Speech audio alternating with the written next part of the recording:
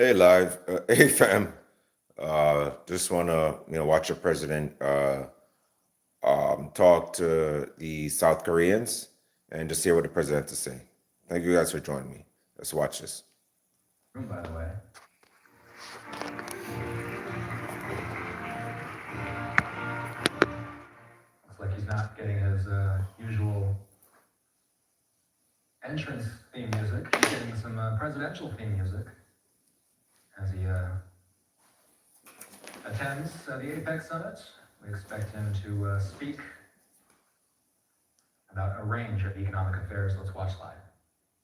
I'm thrilled to be back with so many visionary innovators and titans of industry, the most brilliant in the world, actually. So many different locations, and they come from all over, but this is a very special country that I'm in, and the business leaders here at Apec are really fantastic. So many friends, and I want to thank our host at this important summit, President Lee of South Korea. He's a terrific person, and I'm going to be meeting with him this afternoon, and I look forward to that very much. The Republic of Korea is a cherished American friend and a close ally, and as we can see in this beautiful city, it's truly one of the most remarkable nations anywhere on earth. Here in this peninsula, the people of South Korea have forged a miracle of economic development like you rarely see. An industrial and technological powerhouse, and above all, a free society and enduring democracy and a thriving civilization. And I want to congratulate you.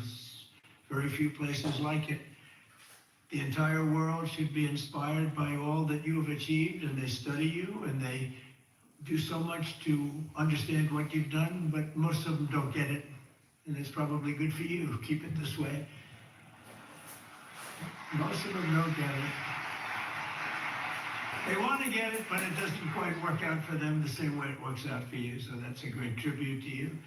We have some very special people with us today, and I want to thank for the great job he's done, and also for being here, Secretary of State Marco Rubio. Marco, you're around here someplace. Where's Marco? Marco, thank you. Man who's doing a fantastic job, who understands the markets maybe better than anybody. Our Treasury Secretary Scott Bessent. Scott, thank you very much. And somebody that you're dealing with, who you made a very good deal with, because you're very good negotiators, but he's pretty good too. Howard Lutnick, Secretary of Commerce. Thank you, Howard. U.S. Trade Representative Ambassador Jameson Greer is a fantastic person. And your career's Minister of Trade, Industry, and Resources, Mr. Jung Kwon Kim, who's an incredible man, actually. My people say he's very tough, however. We wish we had somebody of a little bit lesser caliber, but they decided not to do that. And so many other distinguished guests are here, so I just want to thank you very much. It's an incredible room. It's a beautiful room, by the way. All those beautiful people up there, so high up. This place is packed. Thank you. Look at that, we're waving. Thank you very much. But as you know, APEC unites Pacific nations around our growing economies and promoting our shared interests. And today I come with exciting news from one of the largest Pacific nations. We'll call ourselves a Pacific nation, but one of the largest of them all, the United States of America. I'm pleased to report to you that this afternoon, after 4 years of weakness, disaster, really decline, America is back, and is back stronger than ever before. We're doing numbers that nobody's ever seen before. We're the hottest country in the world, actually, and I say that with other countries represented, and they admit it, but I do say it very proudly. 1 year ago, our country was in very, very serious trouble. Some people thought our country was dead. Now we're literally sort of an inspiration to a lot of other countries. We are indeed, I use the term hottest country, but we're the hottest country anywhere in the world by far. The United States is blessed with right now, the strongest economy, the strongest borders. This all happened over the last 9 months. The strongest military, the strongest friendships, and the strongest spirit of any nation. on the face of the earth. This is a golden age in a short period of time. I knew we could do it. I didn't know we were going to do it this quickly. It's a little bit more than 9 months. So in less than 1 year, we've secured commitments for over $18 trillion of new investments. As an example, the previous administration, in 4 years, they did less than $1 trillion. I think much less, actually, and hurt our country very badly. Who would have known? But we're going to be 18, so I figure that we'll probably be at 20 or 21, maybe even $22 trillion of investments coming into our country by the end of the first year of my second term. And, we had a tremendously successful first term. We had the strongest economy in history for our country, strongest we ever had. But this is, I think, blowing it away. We have great policy. We have some very good things happening. The stock market, as you know, is set 45 all-time highs since in a period of, it's pretty good, in a period of 9 months, breaking new records week after week, including one just yesterday. We set the record GDP growth in the second quarter, and that's with all of the things that we're doing. When they are built in a year and 2 years, we're going to go through the roof. I mean, we're going to see numbers that I don't think have ever been seen before. But even during this period of a little bit of a period of transition, you could go, because I think we're in an economic revolution in America. We went at 3.8%, we're up 3.8% GDP, triple and even quadruple the rate that a lot of people thought we'd be. They thought that during this period that we'd be at a much lower rate. Some people predicted 1.5, and we're going to be very close to 4. The next quarter, we're expected to be at about 4% growth.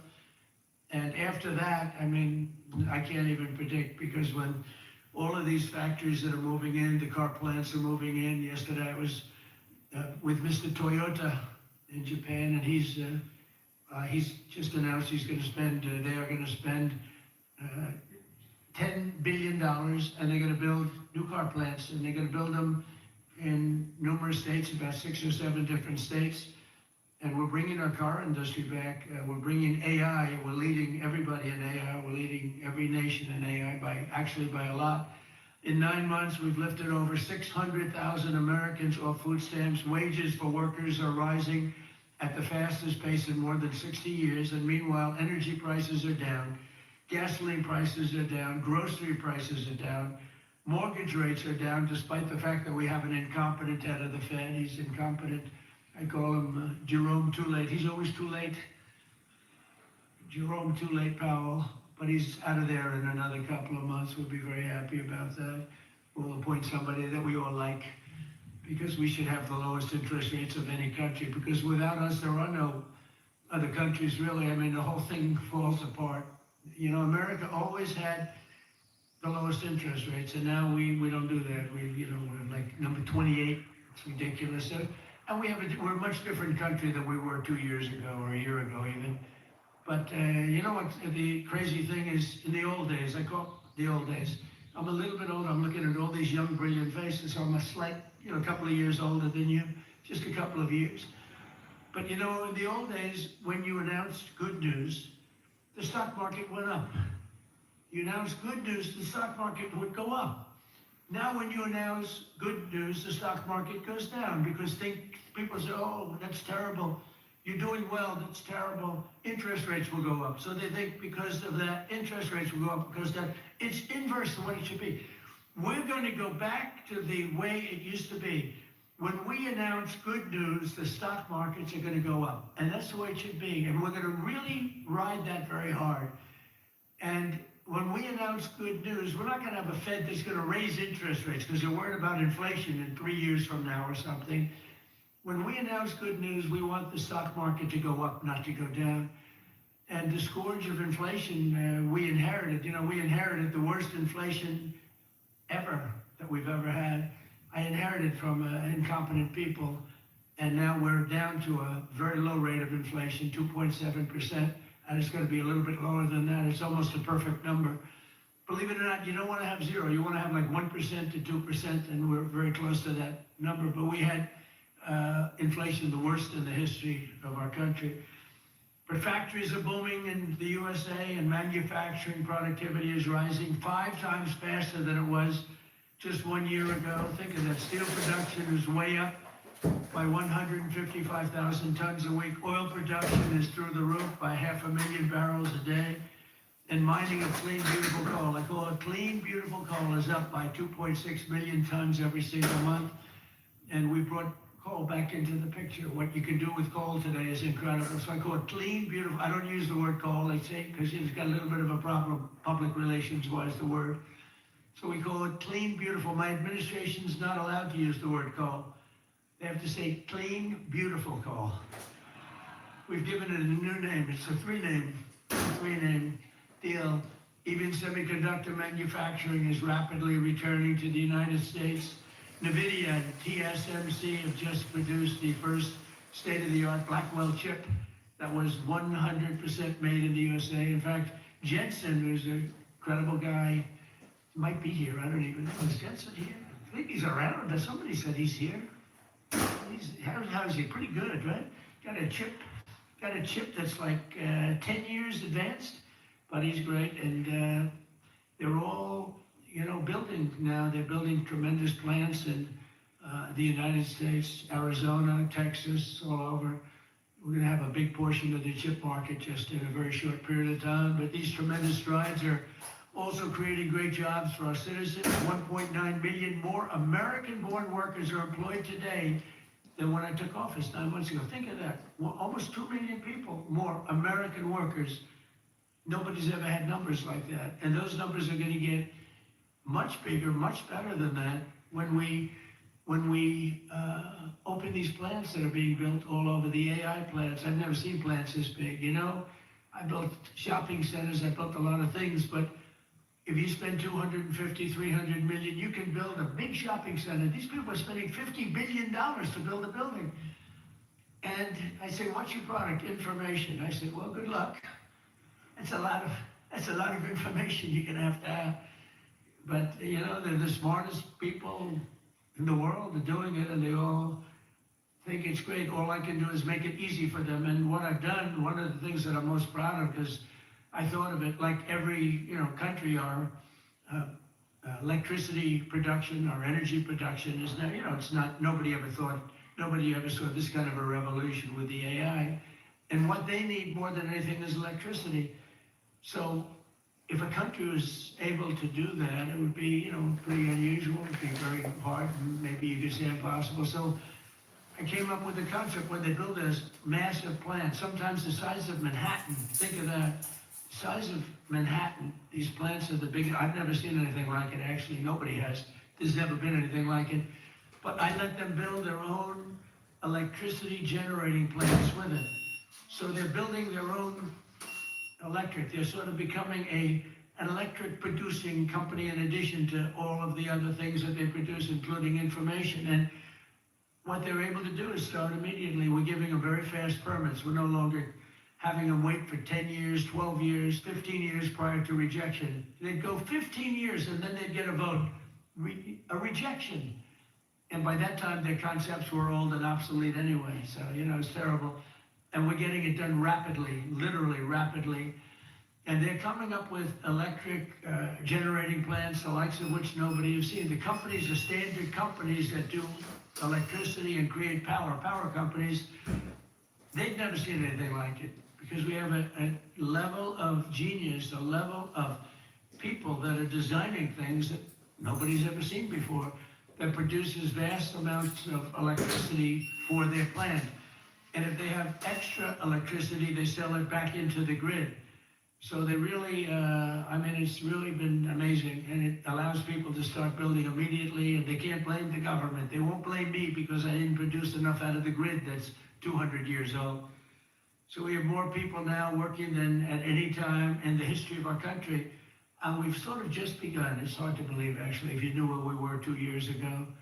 All of this is incredible news for Americans and for nations around the globe. And it is for South Korea, because we're partners. We're serious partners. We're wedded. And we have a very special relationship, a special bond. In fact, we're working with you on shipbuilding. where you're going to come in. We were the #1 in the world during World War II. We produced a ship a day. Can you believe it? You know, tankers and freighters and this, a ship a day.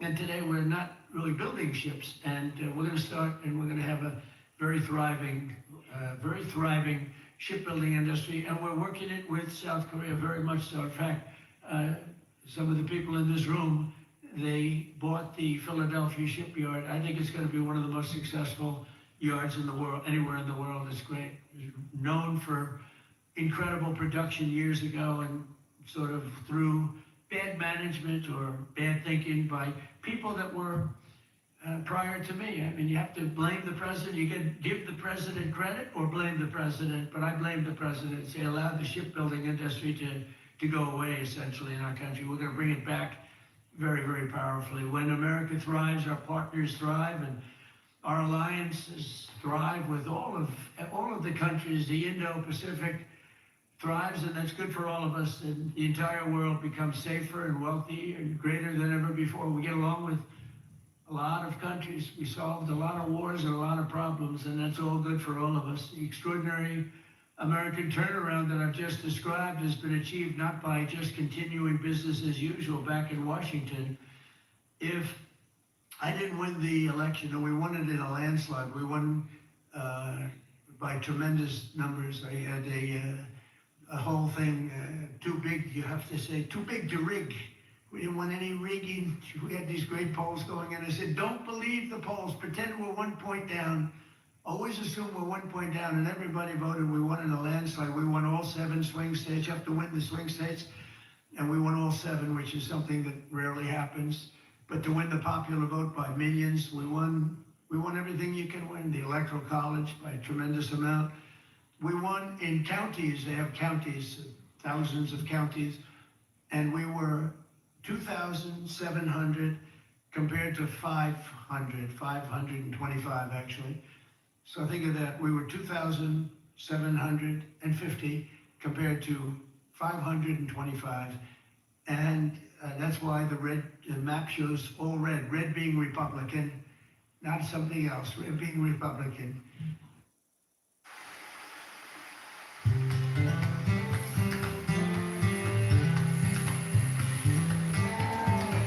Bears love fish. And at Black Bear Diner, you're gonna love our Friday night fish fry. All you can eat hand-breaded pollock fillets, served with french fries, homemade coleslaw, and hush puppies. Every Friday after 4 p.m. Only at Black Bear Diner. Good old-fashioned family food, Black Bear Diner. Weight loss treatment plan, personalized to you. Since that time, I've lost 40 pounds and I'm still losing every day. I've been with hers for approximately 13 weeks now. I've lost 25 pounds. I started hers weighing about 277 pounds. After 3 months, I'm down to about 261 right now. Compounded GLP-1s with the same active ingredient as Ozempic. Your weight loss plan is personalized to your health history, lifestyle, and goals. With ingredients sourced from FDA-regulated suppliers, access to 24/7 messaging with a licensed provider at no extra cost, personalized dosage adjustments, unlimited medication adjustments to mitigate side effects, custom in-app content to help achieve your weight loss goals, 1 weekly injection, no insurance required, free shipping if prescribed. Hers customers report losing over 11.1 pounds in their first 2 months. Take the free assessment to get started today.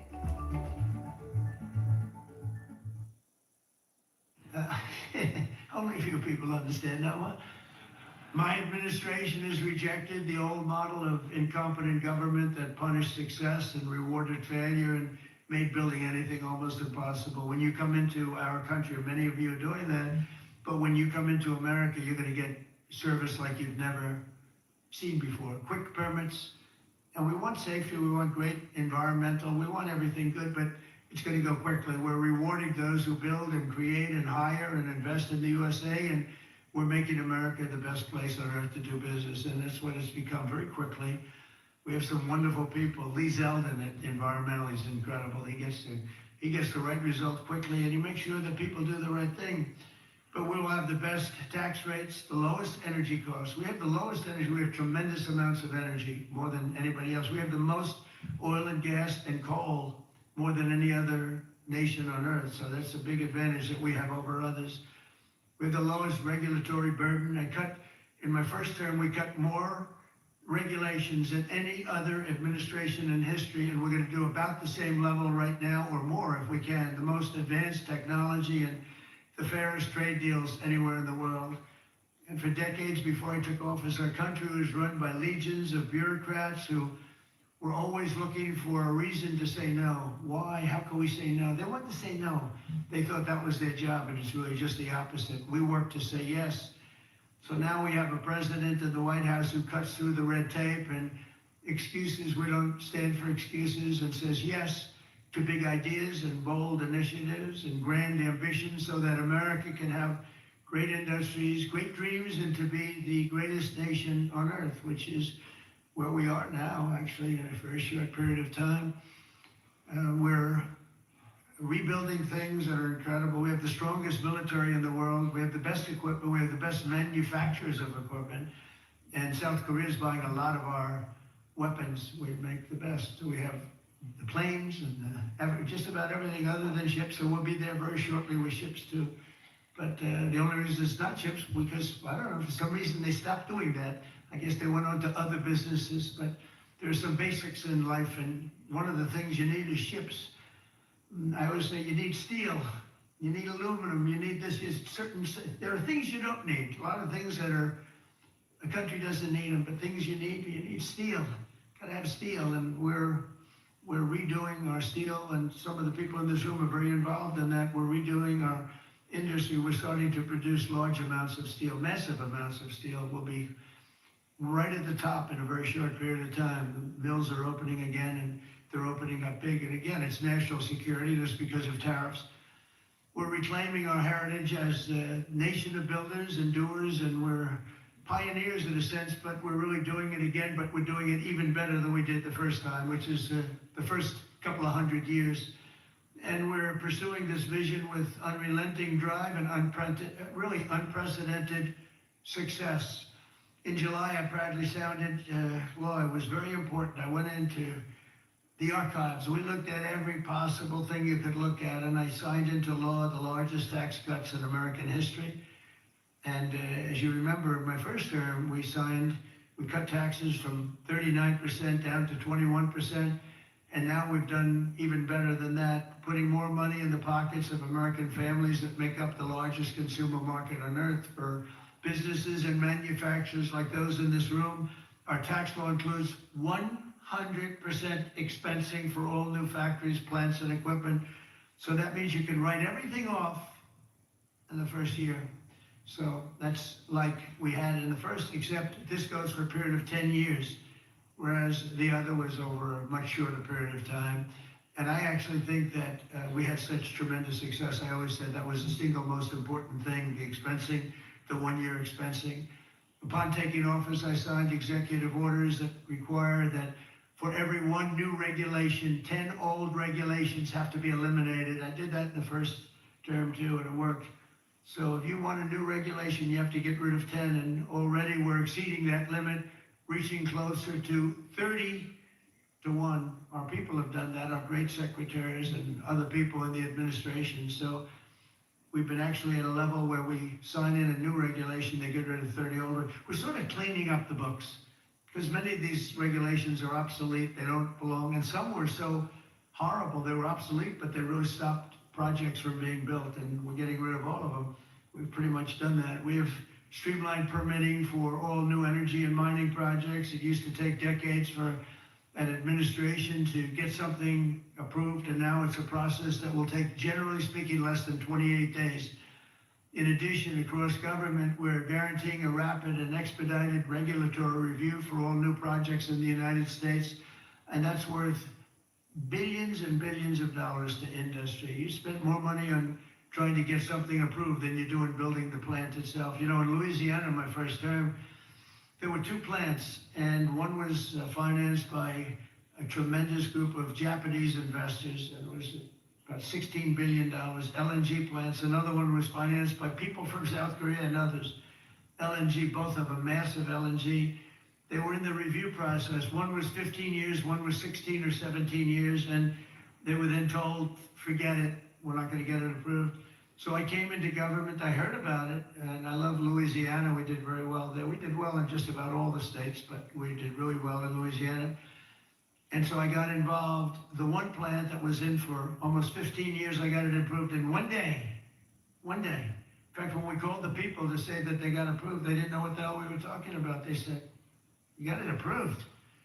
We sort of gave up on it. I said, no, you don't have to give up. We got it approved. The other one took me a little bit longer. I didn't do as good a job. It took me 1 week. And they got approved and they got built. They're massive plants and they're doing unbelievably. They're like setting records, LNG. Big, it's like the Empire State Building lying on its side. And all I know is, I looked at it, I said, what kind of a building is that? All it's got is pipes going back and forth. I never saw anything like it, but whatever it is, it works. And they've been very, very successful. But think of it, 14 and 15 years, and I got one approved in one day and one approved in 1 week, and they've been doing great, and they've been good for the environment. I've shrunk the size of government for the first time in many years since January. 100,000 bureaucrats have left the federal payroll. You've probably seen that. So we're creating real jobs. We're getting rid of wasteful jobs. Government spending is down 2.5% this quarter compared to 1 year ago. It was going through the roof in the previous administration. And it's stark contrast to 4 years ago. I mean, if you look, 100% of all new jobs created in America under my administration have been created by the private sector. Think of that. The government created no new jobs. The private sector created the record number of jobs that we're talking about. That's a country. That's really a success. It's easy to create government jobs. I could say, add a lot of people to your payrolls. I can fake up the numbers if I want, but that's not the way you build a great country. You don't do that here. And that's not the way, but it's a good way to show good numbers, I'll tell you. You just tell everybody, hire a lot of people. That's what they used to do under the Biden administration, under Barack Hussein Obama. You had, they'd say, hire a lot of people so we can make our numbers look good. I do the opposite. And we have real numbers. These are real numbers. There's truly no better time to invest in the USA. The results speak for themselves. Since the election, TSMC has pledged to invest $100 billion in the United States.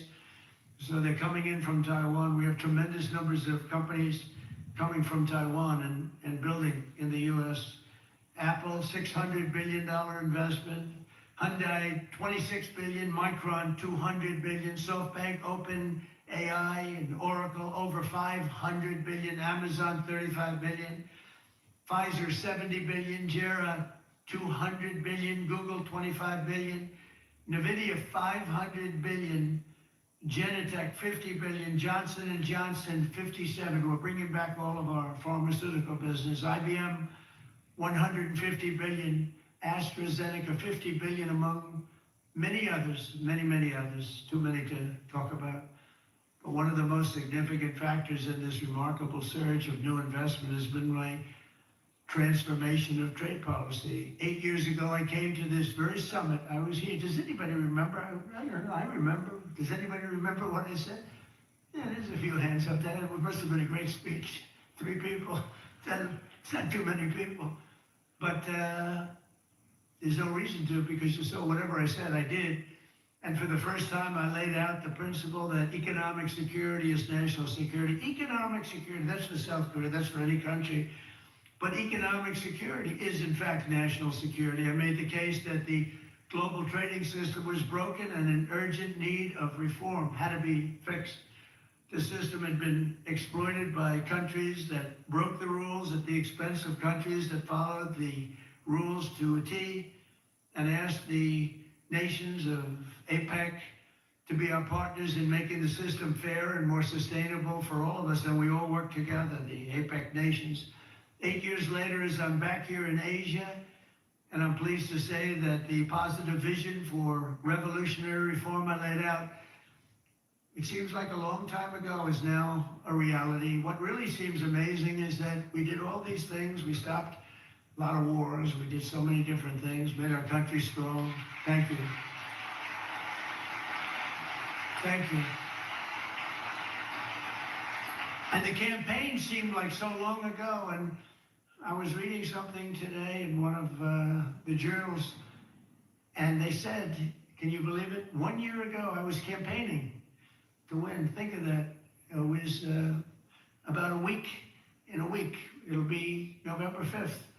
And November 5th was the election. I said, can you imagine that? Here I am, president. We've done so many different things economically, militarily, peace-wise, peace through strength. And yet, 1 year ago, it's not long ago, I was campaigning. We didn't win. We were campaigning, and then we had the election, and we had a great election. And the spirit in our country is like incredible. If you compare that, we lost a lot of spirit in our country. Our country is depressed. They were very depressed, and they had a right to be. But around the world, we're signing one trade deal after another to balance our relationships on the basis of reciprocity. Very important word. On this trip alone, I've signed groundbreaking agreements with Malaysia, Cambodia, Japan. Our deal with the Republic of Korea will be finalized very soon, like moments or very shortly thereafter. These agreements will be incredible victories for all of us because everyone is better off when we have stable partnerships, not plagued by chronic problems and imbalances. Probably you know that President Xi of China is coming tomorrow here, and we're going to be, I hope, making a deal. I think we're going to have a deal. I think it'll be a good deal for both. And that's really a great result. That's better than fighting and going through all sorts of problems and, no reason for it. I think it's going to be a great deal for both. So I'll be meeting him tomorrow. A lot of people are interested. They're also interested in what we're doing, but they're interested in that. I can tell you a lot. The world is watching. And I think we'll have something that's very exciting for everybody. And that's also good for South Korea. It's good for all nations. We're ending gaping trade deficits, unfair trade barriers to market access, insecure supply chains, weak, pathetic supply chains, and much, much more. We had such bad supply chains under the last administration. It was embarrassing. And we're entering a new era of trade that truly works for both sides. We're got to work for everybody. Deals have to be good for everybody. I've heard that all the time, and I never really believed it, I'll be honest. I said, if you make a great deal, the best deals are deals that work for everybody, especially when you're talking about nations. When you're talking about nations, it really is a little bit different than you're doing a business deal and you want to just rip their hearts out, right? These guys know what I mean. They've ripped out so many hearts. But when you have nations, it's a little bit different, you gotta all balance out a little bit. When I announced reciprocal tariffs last April, some people thought it was wonderful, and others really weren't so sure. They weren't sure. They didn't understand tariffs because tariffs were used against us. We didn't use tariffs stupidly. And we do now. National security. This week we proved once and for all that few critics, there were no critics left. The only critics are people that took advantage of us for many years, and now they're not able to do that. The deals we're signing with our friends and partners are making our alliances closer and stronger than ever before, and they respect us because it was so foolish. The people that ran our country were so foolish. With these agreements, our nations will extend our vital security alliances into the realm of economic security for the first time ever. We're forging new partnerships on strategically important industries like shipbuilding, energy, semiconductors, critical minerals, and, very important pharmaceuticals. We learned that during COVID. We had to rely on other countries to give us pharmaceuticals. You can't do that. You have to, certain industries you want to have there. You want to have your medicines made ideally in your own country. Many of our agreements also include deepening collaboration of industries of the future, such as nuclear, quantum, artificial intelligence, where America is number one by a lot. Actually, we're really number one by a lot. We're number one in military consequence. We're number one in military in the quality of the weapons. That's why everyone wants to buy for us. I'll tell you what we have a long lead on is submarines, nuclear submarines. We are so far advanced that by perhaps 20, 25 years. We're 25 years ahead of any competition. And not only are the tariffs strengthening our alliances, they're also bringing peace to the world. On Sunday in Malaysia, we signed the Kuala Lumpur Peace Accords, ending forever the war between Cambodia and Thailand. Thank you. Thank you. You know, it's interesting. We were making trade deals with Cambodia and with Thailand, and I sort of watch what I do. I don't go to the beach and sleep all day. I like to watch. And I see Cambodia, Thailand, among many other nations, and this is true for numerous other deals too, but I see Cambodia, Thailand, and I read a front page story about the fact that there were thousands of dead people along the border. And they fought for a long time, and I said, wait a minute, we're making deals, and they're starting a war? They were just starting, and it was vicious. Thousands of people were killed along the border.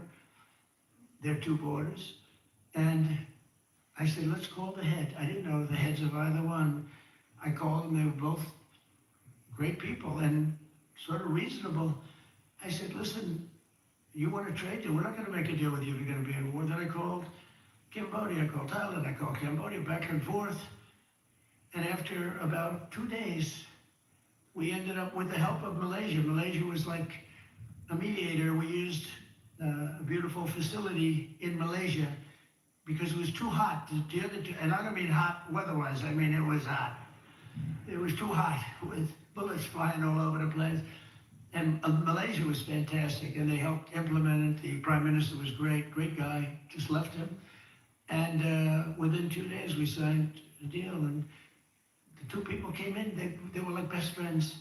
It was a beautiful thing to see. We saved, you know, probably millions of lives. They've had a tempestuous relationship for, I said, for how many years? 500 years. They said, that's a long time. That's a long time. But we think this is going to be, hopefully, you know, use the word everlasting. Same thing in the Middle East. We hope it's going to be everlasting peace. They never had peace. 3,000 years, and we signed in the Middle East. But I've ended 8 wars in 8 months, and in many instances, trade has played a big part in getting those wars ended. On top of it all, tariffs now projected to reduce our deficit by $4 trillion over the next 10 years, and I think actually much more than that. That's national security, because you can't have deficits and you can't have debt all over the place, and stops inflation and strengthening the dollar and ultimately balancing our federal budget, which I think we're going to do very quickly, only because of our policy of fair tariffs.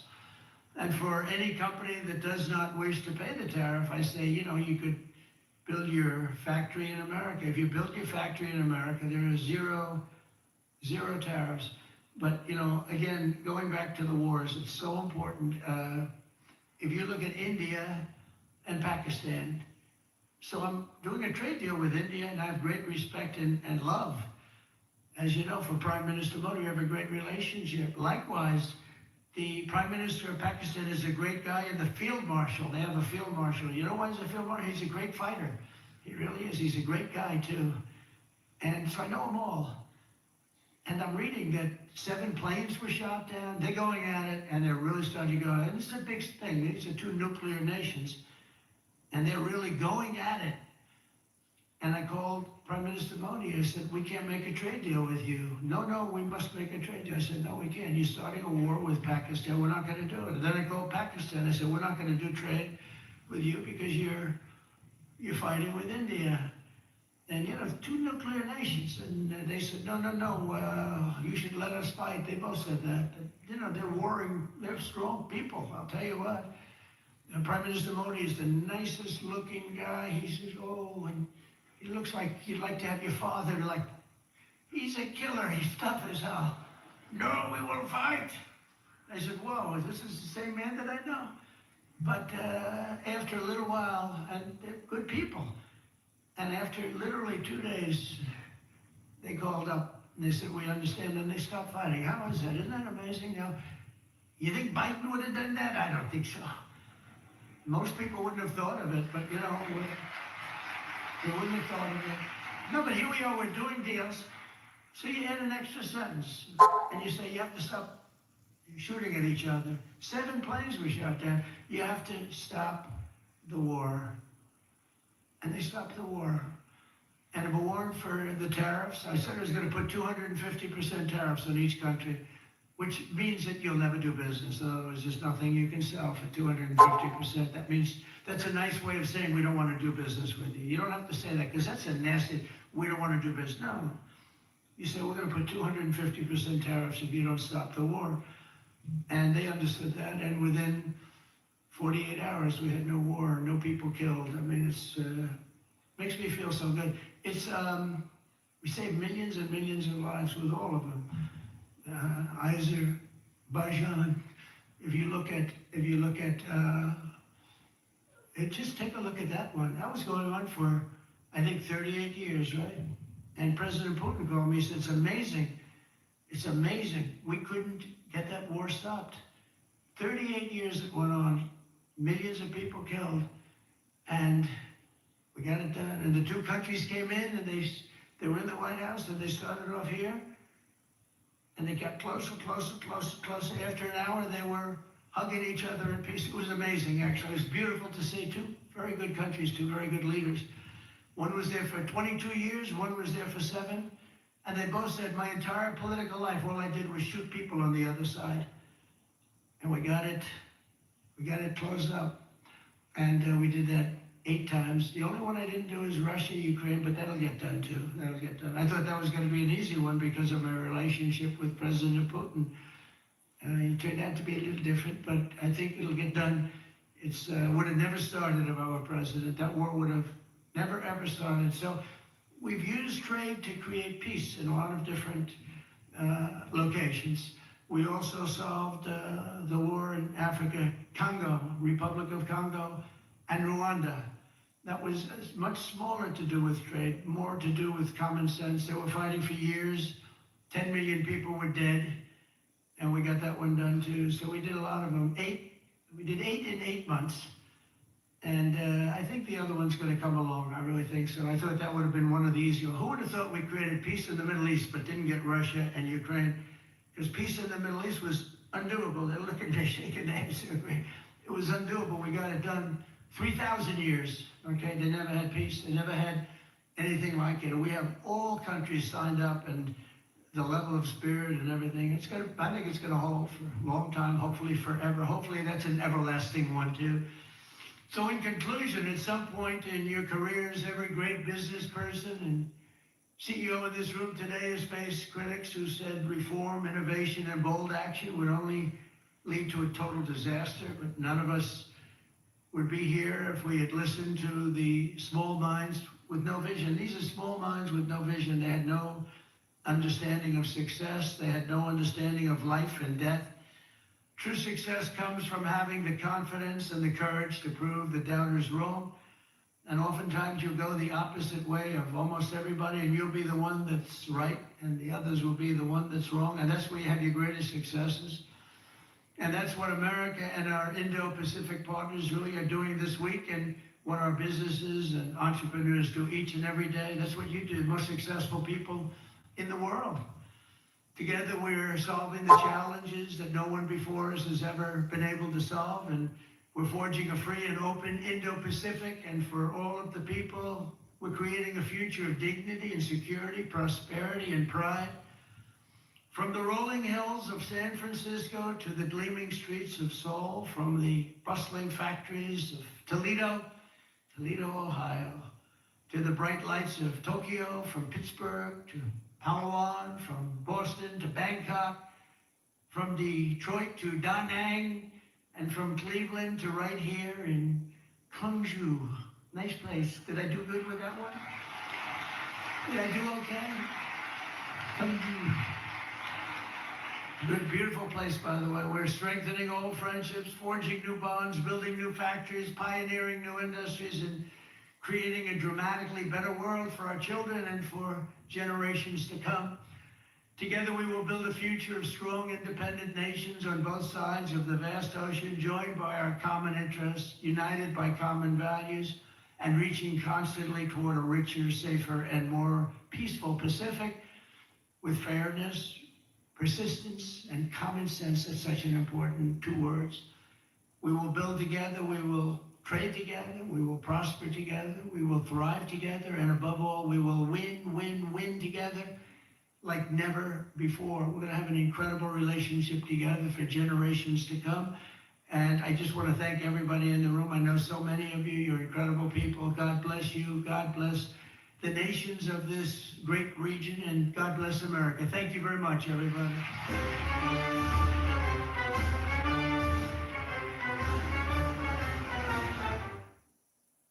En Popeyes Big Box ha vuelto. 2 piezas de signature chicken o 3 tenders, 2 acompañantes y un biscuit. Una oferta seria. Este día de acción de gracias disfruta con el Cajun Style Turkey de Popeyes. Amo el pollo de Popeyes. This sweater? New? No, I've washed it 30 times with Brazil. The color's still vibrant for LA. Out cold. Outside. It's vibrant wash after wash. Clothes look newer for longer with Brazil.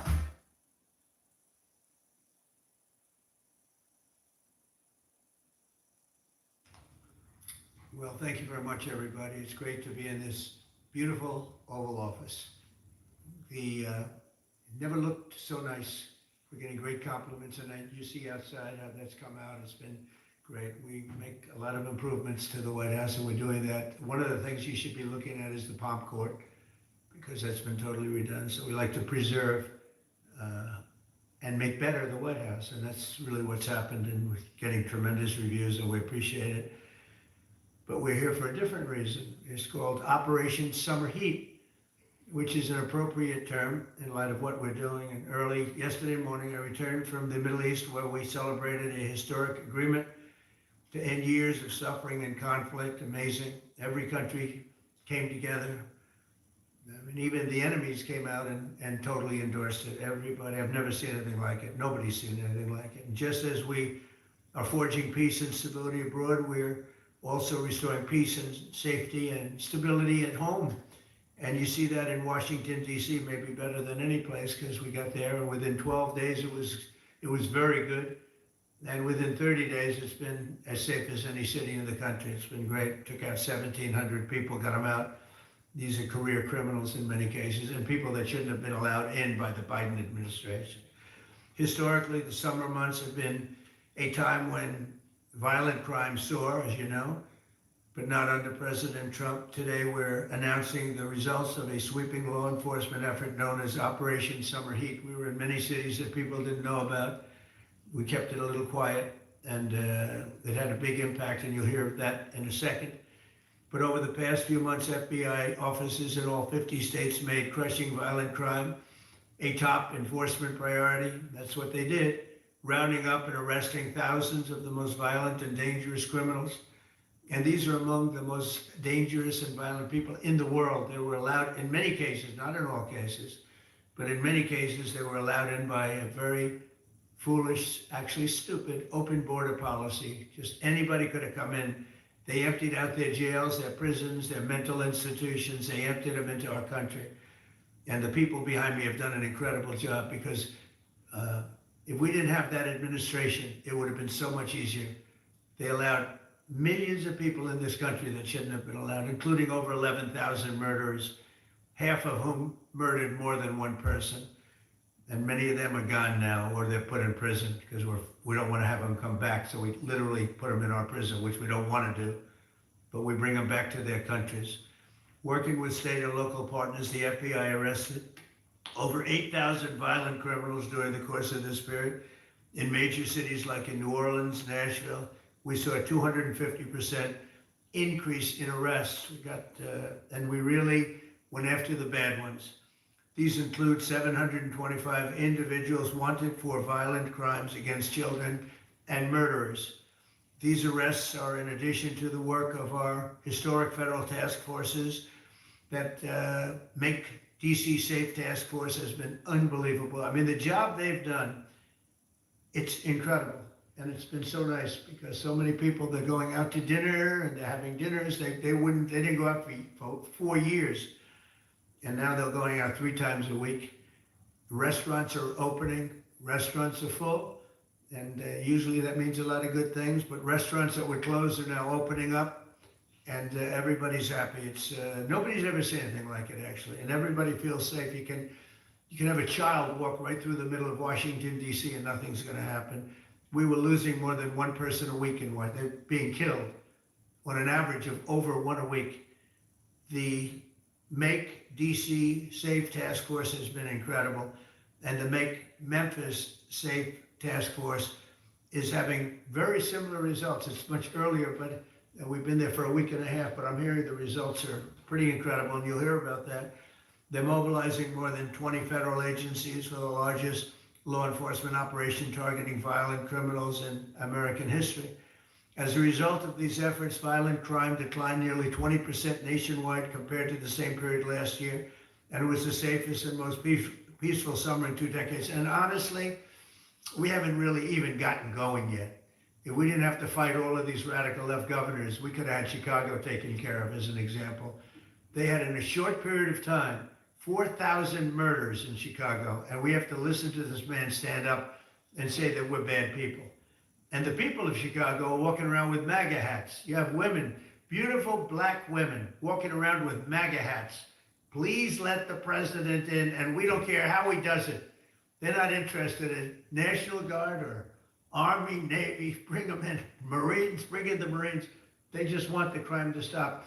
And more so because of the success that we had in DC. I think if we didn't have that success, nobody would even believe it. So I want to congratulate all of the incredible law enforcement professionals joining us today, especially Attorney General Pam Bondi, who's terrific, Deputy Attorney General Todd Blanche, who is a fantastic legal talent. He really is. He's a great guy, too. And of course, FBI Director Kash Patel. They have worked so hard on this and other things. Since the start of the administration, the FBI has arrested over 23,000 violent criminals, more than double the number arrested in the final year of the Biden disaster. The FBI has also destroyed or severely disrupted more than 170 organized criminal enterprises and gangs, 1,600 of the most violent gangs, and confiscated over 6,000 illegal firearms. And they've tracked down and arrested 4 fugitives on the most wanted list, 4 of the most wanted. Actually, 2 of them were the most wanted fugitives in the world. There's still much more work to be done, which is why the FBI continues to work alongside the Department of Justice, the Department of Homeland Security, and the Department of War to defend. And Pete Hegseth has been fantastic, by the way, on this too, on other things, but on this too. To defend law and order and combat violent crime, arrest illegal aliens, and make American cities the safest in the world. And when I campaigned, I talked about crime, but I never knew that we were going to get into it like we did. You know, I mean, I used to watch these cities with the murders. Chicago recently had one deal where they had 11 murders in one weekend, and they said, well, yeah, but it was a holiday weekend. They actually told me that was the reason. Like it was okay because it was a holiday. It was Labor Day. These people are the worst. They really have to, you better, I tell you what, the people in Chicago and the people in places like that, they can be fixed. At some point, it gets to where you can't fix it anymore. It's too far gone. And we have some cities like that. But these are great cities that can be fixed. I'm going to be strongly recommending, at the request of government officials, which is always nice, that you start looking at San Francisco. I think we can make San Francisco, there's one of our great cities 10 years ago, 15 years ago. Now it's a mess. And we have great support in San Francisco. So I'd like to recommend that for inclusion, maybe in your next group. You get great support. Every American deserves to live in a community where they're not afraid of being mugged, murdered, robbed, raped, assaulted, or shot. And that's exactly what our administration is working to deliver. I didn't realize I was going to make this such a big factor in the administration. I didn't really campaign. I campaigned on crime, but I never thought we'd go into every city and take a really safe city that we've all been living with for years and make them safe. And now it's like a passion for me, and it's a passion for the people behind me. So I didn't get elected. I did get elected for crime, but I didn't get elected for what we're doing. This is many, many steps above it. I want to thank Stephen Miller, who's right back in the audience right there. I'd love to have him. I love watching him on television. I'd love to have him come up and explain his true feelings. But maybe not his truest feelings. That might be going a little bit too far. But Stephen, thank you for doing an unbelievable job. And the people of this country love you, I tell you, and they love what you say about crime. and stopping crime. So now I'd like to ask Director Patel to say a few words, and then Pam and Todd also. And I just want to congratulate them. This is an amazing thing, and we're just at the start. We're gonna go into other cities that we're not talking about purposely. We're getting ready to go in. And when they go in, like Cash as an example, told me that people didn't even know. 5 months ago, they went into Chicago, and they started doing a lot of work in Chicago, and we brought the numbers down a little bit. And but that really was just preparatory work for what we're going to do with the surge. We're going to have a surge of strong, good people, patriots, and they're going to go in. They straighten it all out. So a lot of these cities we're already working on, but we don't do it with a big flavor. But in a little while, you're going to see some numbers that you're not going to believe. And I think you'll probably start with Memphis, because I'm hearing the numbers are much quicker than we even thought possible. But again, DC it speaks for itself. Chicago is going to be okay. We're going to save Chicago. And I told you, and I told them, a very respected man, the head of the Union Pacific, said, "Sir, save Chicago. It can be saved." And the way he said it was like, can you believe it? We're trying to save Chicago. But I understood exactly what he wants, and that's what we're going to do. We're going to save all of our cities, and we're going to make them essentially crime-free, like other countries have crime-free. If you go all over the world, you go to the world, you hear Afghanistan, and you hear all these different places. Our crime in certain cities is worse than anything they can even imagine, and we're not going to have that any longer. It's going to stop, and it stops right here. Cash, please. Thank you, Mr. President. What I'd like to do is just highlight some of the outstanding work that the men and women of the FBI have been doing. And thanks to your brave leadership and the mandate you were given by the American people, not only defend the homeland, but crush violent crime, you tasked us with our great partners at the Department of Justice and the Attorney General and the Deputy Attorney General to start making arrests and bring prosecutions and safeguard our cities. And you said it, this is just the beginning. In just 7 months, I hope the media takes a look at every one of these charts, because these are the best numbers for fighting crime in U.S. history, and it's only 7 months in. And to do that, our vehicle to do it of choice was Operation Summer Heat, which the FBI architected to go after violent criminals. And in just a 3-month span, you had 8,700 arrests of violent criminals. You had 2,200 firearms seized off the streets permanently to safeguard our communities. You had 421 kilograms of fentanyl seized. Just to put that in perspective, that's enough to kill 55 million Americans alone. You had 45,000 kilograms of cocaine seized, and thanks to our Department of Justice partners, you had 2,100 indictments in 3 months, from June to September alone. Mr. President, that in and of itself would be historic for a 4-year presidency. You did that in 7 months because you let good cops be cops, and you partnered us with the right people at the Department of Justice to put the handcuffs on and bring them to court and put them in prison. And if that weren't enough, when you look at the year, for the entire 7-month period that we're talking about here, if you look at the past 4 years of the Biden administration, 16,000, 17,000, 15,000, 15,000. That's the number of arrests year over year of violent felons in this country for the Biden administration. Mr. President, in 7 months, you have 28,600 arrests of violent felons in just 7 months alone, because of your leadership and the dedication of the men and women at the FBI who want to go out there and do the job they were prevented from doing, because that department used to be weaponized and politicized. And this is what happens when you take out the fangs of weaponization. This number is historic by every metric. 28,000 people have been arrested, violent felons alone. And then when you go over there and look at some of these charts, if you don't mind, I'll just hop over here. Look at the metrics for not just violent crime, but the homeland. Mr. President, during your administration, the FBI has found and located 5,400 children. That is a 30% increase year-to-date over the last administration. Violent crimes against children arrests alone are up 10%. Gang arrests are up 210% in the last 7 months alone. And transnational organized crime, which Stephen Miller has been a great partner in, is up over 12% alone. These numbers are historic just as a snapshot. But just so people don't think we're focusing on violent crime alone, the national security mission, Mr. President, under your leadership has never been stronger. We have gone after espionage activities against our main counterparts in China, Russia, and Iran. In China alone, we've had over a 50% increase in espionage arrests alone in prosecution. In Iran, we have had a 50% increase, again, in espionage cases. And in Russia, we have a 33% increase in espionage cases alone.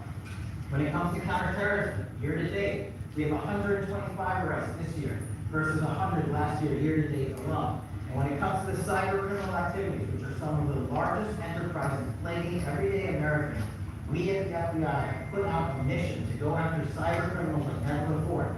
Last year, they had in total 191. This year, you already have 252 arrests. 52 arrests of violent cyber criminals who are stealing from senior citizens, who are violating our children's rights and freedoms, and who are violating everyday Americans. These programs are a record. And some of the two of the things I'll finish with that I'm most proud of, Mr. President, is FBI. Fentanyl. As you know, it's a scourge that's killing our youth, 100,000 plus a year. To date, the FBI has seized 1,900 kilograms of fentanyl. That's enough lethal doses to kill 127 million Americans alone. To date. And if that weren't enough, Mr. President, you said we have to go after the worst of the worst. And you empowered the Department of Justice, our Attorney General, Deputy Attorney General, and Deputy Director at the FBI, led the charge, not just on summer heat, but he also led the charge that the FBI's 10 most wanted fugitives. These people have been on the run for years. And in 7 months, you captured not one, not two, not three, but 4 of the FBI's most top 10 fugitives. 4. And just to put that in perspective, Mr. President, the Biden administration captured 4 in all of 4 years. You're on 7, and we're going to get to 10. We're going to get to 10 of 10. This includes a lady who murdered her 6-year-old handicapped child and fled to India. We got her in 2 months. This includes a narco trafficker. This includes a sex trafficker. This includes another first-degree murderer and gangbanger. These people were on the run because of the prior administration's reckless policies that destroyed our communities. You came in and with a mandate said, go after the worst of the worst. This is just the beginning. This is what happens when you let good cops be good cops with the FBI. Mr. President, I just want to thank you for your incredible leadership, our great partnership with prosecutors who know how to bring cases and make sure these arrests stick. And that's what the Attorney General and the Deputy Attorney General have led the charge across this country. Because arrests without prosecutions are meaningless. We are deterring criminals from doing this activity. We are preventing criminals from coming into America. And we are absolutely crushing violent crime and federal reform and defending this homeland, sir. And not to mention, I almost forgot this one. It took you, sir, 2 weeks to get the Abbey bomber. Joe Biden had 4 years to look for him. You got him in 2 weeks, thanks to the interagency effort of the FBI and the CIA, went to Pakistan, and found 13 brave warriors who were sentenced to murder because of disastrous Afghanistan withdrawal. They have justice, their families have a peace of mind, and we're going to continue to find the others, Mr. President. On behalf of the FBI, sir, I just want to thank you. Thank you very much, Casey. Very good. Very good. Very impressive. Pam, you'd like to say something, please? President Trump, the men and women of law enforcement say 2 things to me repeatedly. First, you have taken the handcuffs off them and let them do their jobs, and you let cops be cops. That's why all this is happening. The director, the deputy director are working around the clock. All of these great men and women in the FBI, they have families at home, and they are working during a government shutdown right now. Many of them have small children. Many of them, I was talking to an agent this morning, many of them have babies at home, and they are working around the clock to not only keep our country, but our world safe. And that's what Operation Summer Heat did. Thank you, Director, and to the Deputy Director for everything you did on behalf of the Department of Justice, and you're going to continue to keep doing. And they set the stage for what we're doing in Memphis. You're going to hear a lot more about that, our joint task force next week, but they set the stage for Memphis. And last night alone in Memphis, there were almost 70 arrests, there were 12 guns seized, and there was a 70-year-old man arrested as a result of our operation in Memphis who raped a child under the age of 3. That one case makes everything we're doing worthwhile. So thank you all for being here on behalf of both of us. Thank you, President Trump. Doug, you want to say something?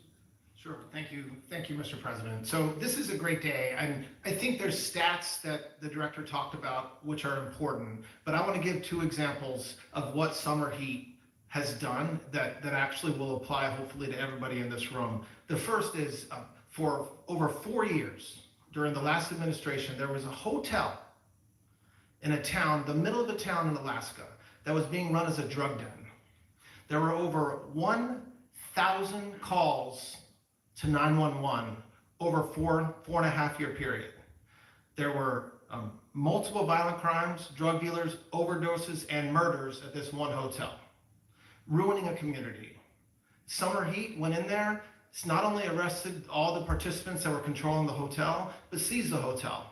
And so that's one example of what Summer Heat means to everyday Americans that just want to live in peace. The second example is a large narcotics trafficking group that was selling fentanyl in the state of Washington. They were shipping fentanyl using commercial aircraft, putting fentanyl pills and powder in suitcases, flying them from the southwest border, mostly Arizona, all the way to Washington. It had been going on for an extremely long time, and the entire organization was arrested. And I say those two examples because it's easy to look at the board and see 1,000 arrests. How much different is our communities now compared to the past 4 years? But there's actual life examples. Every one of these arrests means that our streets are safer, and that's because of the work of this administration, of President Trump and Director Patel. So I will tell you, Attorney General Bondi and I are together every day with Director Patel, figuring out ways that we can continue to do this work. And it's not going to stop, like the Attorney General said, like the President said. This is just the beginning, or phase one, or a start, whatever you want to say, but it will continue on. So thank you, Mr. President. Thank you very much, Director Patel. Mr. President, just one last thank you from the men and women at the FBI. You found a way to get these individuals paid during a government shutdown, our 1811 agents. So on behalf of the FBI, it's a great debt that we owe you, sir. They're now allowed to pay for their families, so thank you. And the military. Good. Thank you. Okay, thank you very much. Any questions, please? Brian, go ahead. First of all, I know the feedback I'm getting from the American people, that they want to say thank you. Law and order is not an option in this country. It's a mandate. So I know the American people thank you for that. In terms of the guns that have been taken off the street, do you have a number of how many guns were taken away from someone that had a prior felony or a previous crime that perhaps we can prosecute that? Because I know that wasn't the case in the Joe Biden. We don't take guns off the streets of people that are allowed to have guns. So every gun that we're taking off the street is because it belongs to somebody who is not allowed to have it. Could be a felon, could be somebody who here's illegally. There's all sorts of conditions. But if there's a gun taken off the streets by the FBI, it's because the person who has it is not allowed to. It's not somebody who's lawfully allowed to have it. So every single one of those guns were taken off of people that are allowed to have it. And not including the FBI, all of the other agencies. ATF alone since January 20th has removed over 25,000 illegal guns off our streets just since President Trump's been in office. Mr. President, if I can follow up on that, could there be any further conversation to have national concealed carry apply to actual DC? Like if you had a driver's license in Texas and you had a permit, of course you could drive. Well, as you know, they've been talking about that for a long time. It's an interesting question. A lot of people feel strongly both ways, but we are talking about that, Brian. Thank you. Mr. President, on Venezuelan votes, I want to ask you, why not have the Coast Guard stop them, which it is empowered by the law to do? You know, this way it can confirm who's on the boat and ensure that they're doing what they would suspect. Because we've been doing that for 30 years and it has been totally ineffective. They have faster boats. Some of these boats are seriously, I mean, they're world-class speedboats, but they're not faster than missiles. But we've been trying to do that for years, and so much of the drugs, 25-30% would come in through the seas. Right now we have, I would say, none coming in through the seas. In fact, I don't know about the fishing industry. If you want to go fishing, a lot of people aren't deciding to even go fishing. We've almost totally stopped it by sea. Now we'll stop it by land. What's the next But it never worked. It never worked when you did it in a very politically correct manner. What's the next step in this war on cartels, and are you considering options, are you considering strikes on land? Well, I don't want to tell you exactly, but we are certainly looking at land now because we've got the sea very well under control. We've had a couple of days where there isn't a boat to be found. Then that, I view that as a good thing, not a bad thing. But we had tremendous amounts coming in by boats, by very expensive boats. You know, they have a lot of money, very fast, very expensive boats that were pretty big. And the way you look at it is every boat that we knock out, we save 25,000 American lives. So every time you see a boat and you feel badly, you say, wow, that's rough. It is rough, but if you lose 3 people and save 25,000 people, these are people that are killing our population. Every boat is saving 25,000 lives, and you can see it. the boats get hit, and you see that fentanyl all over the ocean. It's like floating in bags. It's all over the place, and it's a tremendous. We're saving tremendous amounts of lives. Yeah. Mr. President, on that issue, I know you've talked about, I have a question for you, and then I also have a question for Director Patel. I know you talked about having some distaste for Boston recently. Is this one of those cities that you might be looking into, and can you give us a hint about other cities that you might be? You say for where? For where? For Boston. Yeah, well, Boston has a bad mayor who at least is a reasonable IQ person. You know, most of them are low IQ, but, and they're so bad. I mean, what's going on in Chicago is just, you'd think the guy would say, hey, look, we have a problem, Mr. President. Could you come in and straighten it out? We could have that done in a month if we had their cooperation. It's going to be done anyway, but we could have it done in a month. Yeah, Boston, she's got 4 areas that are, wrong. And, somebody said, would we think about taking the World Cup away from Boston if they don't straighten it out? And the answer is yes, we have the right to do that with FIFA. So if we think that LA is going to be bad, or we think that applies a little bit to the Olympics too, but we'll talk about FIFA first. FIFA is very hot. If we think there's any reason that, whether it's Boston or anywhere else, that they're not doing their job, we're going to take those World Cup games and move them someplace else. Thank you. And then Director Patel, there's been so many conspiracy theories swirling around about the assassination of Charlie Kirk. Do you have any updates for us, especially in light of all the online content that everyone's been talking about? The only thing we deal with at the FBI and the Department of Justice is facts. And we delivered in record speed a manhunt to capture Charlie Kirk's alleged assassin in 33 hours. And if you put that in perspective to Luigi Mangione with the Boston bomber, they took them 5 days and a police officer lost their life in their manhunt. We are running out absolutely every single lead. And the best thing we can do to honor my friend Charlie Kirk's life is to make sure that everyone involved is prosecuted to the full extent of the law. And that's what we're focused on, investigating the facts, not trading in conspiracy theories. Okay. Mr. President, thank you so much. Thank you. In light of China's export curbs on rare earths, do you view India as a reliable partner going forward? And are you planning to meet Prime Minister Modi in Malaysia? Are you open to talks in terms of... Yeah, sure. He's a friend of mine. We have a great relationship. He just said that 2 days ago, as you know. We have a great relationship. No, we were not happy with him buying oil from Russia, because that lets Russia continue on with this ridiculous war where they've lost 1.5 million people, by the way. Russia's lost 1.5 million people, soldiers mostly. This is a war that should have never started, but it's a war that Russia should have won in the first week, and they're going into the 4th year. And I want to see it stop. So I was not happy that India was buying oil. And he assured me today that they will not be buying oil from Russia. That's a big stop. Now I got to get China to do the same thing. That is relatively easy compared to what we just did over the last week in the Middle East. Middle East was 3,000 years, and we got it done. This is 3 years, and I think we'll get it done. I think that President Putin, I think he wants to get it done. We'll see. There's a great animosity between him and Zelensky. You probably have noticed, right? And I think it's hurting the process. Yeah, please. Mr. President, thank you. Curious, why did you authorize the CIA to go into Venezuela? And is there more information you can share about these strikes on the alleged... Well, I can't do that, but I authorized for 2 reasons, really. Number one, they have emptied their prisons into the United States of America. They came in through the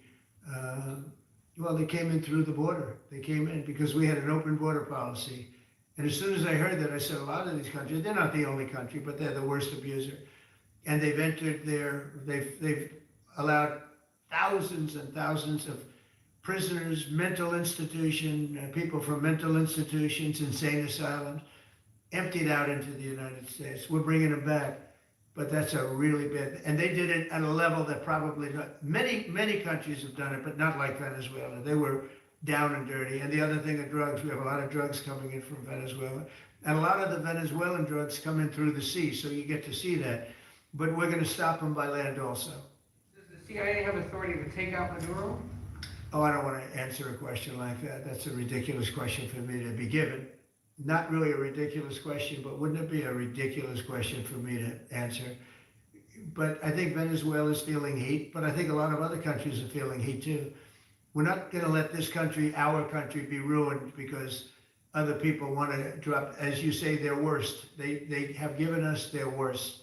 They've loaded up our country with prisoners, with mentally ill people that are seriously ill, criminally ill, and we're not going to take it. And so, I mean, it's just one of those things. And I can tell you, we've taken care of the sea. There's nobody, and we're watching. We're watching. And if we see it, we'll save it. Yeah, please. Sir, there are Republicans and Democrats up on the Hill concerned that in the briefings they've gotten about those attacks, they're not necessarily getting information about who was on them and what exactly was on those ships. Can you ensure that? But these they are lawmakers given know? information that they were loaded up with drugs, and that's the thing that matters. When they're loaded up with drugs, they're fair game. And every one of those ships were, and they're not ships, they're boats, they're speedboats. They're extremely fast, record-setting type speedboats. They cost a lot of money, and they have a lot of money because they're drug sellers. But they know one thing, and they all have the same thing in common. There's drug dust. They call it drug dust. They call it fentanyl dust all over the boat after those bombs go off. And you can take along. We know before. We know when they go out. We know we have much information about each boat that goes out. Deep, strong information. Yeah, please. So you're going to have Volodymyr Zelensky here this week. What is your message at this stage of the war for him? And shy of talks. To who is that? For Zelensky. Yeah. And shy of talks with Ukraine. Are you considering other options, and will you speak with Vladimir Putin? No, we're looking at other options. We are. President Zelensky's coming in. I'm not a fan of the war. I'm not a fan of the way it started. It should have never happened. It wouldn't have started if I were president. The election was rigged. And because of that, we lost, a lot of lives have been lost because of that war. Not American lives, but if I can save a lot of lives, that's why I'm in it. I want to save lives. I've had 8 wars. The Prime Minister of Pakistan got up the other day, said so beautifully, he says, you saved millions of lives. He told that to a group of people right in this office. He said, the president saved millions of lives. And I think what he's referring to is the fact that that would have been with India and nuclear war. That was getting very close. 7 planes, they don't talk about it, but 7 aircraft were shot down. In fact, we have the new ambassador to India right here. They're well represented. You better represent us, not them, okay? But Sergio's going to do a great job. He's going to do a great job. But we'll be talking about the war with him, and we'll be talking about. I mean, they want to go offensive. I'll make a determination on that, but they would like to go offensive. You know that, and we'll have to make a determination. Given you have the FBI director and attorney general here today, Jim Jordan has asked Jack Smith to appear in front of the House Judiciary. You mean deranged, Jack? He's a deranged individual. Yeah. He's asked him to. Well, they should. I'm surprised it takes so long. We're talking about violent crime. What about the crime against a political opponent? That's what we have to talk about too. We would like to understand the full extent to which the Biden-Harris Justice Department weaponized federal law enforcement. What do you think the committee will find out? I think it was the worst weaponization of a political opponent in the history of the world, let alone this country. And I hope that everybody's, they're involved in it. I'm not. I'm the one that had to suffer through it and ultimately win. But what they did was criminal. Deranged Jack Smith, in my opinion, is a criminal. And I noticed that his interviewer was, I think that was Weissman. And I hope they're going to look into Weissman too. Weissman's a bad guy. And he had somebody in Lisa, who was his puppet, worked in the office really as the top person. And I think that she should be looked at very strongly. There was tremendous criminal activity having to do. If we don't have fair elections in this country, we're not going to have a country. And I've said it from the beginning, fair elections and borders. And we need also fair press. Because if you don't have fair press, it's very tough. And we've got the strongest border of anybody. Nobody has a border. We have a border where the numbers just came out again. You saw 0 people came in illegally. Now, we do take people into our country legally, but 0 people. But you're talking about a different subject. You're talking about political crime. They have committed massive political crime. I hope they're looking at Shifty Schiff. I hope they're looking at all these people. And I'm allowed to find out. I'm allowed, I'm in theory the chief law enforcement officer. but I have a very good, talented group. This is about something else, but I hope they're looking at political crime because there's never been so much political crime against a political opponent as what I had to go through. They raided my house in Florida. It was an illegal raid. I have a lawsuit that was doing very well, and when I became president, I said, I'm sort of suing myself. I don't know, how do you sell the lawsuit? I'll say, give me X dollars, right? And I don't know what to do with the lawsuit. It's a great lawsuit, and now I won. It sort of looks bad. I'm suing myself, right? So I don't know, but that was a lawsuit that was very strong, very powerful. They raided illegally my house in Florida, Mar-a-Lago. They went through the drawers of my young son. They went through all of the cabinets and drawers of the First Lady. She walked in, she said, wow, what happened? Because she's very meticulous, and this wasn't so meticulous. As she looked into the drawers and she saw everything a mess. What they did against a person that just got out of office. And then you look at these corrupt people, you look at Hunter Biden, you look at the signature as an example, the Europen. I just signed so many different things, an admiral, a four-star general, that I'm signing them left and right, the commissions. And by the way, I want to compliment John Thune and also Mike, our great speaker. But John Thune, all of a sudden I'm getting these things by the hundreds. I was getting one every 2 weeks. It would have been 4 years before you got them in more. You would have had some that didn't even get in, all because of Democrat obstruction. So John Thune did a great job. I must have signed 200 into the administration. We're just about caught up. It's amazing. And so compliments to John. He had to do some things that were very tough to do that he didn't want to do, but he was forced to do it by the Democrats. And as far as the shutdown is concerned, this is a Democrat Schumer shutdown. And he's trying to do it to get relevance back into the party because he's a loser. I've known him all his life. He's always been sort of a loser, but an intelligent one. But I think he's losing IQ points with time. I think that happens. I hope it hasn't happened with me. I know if it did, you guys will let me know about it very quickly. Question on violent crime, sir. Here in D.C., a judge has given the two teenagers that beat up ex-Doge staffer Big Balls probation. It's incredible. And no jail time. Is this justice? Janine Pirro is doing a fantastic job, and she is beside herself because you have these radical left judges that they beat the hell out of this guy. And there was many people against this one guy who was really trying to protect his girlfriend. He didn't want his hooded over the door but they really beat him up badly. And that just happened, right? Wow, that's terrible. I think the judge should be ashamed of himself. That's a big problem. You know, they can do their job and then they go into a court and the people are protected by these, I don't know where they come from. Where do these people come from? Where do the judges come from? I want to compliment on behalf of Pam and Todd and all of us because, Cash, I think that Janine has done a fantastic job. And the case I heard was like flawless. It's a flawless case.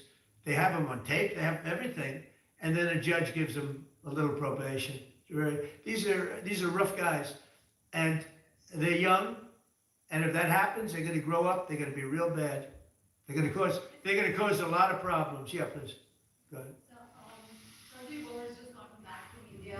What were the conversations like with Prime Minister Modi and the other? I think they were great. He reported to me that he's a great man, you know. Modi is a great man. That he loves Trump. Now, I don't know if the word love, I don't want you to take that any different. I don't want to destroy his political career, okay? But you have to understand, I've watched India for years. It's an incredible country. And every single year you'd have a new leader. I mean, some would be in there for a few months. And this was year after year after year.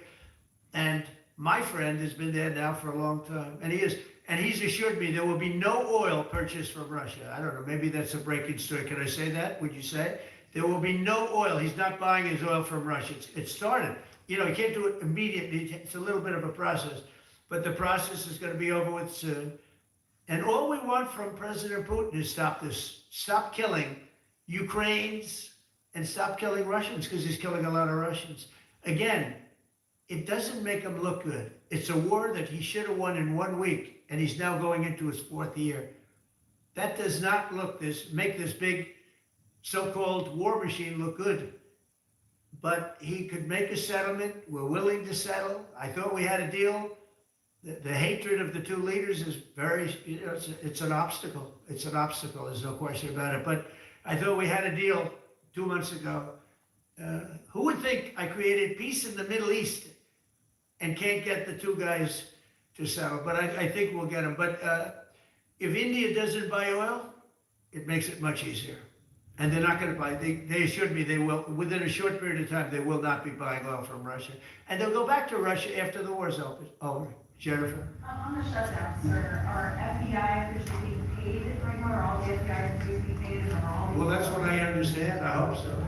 Next year, Mr. President, we will have especially that the FBI are going to receive their paychecks. Got a lot of people paid, actually.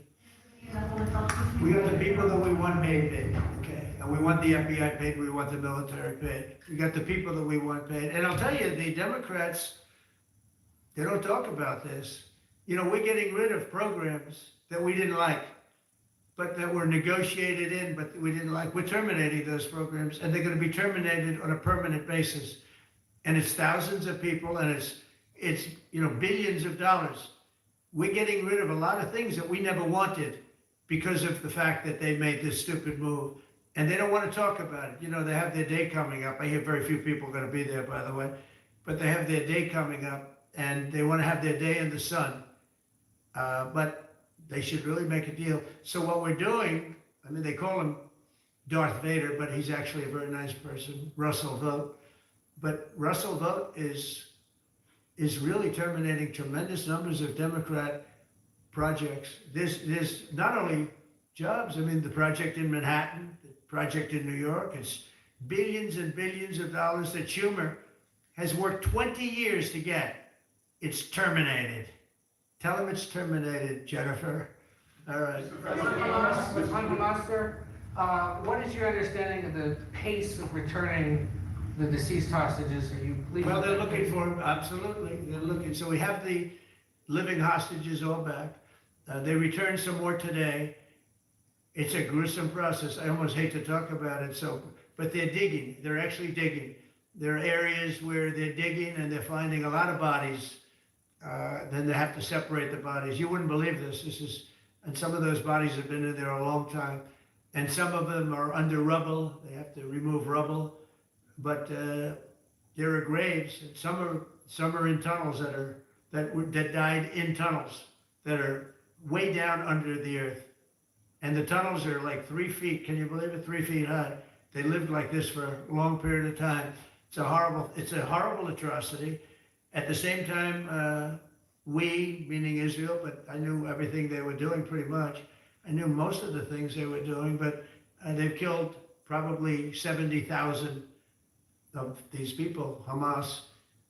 And I said, it's time now. So we'll see what happens. We'll also see what happens. Your next question is going to be the weapons. We want the weapons to be given up, sacrificed, and they've agreed to do it. Now they have to do it. And if they don't do it, we'll do it. CENTCOM today suggests that Hamas needs to hurry up and disarm and follow your comprehensive plan. Yeah. That it was the head of CENTCOM saying that. Is that not a signal to Hamas, to the rest of the world, that at some point the U.S. military may more directly engage? We won't need the U.S. military. We won't need it because we're very much involved in it. If we weren't involved, there wouldn't be peace. If we didn't destroy the nuclear capability of Iran, that deal would have never happened for two reasons. The Arab nations would not have felt bold enough to do it because you have a very powerful, at that time, Iran is not powerful anymore, between what Israel and us did. Because, the attack was, if you look at it, we helped them very much. They will be the first to tell you, including shooting down thousands of drones that were coming into Israel. We shot them down. We were shooting them down like it was target practice, but we shot down thousands of drones and missiles also going into Israel. But between what we did to Iran that way with the, conventional, we will call it, and what see that beautiful plane, that B-2, I noticed it on the desk. I always thought it was beautiful, but I never understood it. Now I understand. It took in hundreds of thousands of bombs in the form of two, but hundreds of thousands of pounds of bombs. And every single bomb hit perfectly. Then they sent Tomahawks, and they sent 30 Tomahawks on top of it. And that was totally, CNN said, well, maybe it wasn't as bad as, as Trump said, because I said obliterated. Obliterated is not a strong enough word, actually. And you saw the Atomic Energy Commission came out and said the word obliteration is very, very, think of it. They came in under potential fire. They entered Iran airspace late at night, in the dark, no moon. The moon was low for a reason. Was the one time we picked it. Couldn't see anything. And they hit every target, and they weren't hit. Nobody saw that plane. That plane is stealth. Nobody saw it. The problem with that is it may be stealth today, but tomorrow it won't be. And we just ordered about 20 brand new B-2 bombers. It's unbelievable as a weapon. I know Putin, when I was riding with him in Alaska, we passed a lot of them. And he said, that really did the trick. I said, yeah, it did. It's amazing. The flying wing. It's No reason for the U.S. military to get involved in Gaza. No, I don't see that. No, I think we're going to handle it very well. We'll be helping Israel, but we have other countries that are now. We signed, many countries signed, and many of those countries relatively are very strong military powers. And Hamas has no support. See, Hamas had the support of Iran, and now Iran says, don't get us involved. The last time they got them involved didn't work out too well. So they used to have the support of Iran. Today, Iran they're trying to survive. When I heard the reports 2 weeks ago, Iran's looking to build a nuclear weapon. I said, don't worry about it. They got a lot of things they want to do before nuclear weapons. I said, the last thing they want to do is a nuclear weapon. It didn't work out. And if they did a nuclear weapon before they got even close, that site would be attacked and it would be wiped out. Mr. President, you're meeting with President Xi in a few weeks. Yeah. If you can't come to an agreement or a deal at that meeting, are we in for a sustained trade war with China? Well, you're in one now. Look, we have 100% tariff. If we didn't have tariffs, we would be exposed as being a nothing. We would have no defense.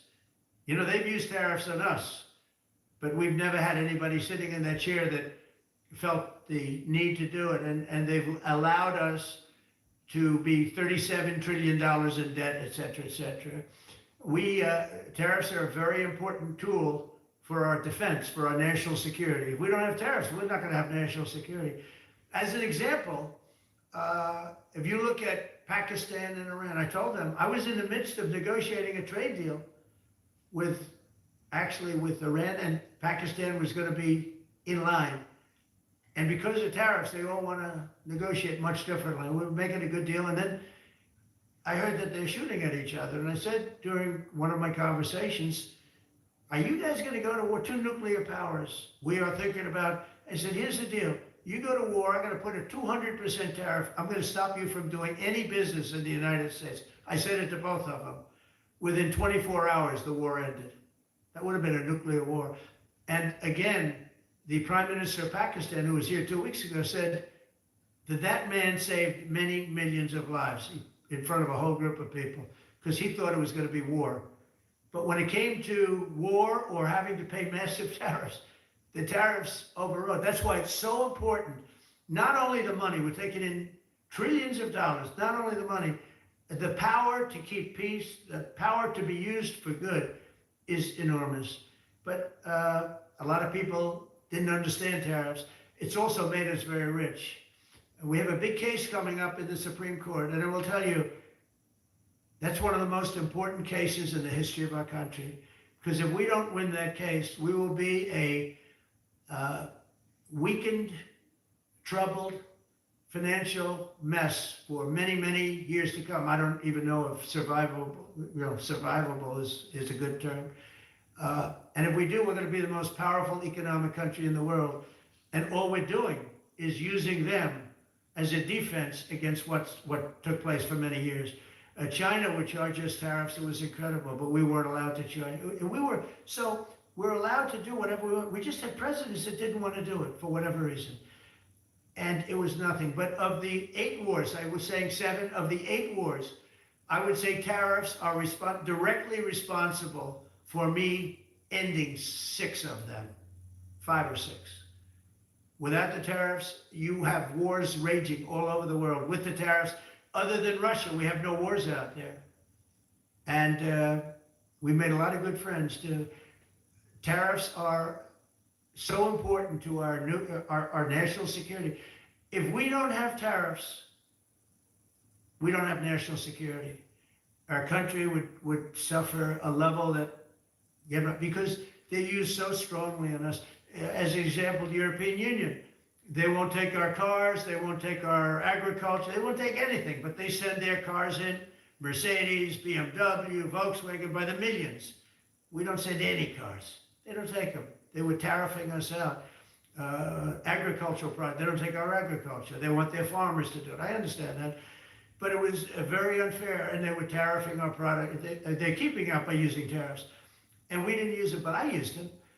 And now we made one of the great deals with your $650 billion they pay us.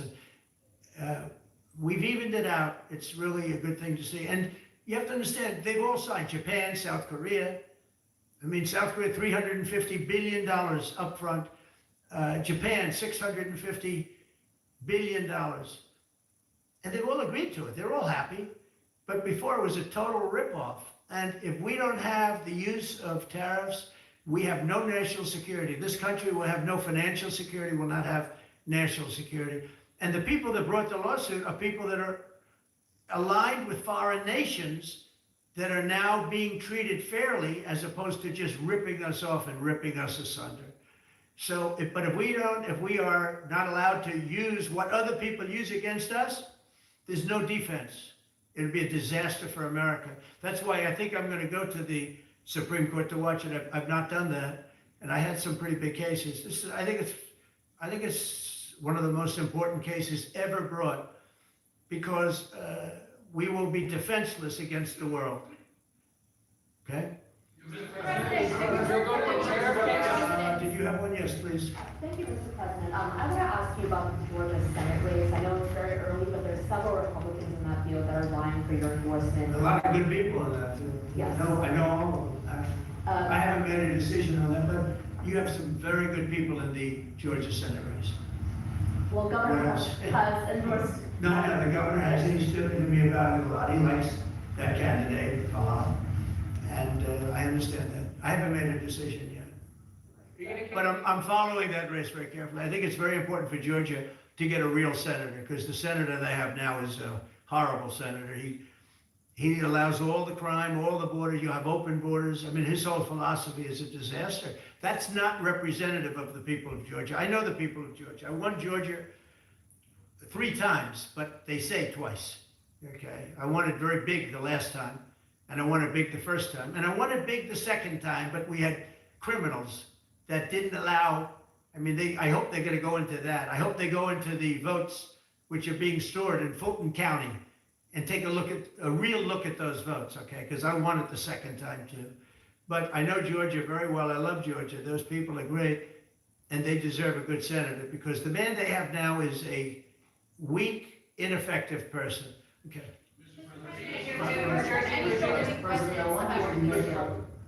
By the way, you won Georgia 3 times. Yeah, I agree. Do you agree with me? He's the media. For someone that spends a lot of time in Georgia, I believe you won that. Yeah, I really have a question about. You know, the word believe isn't strong enough, right? Yeah, You know. There you go. It's true. I know I won too. We have the great Newt Gingrich. Newt, you agree with us? Good. Otherwise, I'd have him dismissed immediately from. You know, his wife, as you know, is becoming an ambassador to a great country, Callista. So congratulations. And we're going to take a picture. And the only reason I'm doing it, he speaks so well of me. He said, I'll go down as the greatest president in history. And then he blew it. He said, I'm not sure if I put him above Washington or Lincoln. So I'm not that happy about that, dude. I've got a question about the weaponization of the DOJ. The media often says your department is weaponizing the DOJ. Yeah, that's the opposite. It's the opposite. Todd, you represented President Trump and probably the greatest weaponization of the DOJ by Alvin Bragg. You know firsthand, if you can describe what you saw under the Biden administration and how they weaponized the DOJ. Well, I mean, I think it's hard to describe what happened in the last 4 years. Alvin Bragg, a local prosecutor, his office staffed by somebody who knows Jack Smith, picked as a special counsel, staffs his entire office with DOJ prosecutors. and that there are countless things that happen. All in writing, most of them on the document, that require no explanation except a complete abomination of the place that we turned on right now and the government itself. So when people talk about this department weaponizing them, it's embarrassing. Because there's no scenario in which you look at what we're doing, restoring justice, doing the right thing in every single case, and say that that's weaponization, and yet remain eerily silent about what happened for the past 3 years. And we read these articles and giggle, because it cannot be true that people really think that what they did to him, not once, not twice, I'm still counting 3, 4 times, but we're the ones that are weaponizing. This man is not weaponizing the Department of Justice. We're not weaponizing the Department of Justice. It's the opposite. I mean, and also, nobody questions what I'm saying because it's true, because we all live the past 4 years. So listen. They never want to bring up the details, but I watch the fake news, and oh, he's weaponized, and he wants to send them to prison. He wants all this. They indicted me like 5 times. I took a mugshot. Who would have thought it turned out to my favor? Because it was a good shot. But I had to take a mugshot. It's right out there in the door. New York Post, front page of every paper in the world. I had a mugshot. They wanted to send me, nobody says that. They say, he's acting very, very tough. He's acting unfair. Let me tell you, if they've been nice to anybody, it's to those criminals, because they are so good having to do with all of the things we're talking about today with violent crime. But if anything, I think this Justice Department has been so respectful of the law, because the other Justice Department with Rita or Lisa and all of that scum, real scum, what they did to the political opponent of a guy that has a seriously low IQ. Now, in his case, it was low based on his career, but it got real low, okay? It was descending rapidly. But what they did to go after his political opponent is legendary, worse than any third world country, banana republic. And what we're doing is nothing. Are you kidding? Nothing. They write stories. Why aren't they doing this? And we'll leave, I don't have to leave it up to them, but I choose to at this moment at least. But there's never been anybody treated in the history of politics. You know, they say the 2 worst treated presidents by the media, etc., was that man right there, the late great Abraham Lincoln, and this guy right there, Andrew Jackson. They say Andrew Jackson was treated terribly. They give him number 1 and number 2, but that was before I came along, Newt. I say I have number 1 times 10. Nobody's been treated like I've been treated. And I did a great job. You know, we had a great first term. And we had one of the most successful economies in history, etc. I rebuilt the military. We did a tremendous amount. The last part, we had a horrible thing called COVID, and we handled that well. We made ventilators for nations all over the world. We did a great job. Probably never get credit for it. Look at the therapeutics, the Regeneron, all the different things, the vaccines, all the things we did. We did a great job, but we had to focus on that. But we had the best economy in the history of our country. We're blowing it away right now. Look at the stock market. Hit another all-time high today. That's 48 days out of the few days that I've served. 48 days have already hit record highs. And we have, maybe most importantly, the number, we have now, I was saying 17, it's over $18 trillion is being poured into our country. It's because of the election and because of tariffs. Without the tariffs, you wouldn't have probably 18 cents. It's because of the tariffs, because there are no tariffs if they build in our country. And they understand that. So we have medical companies coming up. We have the AI. We're dominating China in AI. Everybody said that's impossible. We're dominating. I'm letting these massive plants build their own electric generating plants. They're becoming utilities in addition to everything. Maybe they'll make more money with that, who knows? But they're building their own electric because we have an old grid. You wouldn't be able to do that. And we're dominating China. We're dominating with AI, which seems to be the new big thing. That's the new internet. That's the new whatever. So we're very happy with the job we're doing. I'm very happy with the job they're doing. But when you tell me about attacking a political opponent, there's never been, and I'm a legitimate opponent. I watched my son. He's got the #1 best-selling book now. My son Eric is a wonderful kid. That guy spent so much time with subpoenas. He got more subpoenas than anybody in the history of our country. Think of it. And he's an innocent, good boy. He's a good kid. He's always been a good kid. All of my children are good. They went through hell. My children went through federal grand juries on a hoax. Think of it. You have Adam Schiff and Hillary Clinton and others make up a hoax and then wanting to so they know it's a hoax, and they go before the press, say Donald Trump Jr. will go to jail because of what he's done with Russia. I'll never forget, I get a call from my son Don, and he said, Dad, I'm being accused of something with Russia. I don't know anything about Russia. He didn't know anything about it. Think of it, how bad they are. They say he'll go to prison for the rest of his life. He knew nothing about it. On a hoax, the Russian hoax, Russia hoax, on a story that they made up. And they made it up in order to explain why Hillary Clinton lost an election that she lost by pretty good numbers. The second one, the second one was even better, but the third one, this one was too big to rig. It was just too big to rig. They would have rigged. They tried to rig it. But think of it. They want to send my children to jail, but they were after Don in particular. I'll never forget Adam Shifty Schiff, a total crooked guy, lying in Congress, making up a phone conversation that I have with you, totally made up. Then when he heard it was taped, he wanted to disappear. And Nancy Pelosi went crazy because they wanted to impeach me based on the conversation that was made up. When they heard the tape, everybody, I won it unanimously, the Republican Party. I got every single vote, something that never happens, and I beat it. But think of it, they want to put my son in jail for something that they made up. So they know they made it up. And they say he will serve the rest of his life in prison. These are sick, bad people. And don't tell me about us going after them. If anything, we've been very, very soft. I wouldn't be that soft, I'll tell you that. Thank you very much, everybody. Let's go. Thank you very much.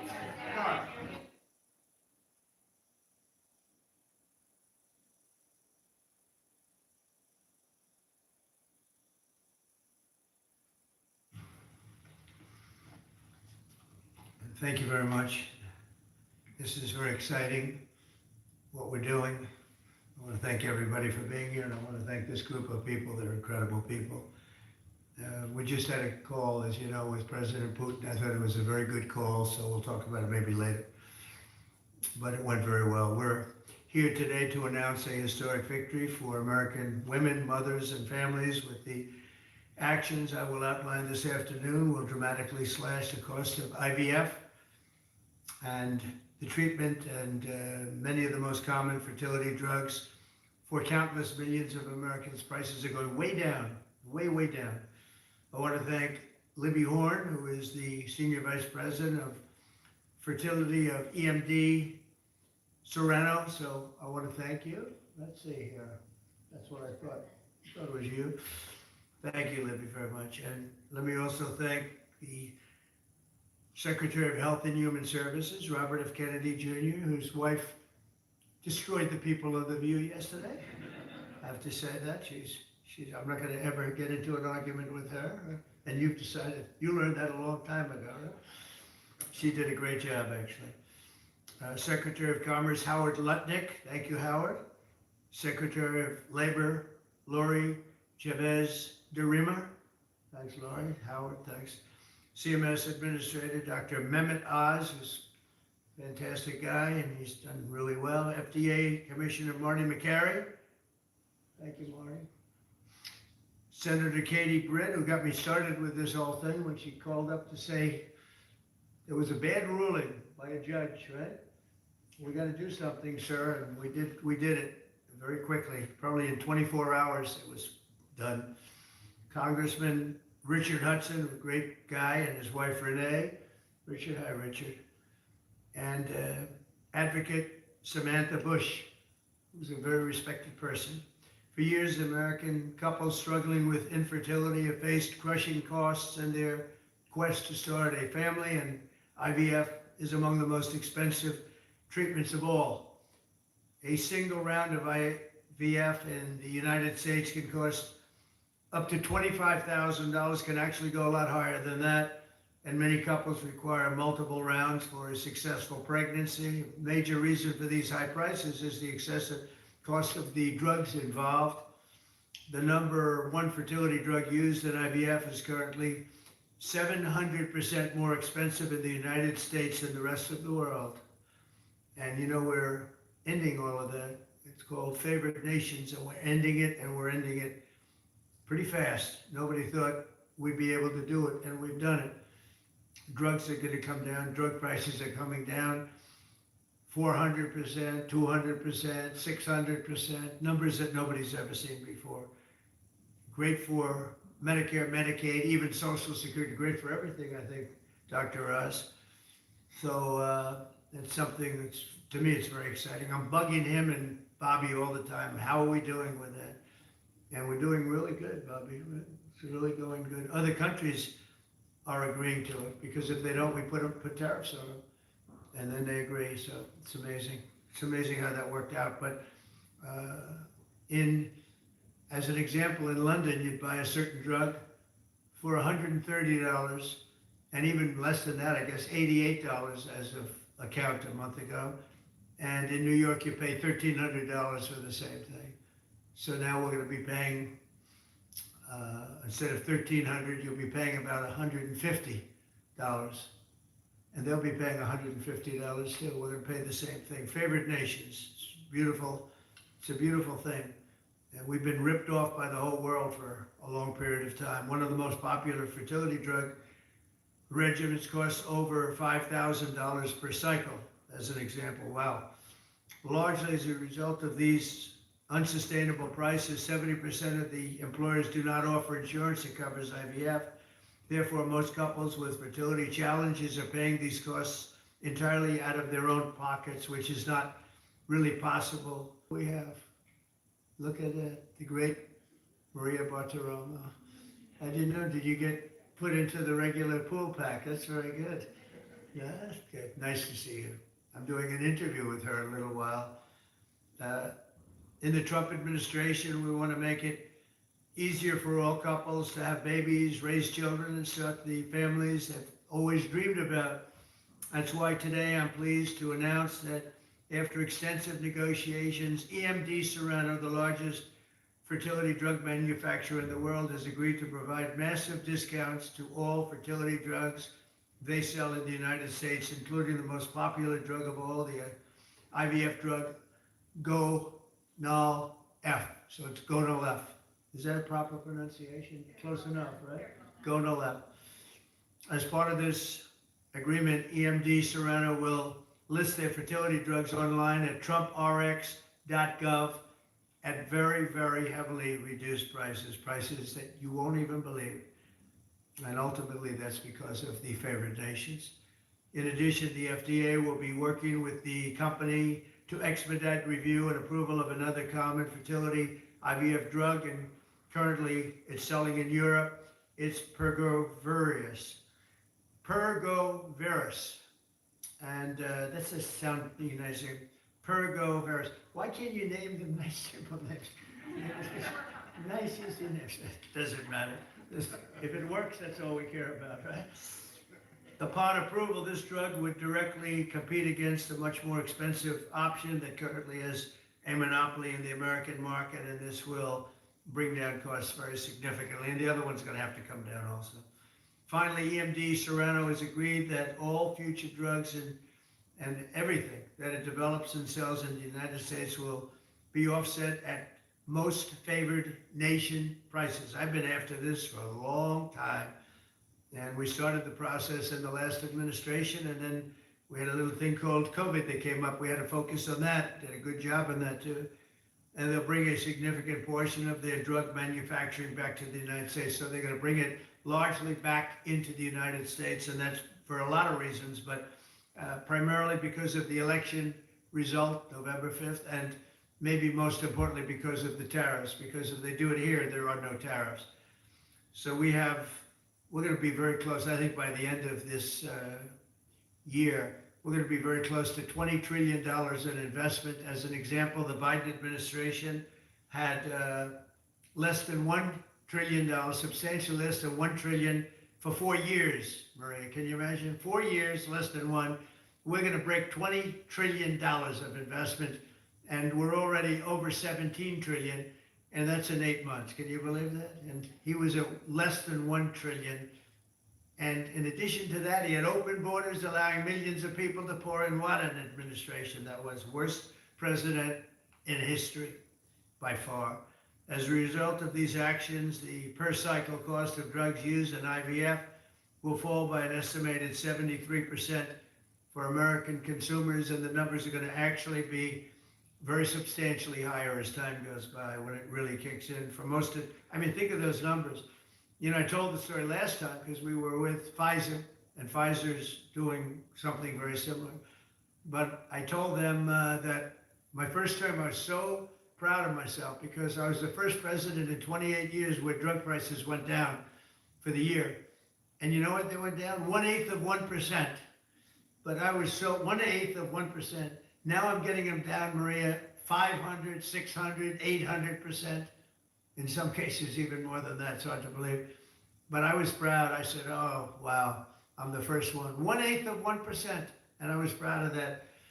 Now I realize, and I called a news conference. Some of you were at that news conference, actually. And I said, ladies and gentlemen, congratulations. We've gone down by 1/8 of 1%. And now we're going down 500, 600, 700, 800%, Richard. So it's really something. For most administrations and all of the people involved in this kind of thing, this action would be a crowning achievement of their agenda for fertility health.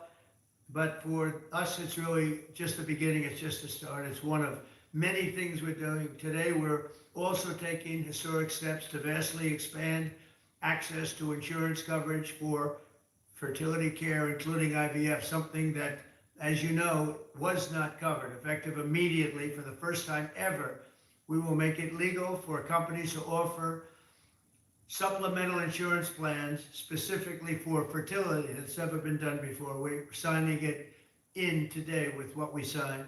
Americans will be able to opt in to specialized coverage just as they get vision and dental insurance. They're going to get fertility insurance for the first time.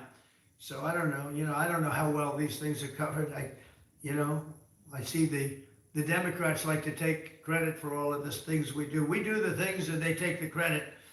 But I figure if you do enough of these, eventually people are going to figure it out. The Democrats have done nothing.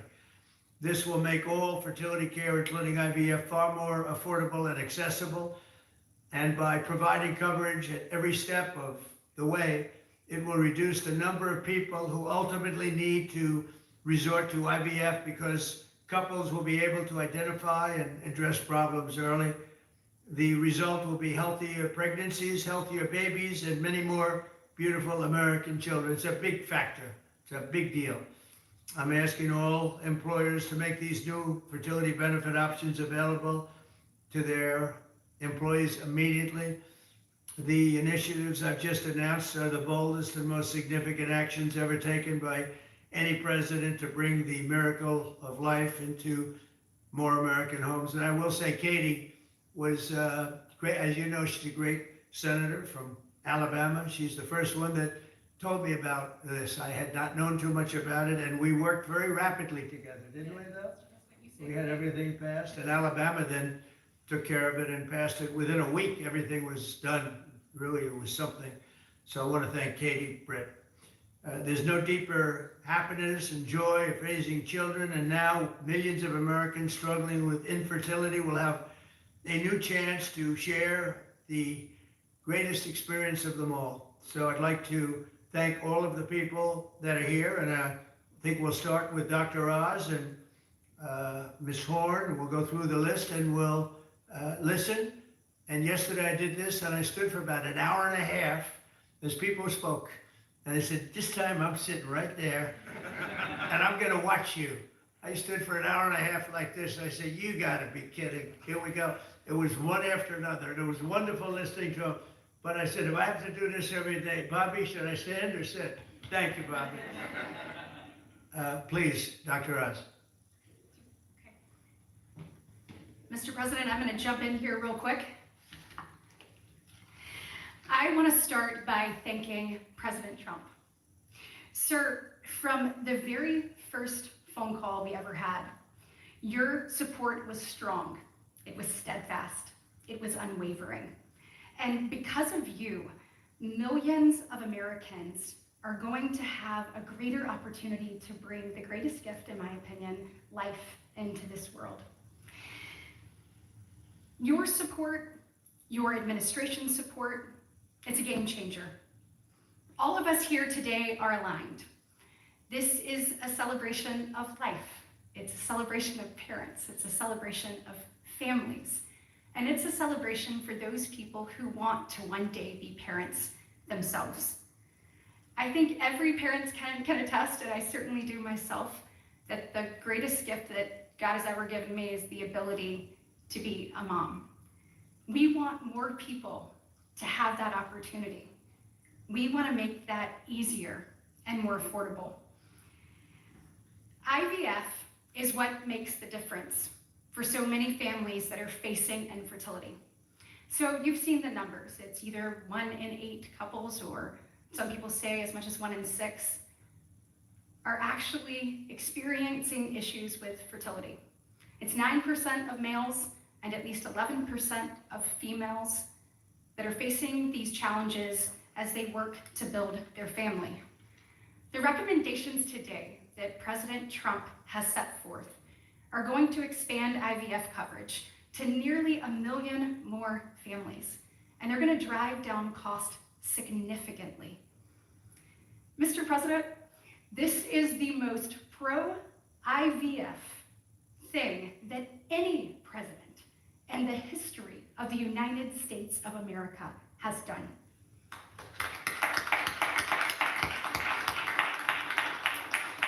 And Mr. President, it's your leadership. You are the reason why the Republican Party is now the party of parents. We are the party of families. This is why when Senator Cruz and I worked last year, we got every single Republican senator to sign on and say that they supported nationwide access to IVF. And just for the record, IVF is legal and accessible in all 50 states. And President Trump taking this action today to lower cost, to bring these issues to the forefront, and to enact solutions for people working to start their families, I want you to know it's significant and there's more to come. But this isn't the only thing that you've done to prove that we're the party of parents and we're the party of families. If you look at the working family tax cut, guys, he made sure that hard-working parents were front and center in that legislation. You know, whether it was child tax credits being expanded and made permanent, whether it was Trump accounts that are going to change the game for so many parents, or whether it was childcare. So for decades, we have heard Democrats talk about childcare. President Trump actually took action on the affordability and accessibility of childcare. We know that 1 in 4 families say that they hesitate to have more children because of the cost and because of childcare cost. For the first time, this man actually took steps to change the dynamics for hardworking parents. So of the 3 tax credits that he reformed and the working families tax cuts, 2 of them had not been touched in 2 decades, and 1 of them had not been touched since 1986. So President Reagan was in office the last time anybody did anything about it. But you changed the game on that, and I was proud to lead that effort in the Senate. And so on behalf of moms and dads, on behalf of grandparents and sisters and aunts and uncles and brothers and people who are looking to expand their family, we say thank you. Thank you for all you do to support families in this country and make a healthier environment and an easier one for us to grow the very most important thing, God bless.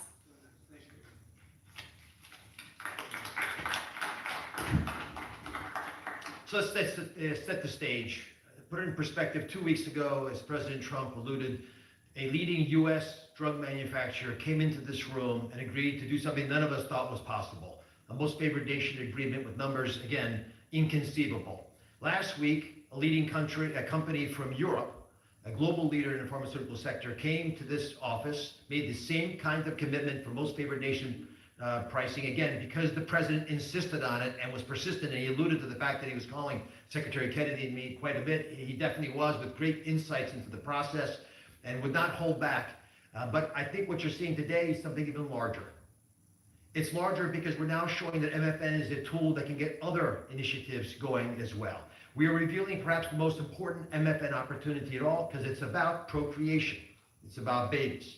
It turns out that MFN is a tool for a lot of things, and it goes without saying that you get the drug pricing down, but lots of other business necessities become possible when that occurs. So Secretary Kennedy and I, who's a wonderful leader, talk frequently about family. I think the reason he's a great leader, and the president as well, is because they have large families, and they take pride in the joy that it gives us. But many families, as Senator Britton alluded, do not have the ability to have children. But it turns out that it's about 1 in 3 families, a much higher number, that don't have the number of babies they desire. They're underbabied. So this president committed to address that during the campaign, and he is delivering on that today in a way I don't think anyone thought was possible. We are opening the door with MFN pricing and tariffs that support it, Secretary Lutnick, with a new approach to make reproductive medicine more affordable for Americans. Now, I know what you're all thinking, and you're probably right, there are going to be a lot of Trump babies. I think that's probably a good thing. But it turns out the fundamental creative force in society is about making babies. It's about creating. And this country, the one that President Trump is leading so beautifully, has been a country of abundance, not scarcity. To have abundance, you have to address the fact that we had 3.6 million babies last year, which is beautiful. 3.6 million miracles. That's 500,000 less babies than we would ideally have had, even to replace our current population. Building on the success of the last 2 weeks, our team, led by the head of Medicare, Chris Klump, who's standing over there, and Ina Hernandez, have negotiated a spectacular MFN deal to reduce the cost of IVF drug prices by $2,200 a cycle. That's nearly half of the price that it had been. The most prescribed drug in this category in America, made by MD Serrano, is described over here. And you'll notice, President Trump, these are discounted from $242 to $10. I don't know what the math is on that. We can't even calculate it. It's a lot. It's too high to calculate without a more studied approach. But I give it up there because that number of $10 will apply for every American who earns less than $115,000 a year. That's 70% of the American people. The remaining folks who are able to make more will have to pay a tiny bit more, but it's still most favored nation pricing, no different from what the Europeans are willing to pay. Now, to make this deal happen, Chris and Inma have to do something special. They have to actually not just get the drug price down, but get the middlemen to let it go as well. And Mr. President, we met with the middlemen in the past. They're now joining the MFN movement. I want to thank Express Scripts Freedom Pharmacy and then CVS Specialty Pharmacy, because they were willing to stand up and do the right thing for the American people by answering the president's call and slashing their prices. Now, this announcement also encompasses a remarkable move from Marty Makary. And Marty Makary is, of course, the leader of the FDA, but he has ongoing efforts to accelerate their approval of innovative medicines that will further reduce the price and make this whole process more seamless for the American people. Now, you're about to hear about a spectacular new program that's been alluded to. But one of the architects of that program, Heidi Overton, Deputy Director of the White House Domestic Policy Council, is going to take us through the exciting details of what this is going to offer for the American people, especially those who are in the workforce. But first, we think you should hear from Libby Horn. Libby's EMD Serrano's head of fertility. She brings both professional expertise and a personal connection to this work. She has 3 beautiful daughters, and she has personally benefited from reproductive medicine that has shaped her family, and her company made today's spectacular MFN pricing possible. Libby. Thank you, Dr. Ross. Thank you, Mr. President. Today, we gather on this national stage to celebrate a historic step forward in expanding access to fertility treatments for those who need it most. Mr. President, thanks to your leadership and the tireless efforts of your team, this is a momentous day for Americans who struggle but remain hopeful to build their families. Infertility is on the rise in our country. 1 in 8 couples face infertility. This isn't just a number, it's real lives, dreams, and aspirations of hardworking Americans. The teacher who goes to school each day, surrounded by children, but aching for children of her own. The firefighter who puts his life on the line, but can't create the life he wants at home. The consequences of these challenges can take significant tolls. Some of you watching today have given up or are frustrated because access to IVF treatments has been out of reach. That's why expanding access to IVF has been an issue of great importance to the president. He made this clear in his executive order declaring the administration's goal of supporting American families by enabling access and eliminating barriers to IVF. Today, EMD Serono is proud to help President Trump deliver on his promise to you. Thanks to the president's leadership, EMD Serono has worked alongside distributors and other partners to help more families have access to services and innovations that are consistent with other countries.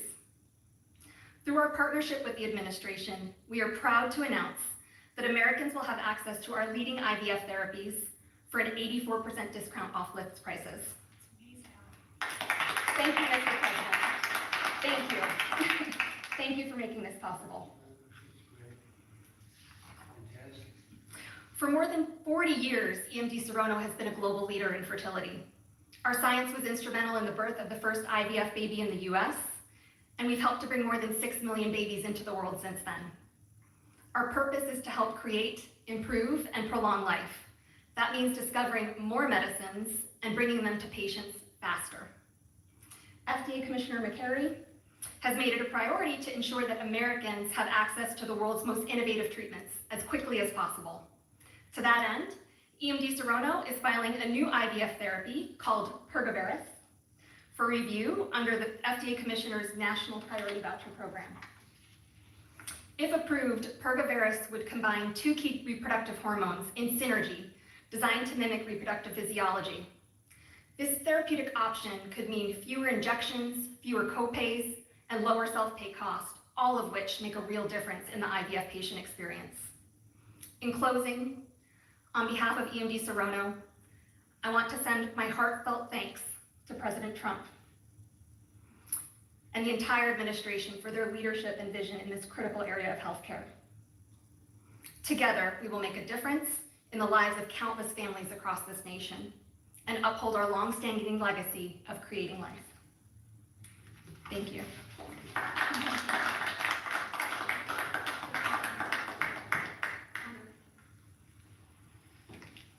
Mr. President, thank you for your bold leadership that's allowed our teams to go far beyond what anyone thought was possible. On behalf of the Domestic Policy Council and Vince Haley here, we would like to also thank all the agency partners and the stakeholders that we worked with to get to the solution today that will make a real impact for families. Specifically, today's historic actions, 4 in total that you see, are made possible by coordination of all of the White House team and 7 agencies, many of who are represented here and their teams that have worked tirelessly. As you described, Mr. President, the current system isn't working. 7 in 10 Americans don't have coverage to IVF. They face high costs and uncertain outcomes.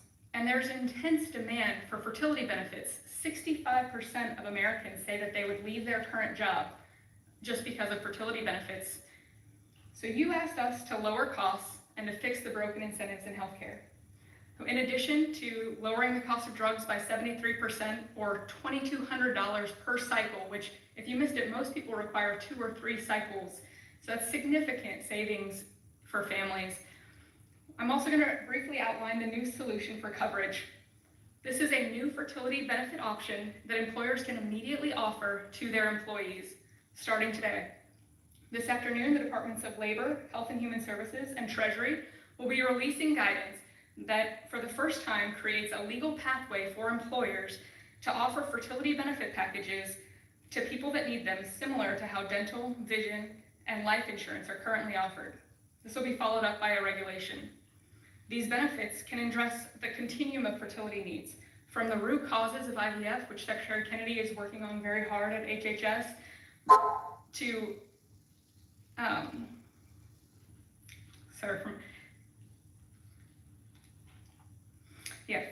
it'll be a coordinated package that does not exist in traditional health insurance today.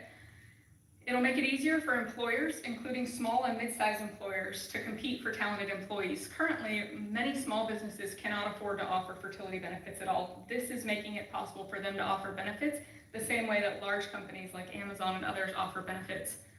This is a pro-family benefit expansion that will transform clinical outcomes by addressing fragmented coverage and care. I'm a physician by training, and it's very important that we have high-quality care. Fertility benefit companies are poised to offer packages that have reported so far roughly 25% higher live birth rates for those that seek care compared to those that don't have such benefits. They also report fewer cycles to achieve pregnancy, improved natural pregnancy rates through better care before you need IVF, and reduced chance of miscarriages, a 21% reduction in miscarriage rate.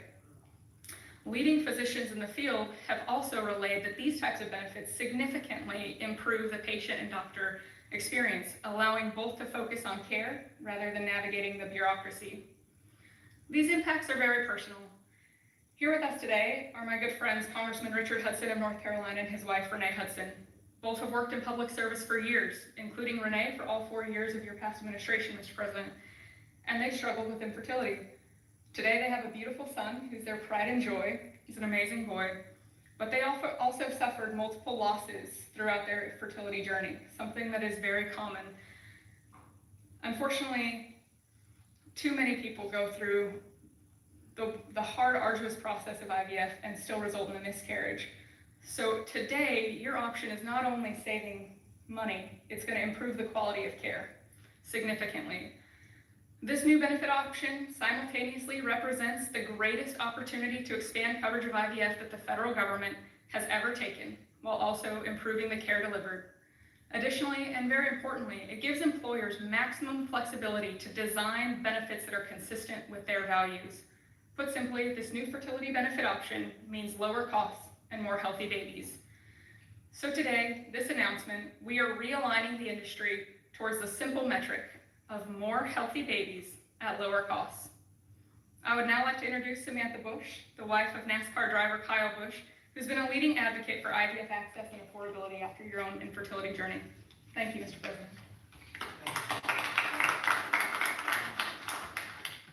Hello, everyone. My husband, Kyle, and I battled infertility for over a decade before being blessed with our 2 beautiful children, Brexton, who's 10, and our daughter, Lennox, who's now 3. But our journey was long and painful. We faced 6 rounds of IVF, multiple miscarriages, multiple failed cycles, and countless moments of heartbreak. We faced the roller coaster of hope and devastation that so many families know all too well.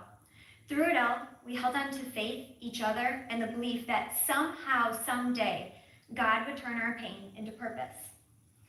We also saw firsthand the staggering financial burden that comes with infertility treatments. Sitting in the waiting room of our fertility clinic, we overheard another couple quietly say that money was the only thing standing in their way of having their family. In that moment, Kyle and I looked at each other and we knew God was planting a seed in our hearts, a calling to take action. In 2015, that calling became the Bundle of Joy Fund, a nonprofit foundation dedicated to providing financial assistance to couples struggling with infertility. What began as a small act of faith has now grown into something far greater than we could have ever imagined. To date, we've granted over $2 million directly to individuals, helping them pay for their IVF treatments, and we've celebrated the birth of 108 beautiful babies through our fund. Thank you. Each baby is a living, breathing testament to hope, community, and God's grace. For every tear we cried, for every shot we gave, every doctor's appointment that ended in disappointment, Kyle and I knew there had to be a greater reason. This was God's plan for us, to use our journey to advocate, empower, and be the voice to those battling in silence. Over the past 12 years, we've worked hard to raise awareness, erase stigma, and bring hope to the 1 in 6 couples that will face infertility. Infertility can be incredibly isolating. It can leave you questioning your faith, your body, and your future. But it can also reveal a strength that you never knew you had inside of you. It can deepen love, it can bring couples closer together, and it unites people through a shared struggle. Our goal has always been to show others that they are not alone, that there is a powerful community of infertility warriors behind them.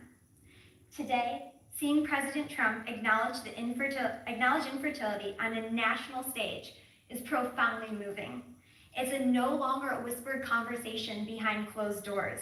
It is a recognized, validated struggle that so many families have to endure. His leadership reminds us that those in positions of power can make real and lasting changes for generations to come. Their willingness to bring this issue forward shows that they not only hear our community, but they truly care about us. Thank you, Mr. President, and to your family for shining a light on infertility and for standing by couples like Kyle and I, for standing by couples who only want to hear the words mommy and daddy, who want to watch our children open their Christmas presents on Christmas morning, who want to see the world anew through the joy in their kids' eyes. Your acknowledgement honors the power of family, faith, and love, the very values that make America the greatest country in the world. It's proof that when promises are made and promises are kept, lives are changed forever. Thank you, Mr. President.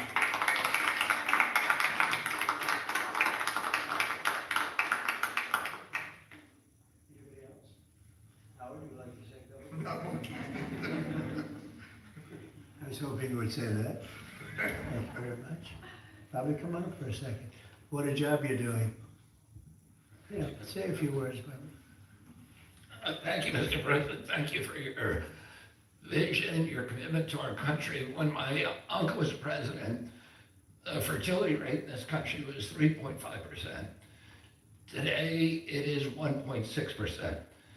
The replacement rate, in other words, the amount of fertility that you need in order to keep your population even, is 2.1%.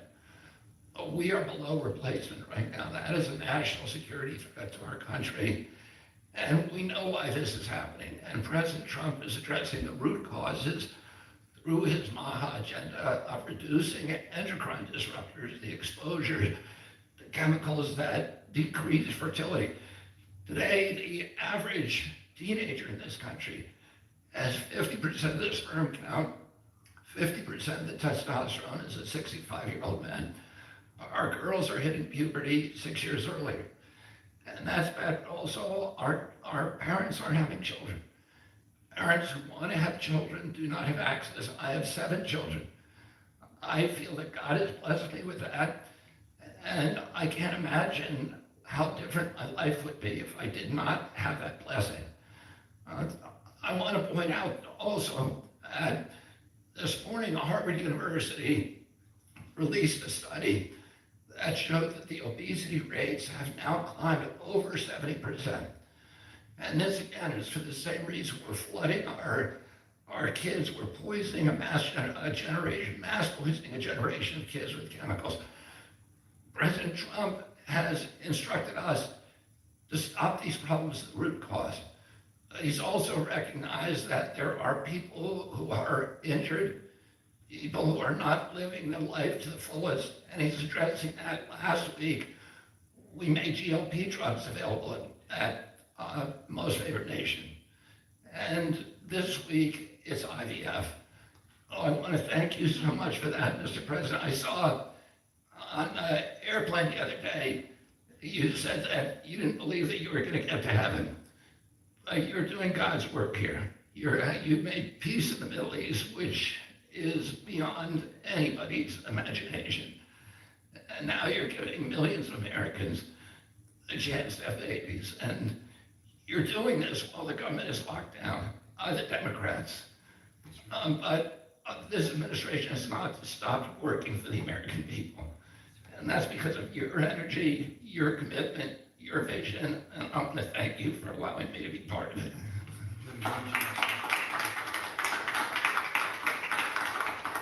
And he's doing a great job. And by the way, Kyle is fantastic. So he's got a lot of courage. I wouldn't do that. I wouldn't care. Howard, you and I would not be good at that. We'd go about 30 miles an hour, but we'd be safe. Anyway, so thank you very much. Any questions, please? Yeah, please. Mr. President, this is a major campaign promise that you made, big hot topic for you Yeah. in the election. We're delivering on that yet. I actually had a question for Secretary Kennedy or Dr. Heidi. Dr. Heidi, you said something that I thought was really important. You talked about how this coverage option, this benefit option, gives companies the maximum flexibility to design benefits consistent to their values. I was wondering whether you or the President could expand on that and talk about why that's an important thing to understand about this program. Thank you. It's a great question. We think that employers are best situated to know what them and their employees want to contribute to in relation to their benefits. So employers are going to be able to decide how to cover the root causes of infertility, things like obesity, metabolic health, and other things that are impacting infertility. And also, if they want to encourage their employees to see certain types of doctors, and they can work with providers that are identifying the highest quality fertility providers. And so it puts them in the driver's seat. And our view is that we want employers to be the ones that can make those decisions, not the government. Thank you. All right. That was a very good answer. Yeah, please. Mr. Go ahead. Mr. President, previously you did not seem to be bothered regarding Hamas cracking down on what you called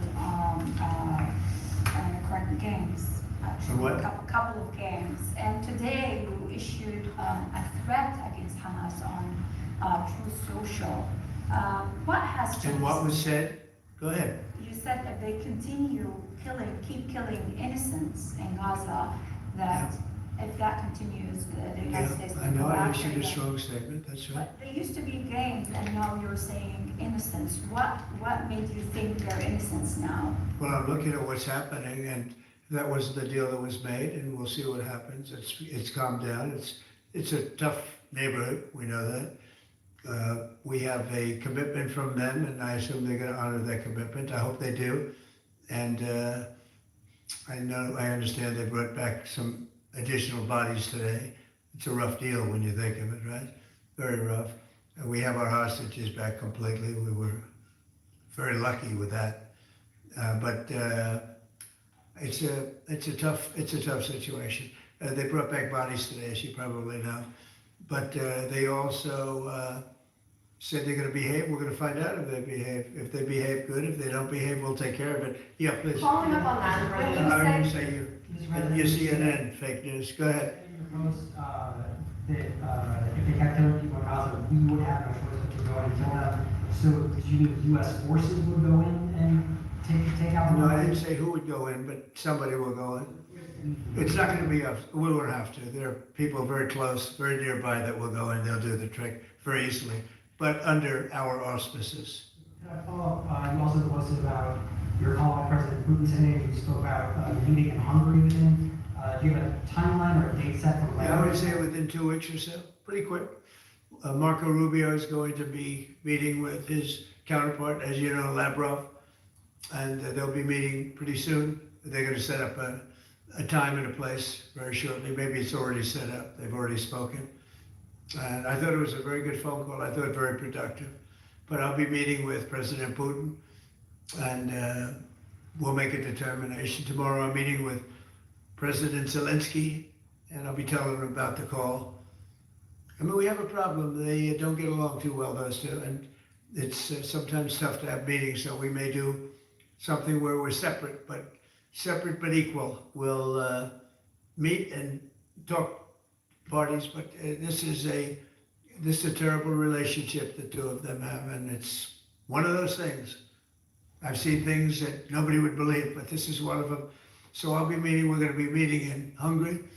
Viktor Orban is going to be hosting, and it's really something that's time. Last week over 7,000 people were killed. That's ridiculous. And you know, it doesn't affect our country. We're not losing people. We're not losing Bobby. We're not losing Americans. But they're losing Russians, Ukrainians, mostly soldiers, for the most part, soldiers. And we think we're going to get it. We hope we're going to get it stopped. I thought this would be, because of my relationship with President Putin, I thought this would be very quick. And it's turned out to be, who would think I did Middle East before I did this? We did a total of 8 now, 7 and now 8. And we're going to make this number 9. Mr. You said you posted that there was great progress. Can you tell us a little bit about that? Was it a shift in Putin's tone? Was it something new he told you? Did he give you any message to give? You're talking about the whole... President Zelensky tomorrow? It just seems to me that, you know, look, it's only a field. That's all I've done in my whole life. I've made deals. I know about deals. I do it well. I don't think any president's ever ended a war, frankly. One war, I did 8 of them, Maria, right? And, but I don't know, did Bush ever end? Do you think Biden ended a war? Biden started wars because he was stupid. But do you think Biden ended any wars? No. I don't know of anybody that ended wars. I ended 8 of them. Now it's going to be 9. I think we're going to have this one done hopefully soon. But I'll be meeting him probably over the next 2 weeks. First, Marco is going to be meeting. And the vice president, as you know, is very much involved. The whole team is involved. Steve Witkoff will be involved. Yeah, please. What did you tell him about the Tomahawks? Did you discuss the Tomahawk missiles? Did you discuss? Well, we talked about it a little bit, didn't say much, but I do say to you, you know, we need Tomahawks for the United States of America too. We have a lot of them, but we need them. I mean, we can't deplete for our country. So, you know, they're very vital, they're very powerful, they're very accurate, they're very good, but we need them too. So I don't know what we can do about that. Why do you think a second meeting with Putin now will yield different results? Well, I think Alaska actually set a stage, and that wasn't very long ago, but it set a stage. You have to understand, I came into this situation, I didn't start this war. This is a Biden deal, and I came into it, and it was a mess. It could have led to World War III. In my opinion, this could have led to World War III. That won't happen, but it could have. So I came in, this war was raging. When I left, this wasn't even a thought. For 4 years, nobody talked about it. I spoke to President Putin about Ukraine. It was the apple of his eye, but there was never going to be doing anything like this. And this all went because of some really bad decisions that were made. And look what you have. You have millions of people dead. You have just a horrible, horrible situation. I'm doing it to save souls. That's all I'm doing it for. I'm not doing it for us. We have an ocean between us. I'm doing it also to help Europe. They want to have it ended, but they're unable to do it. I'm able to do it. So I think we'll be successful. We'll save a lot of lives. It should have been done. Should have never started. This would have never happened if the election weren't rigged. This would have never happened. But it did happen, and I'll get it stopped. Okay. Yeah, go ahead. You mentioned a $1,300 drug at the top of this. Were you referring to the weight loss drugs? I was referring to Apec, or I was referring to the fat loss drug. So those are going to be $150 out of pocket for Yeah, Americans. they'll be much lower. They'll be much lower. Yeah, go ahead, please. We have not negotiated those yet. We're going to be rolling these out over time. The GOP category of drugs, which includes Ozempic, have not been negotiated yet. But it will. It'll come like everyone. Okay. Any timeline on those negotiations? No, but I think those are going to come down pretty fast, and we do have, I guess, some The alternative. president will be happy with the result, and until he is, we're not going to close those negotiations. Except it'll happen. What's your message to pro-life conservatives? Some pro-life conservatives have religious objections to IVF and are already critical of this policy. What's your message to them? I don't know about the views of that. I'm just looking to do something because, you know, pro-life, I think this is very pro-life. You can't get more pro-life than this. Please. Mr. President, you've been talking about how this new benefit plan will also include root cause treatments for infertility. How will we make sure that those root cause treatments are equally accessible to IVF? Well, I think we're going to be doing that. Would anybody like to talk about that subject? Please. Process. I think it's the determination, again, Secretary of Labor, the determination, the Department of Labor is issuing their intent today to open up the rulemaking process, again, for more flexibility. Anytime that you have a president who's leading when you can offer more access to healthcare at a lower rate is a benefit to the American people and to the end user, and that's exactly what he's doing. And so you heard before that through the Q&A guidance that was issued today with the other agencies, that will give guidance to our employers and the employees about what the flexibility of that is. And then again, opening that rulemaking process for further determination of the access that can be had offered in those benefits for all different types of healthcare access is the goal of the Department of Labor. Good answer. Thank you. I like this better. I just said, they can do better than me. Yeah, please. Do you Good think job, Larry. You know, you're doing a fantastic job. I shouldn't tell, I won't say it, but I will not say that she was recommended by the Teamsters. Can you believe it? And she's turned out to be a gem, an absolute gem. You're doing a great job. Thank you very much. Mr. President, John Bolton was do just you indicted. think we can see your deal-making skills applied to the government shutdown anytime soon? Well, look, I mean, all we want to do is just extend. We don't want anything. We just want to extend, live with the deal that they had. They want to spend $1.5 trillion on illegal immigrants, and they want to destroy healthcare for everyone else. And it's crazy, crazy. People that are here illegally, they want to spend $1.5 trillion. So we're just not going to do it. No, we have to take care of our healthcare. Now, we're doing that today, and we're doing it with, you know, favored nations, the most favored nations. Your costs are going to be dropping greatly. And I'm really happy that it's at the beginning of my administration, because I did insulin and got it down to like $25, but it doesn't kick in. It didn't kick in for 2 years by statute, so it couldn't kick in. And I said, boy, I hope I win this election, because if I don't, somebody else is going to take credit for it, Bobby. And sure as can be, Biden said, he didn't even know what the hell was happening, and it was a hard thing for me to do. I got insulin way down. What was it before that? It was just massive. It was impossible to afford. And sure as can be, because it was statute, it couldn't have been earlier. I said, boy, this falls into the next administration, I better win. And all of a sudden I watch this Biden taking credit for something that I did. And on other things too, we had a lot of things kick in. So the nice part about this is at the beginning of our administration. So I think we're going to see the fruits of our labor. And I hope on our other situation that we've talked so much about, autism, I hope we're going to see some very good results based on the recommendations that we made. And, you know, we have time to watch those results now. John Bolton was just indicted by a grand jury in Maryland. Do you have a reaction to that? I didn't know that. You tell me for the first time, but I think he's, you know, a bad person. I think he's a bad guy. Yeah, he's a bad guy. It's too bad, but it's the way it goes. The case against him? That's the way it goes, right? That's the way it goes. Will I what? Have you reviewed the case against him? No, I haven't. But I just think he's a bad person. Okay, anybody else? What's the timeline for the IVF drug through the National Commission on Priority Review voucher? What do you think, Doctor?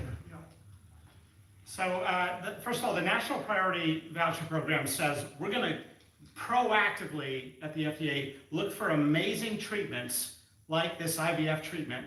We're going to reach out to the companies, and if it's in line with the president's national priorities, we're going to put those drugs at the front of the line and get a decision out in weeks instead of a year. And so today we announced 9 drugs that are going to be recipients. These are products where the manufacturing is going to be in the United States, or it's meeting a large unmet public health need, like a diabetes drug we announced today, or it is a product where you're going to see an affordability phenomena because the prices are getting equalized in line with the president's most favored nation status goal.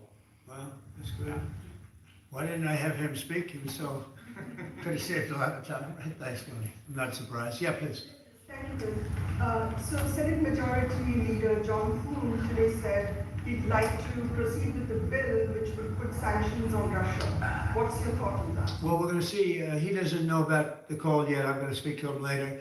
And it was subject to what I wanted to do. And so we'll see what happens. We may have, this may be such a productive call that we're going to end up, we want to get peace. We want to stop the killing. 7,000 people a week, can you believe it? We want to stop the killing. So I'm going to speak to him and the speaker Mike Johnson. I'll speak to them a little bit later and I'll tell them about this, and we'll make the right determination. I'm not against anything. I'm just saying it may not be perfect timing. It could happen in a week or two, but it's at my option, as you know. Right, but did President Putin try to dissuade you from selling Tomahawk missiles? Well, of course, what do you think he's going to say? Please sell Tomahawks? Is he going to say, please sell those Tomahawks? I really appreciate it. I did actually say, would you mind if I gave a couple of thousand Tomahawks to your opposition? I did say that to him. I said it just that way. He didn't like the idea. He really didn't like the idea. No, I said it that way. You have to be a little bit lighthearted sometimes, but no, he doesn't want Tomahawk is a vicious weapon. It's a vicious, offensive, incredibly destructive weapon. Nobody wants Tomahawk shot at them. We ask you not to provide more loans. So, wouldn't anybody? I mean, it's been in the news. Who wouldn't do that? CNN, who wouldn't do that? You know? Do you think he's going to say, I'd love to have Tomahawk sent my way? I don't think so. Maria, we have one of the great stars of television here, and she's an incredible person. And she's just an amazing woman who, she got it all right. She got the Russia hoax right. She got everything. Would you have a question? Yes, I would ask you why this was so important to you, IVF, and why was autism so important to you? What are you trying to achieve? Well, autism is like a whole different thing. When you look at, it was 1 in 20,000. Now it's 1 in 12. If you look, Bobby, we have different numbers, but 1 in 12, 1 in 28, 1 in 32. There's a couple of different numbers out there, but it's 1 in a very, very different number than it used to be. It used to be 1 in 20,000. And that was not that long ago, 20 years ago or so. And now they had something for boys, for babies, baby boys. It's 1 in 12. I heard 1 in 10, Bobby. I heard another one, different list. But when you think of that, it's not even sustainable, but there's something artificial. When that happens, that's not like a natural. And then you have certain groups of people that literally don't have autism and they're not taking some of the things that we're taking. So we're working very hard. And on IVF, it's just that I have friends, including Katie, that called me and they told me the importance of it. I wasn't that familiar with it. Now I think I've sort of become the father ever since I heard. There was a bad decision in Alabama where a judge wanted all clinics to be immediately closed, right? And Katie called up and you said you were pretty strongly attacked by your friends that you didn't even know were involved with IVF, right? People that had grandkids, people who've gone through IVF themselves, telling their stories. Yeah. There are people that co-work. Tell what you did when you heard from your friends. You said this was not, they almost became violent. Right? Yeah, I told him, I said, Mr. President, we need you. We need your voice in this conversation. We need the directive. We need the strong support because there are millions of people out there, moms and dads, wanting to bring life into the world. And you had people, the chilling effect that occurred across Alabama, there were people that were in the middle of that process that had been praying to have a child, and that was halted. And so the reality of that was very stark in our state. And so I was able to tell the president some of the stories of people, friends and grandparents and relatives that told me what they had experienced and also, what they were fearful of in the future. And the president very quickly acted, spoke with a strong voice, and really led the way. Obviously, we saw Democrats continue to fearmonger for the remainder of the year, trying to use it as an election issue, when actually IVF is legal and accessible in all 50 states. And President Trump very clearly said where he was on this, and he said, I'm going to make sure that this is more accessible and that it is more affordable for families coast to coast. That's exactly what he did, but it's that real life, there's real life stories, sir, that he responded to. And that's what people don't know about him. He cares. And when you tell him what American people are dealing with, he wants to do something about it.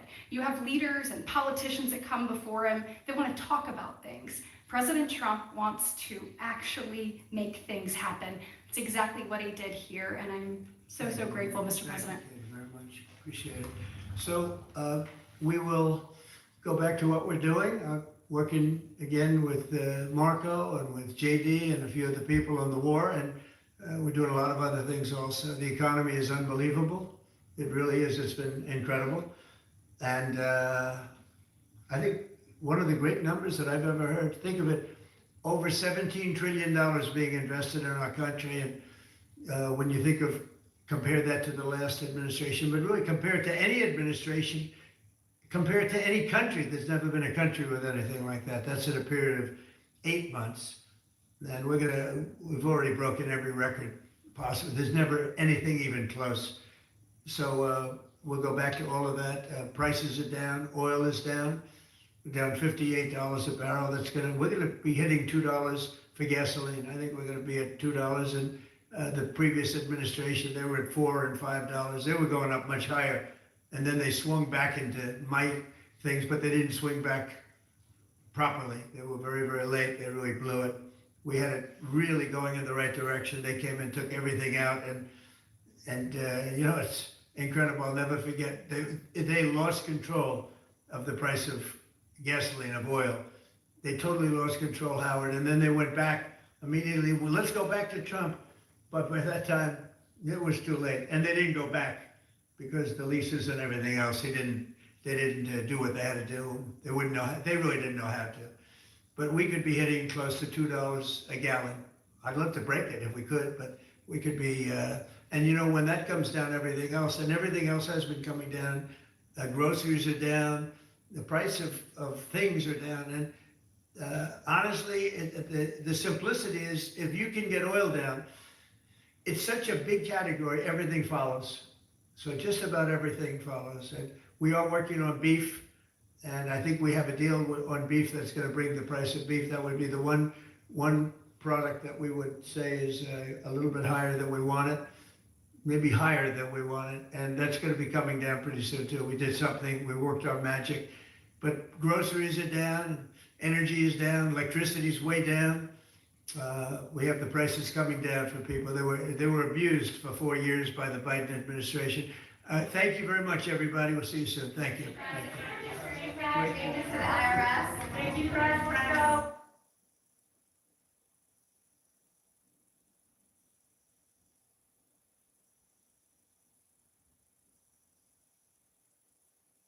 Thank you very much. I was just dealing with people from the Middle East, our people and other people on the potential peace deal for the Middle East. Peace for the Middle East, that's a beautiful phrase and we hope it's going to come true, but it's very close. And they're doing very well. We have a great team over there, great negotiators, and there are unfortunately great negotiators on the other side also. But it's something I think that will happen, got a good chance of happening. I may go there sometime toward the end of the week, maybe on Sunday, actually, and we'll see, but there's a very good chance that negotiations are going along very well. We're dealing with Hamas and many of the countries. As you know, we have all of the Muslim countries are included, all of the Arab countries are included, very rich countries and some that are not so rich, but just about everybody's included. It's never happened before. Nothing like that's happened before. And our final negotiation, as you know, is with Hamas. And it seems to be going well. So we'll let you know. If that's the case, we'll be leaving probably on Sunday, maybe Saturday, maybe a little later than Saturday evening, but that seems to be our schedule. It should be clear to all Americans that we have a very serious left-wing terror threat in our country. Radicals associated with the domestic terror group Antifa that you've heard a lot about lately, and I've heard a lot about them for 10 years. And other far-left extremists have been carrying out a campaign of violence against ICE agents and other officials charged with enforcing federal law. In Chicago, anarchists have surveilled at least 4 local ICE facilities and posted diagrams of the buildings online, meaning nothing but bad, accompanied by photos of specific ICE agents that they're targeting, one in particular who's a top person and a great patriot. In July, approximately a dozen Antifa-aligned militants stormed the ICE facility in Texas and then lured officers out of the building before firing dozens of rounds at police. They were crazy, frankly. Shooting one Texas officer in the neck. And in Portland, Oregon, Antifa thugs have repeatedly attacked our officers and laid siege to federal property in an attempt to violently stop the execution of federal law. Everything we're doing is very lawful. What they're doing is not lawful. And what the governor and the mayor of, as an example, you could say of Portland, and you can say certainly of Chicago, is not lawful what they're doing. They have to be very careful. In addition, 2 weeks ago, a radical left terrorist in Dallas conducted a sniper attack on a local ICE facility, killing 2 people and leaving behind a note that read, "Hopefully this will give ICE agents some real terror." That's bad. This attack came the very same month that Charlie Kirk was assassinated by a far-left extremist who inscribed the words, "Hey fascist, catch," meaning catch the bullet, onto the bullet shelf itself. The epidemic of left-wing violence and Antifa-inspired terror has been escalating for nearly a decade. At universities, Antifa has organized riotous mobs to attack campus speakers. I see it all the time. And these are agitators, anarchists, and they're paid. And you'll find that out. You'll be finding it out very soon. You should see what we have on these people. These are bad people. These are people that want to destroy our country. We're not going to let it happen. They've used armed gangs to assault local police in cities nationwide, and they've attacked journalists reporting on their crimes. So the journalists that report on their crimes, don't worry, you're very safe. I hope that's not going to turn you around, but they have been very threatening to people, but we're going to be very threatening to them, far more threatening to them than they ever were with us, and that includes the people that fund them. Probably some of the people I know, some of the people I dine with, but if they do, they're in deep trouble. So we're going to be looking very strongly at the people that are funding these operations. When you see the signs, and they're all made out of a beautiful, beautiful paper, beautiful, nice, stiff, very expensive paper, with beautiful wood handles, all the same color. They come from very expensive printing machines. These are not people that write out their signs in a basement that believe in something. These are paid anarchists. At least 3 of these courageous journalists have personally been victims of Antifa attacks. Andy No has been repeatedly beaten by Antifa thugs for his work in crew. Andy is a very serious person too, I have to tell you. I've been watching him for a long time. Is Andy here? That's what I thought. Hello, Andy. I thought that was you. You're looking better than you do out on those streets, huh? You look much better. It's nice to have you.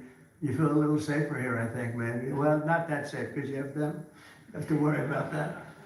But thank you very much. Andy No has been repeatedly beaten by Antifa, and including one assault that left him with a brain hemorrhage.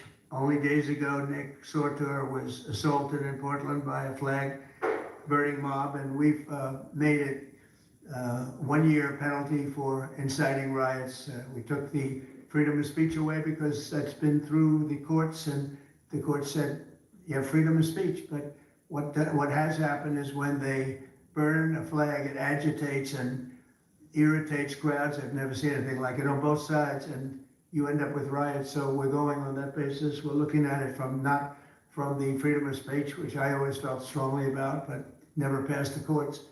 This is what they do, is they incite. When you burn an American flag, you incite tremendous violence. We have many examples of it, many examples of it, and it's actually down on tape, and you see things happen that just don't happen unless it's a flag that's burning. Very recently, Katie Davis Court was hit in the face with a flagpole in Portland by an Antifa radical, leaving her with a very blackened eye. So Katie, thank you very much. And I'd like to also say that I watched Nick. Where's Nick? Is Nick here? Nick? Hi, Nick. That was a rough time you went through. I hope you got my little note. I wrote you a note. Yeah, I really appreciate that. It helped a lot because it was a difficult situation. It was very stressful. And your note helped a lot. I truly appreciate it. I thought it was terrible, actually. I thought it was terrible. So we'll talk about it a little bit. Under the last administration, the Department of Justice targeted faithful Catholics, Christians, and patriotic parents as domestic domestic extremists. They said, oh, they're extreme because they believe in God. They're extreme because they go to a Catholic church, or evangelicals, where everybody was under the gun. Unless you were a really bad, sick person, then they left you alone. Under the Trump administration, we're going after Antifa criminals, and all who fund and support their campaigns are in serious trouble. And we have a lot of records already, a lot of surprises, a lot of bad surprises. It's people that you would never think. I want to thank Attorney General Pam Bondi, who, by the way, yesterday was incredible in Congress. It was amazing, and she just did it from the heart and the brain, because she's very smart, in all fairness, but she did it from the heart, and she did it an incredible, everybody was talking about it. She exposed some of these fake senators, these terrible senators, people like Blumenthal that had a phony war record. For 20 years, he talked about what a hero he was, and it turned out he never went to Vietnam. For 20 years, he talked about being a hero in Vietnam. Then it was exposed when he said what platoon he was with, and it was exposed that somebody was watching from that particular platoon. They said he was never with us. And then he went out and he cried and was ready to drop out of the election. And disgraceful. And then he looks at people like Pam and he starts criticizing her, and she's a patriot. They ought to do something with that. You know, we have a young congressman that's right now in jail for lying about where he went to college and other things. It was, you know, frankly not good. It was pretty bad. But it was nothing compared to Blumenthal. I mean, what Blumenthal did, he was for 20 years a hero, a great war hero. And then he sits back and, you know, sanctimonious kind of a guy, looks at, how dare you do this to the American public, you know? What a fake. But I thought Pam was incredible yesterday, as well as Secretary Kristi Noem was really out there courageously, and I appreciate it, Kristi, amazing what you're doing. FBI Director Kash Patel was really coming up with some great information, Kash. It's great. Keep it coming, because there's plenty of it. Deputy Attorney General, one of the best lawyers you'll ever find.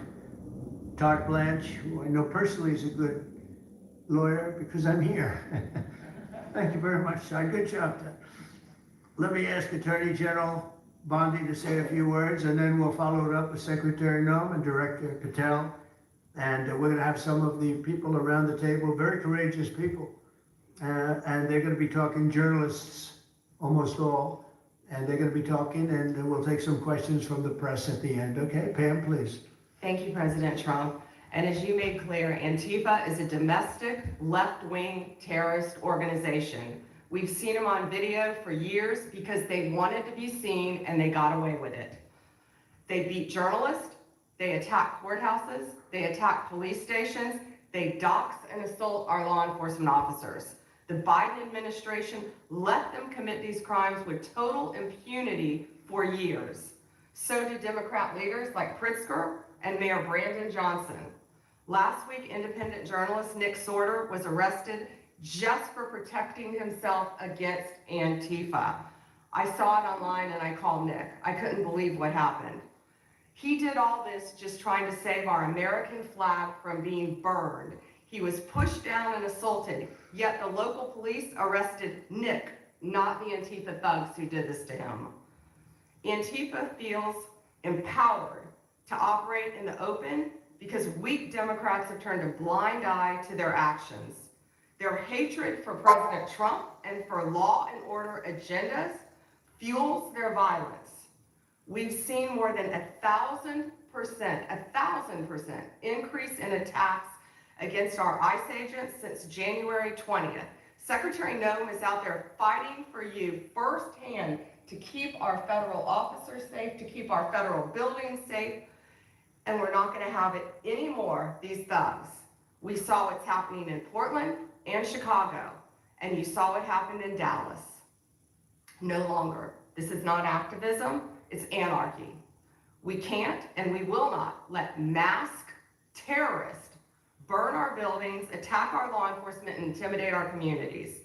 Under your leadership, President Trump, we're deploying the full might of the federal law enforcement to crack down on Antifa and other domestic terrorist organizations led by Stephen Miller. And Stephen, thank you for everything you're doing. Last week, I issued a memo ordering our federal law enforcement agents, DEA, FBI, U.S. Marshals, and ATF to protect ICE officers from Antifa and other radical left-wing violence. Director Patel has been going non-stop.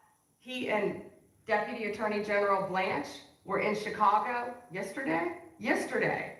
While Secretary Noem was in Portland, we are around this country fighting against this domestic terrorism. We had Apple and Google take down the ICE block apps.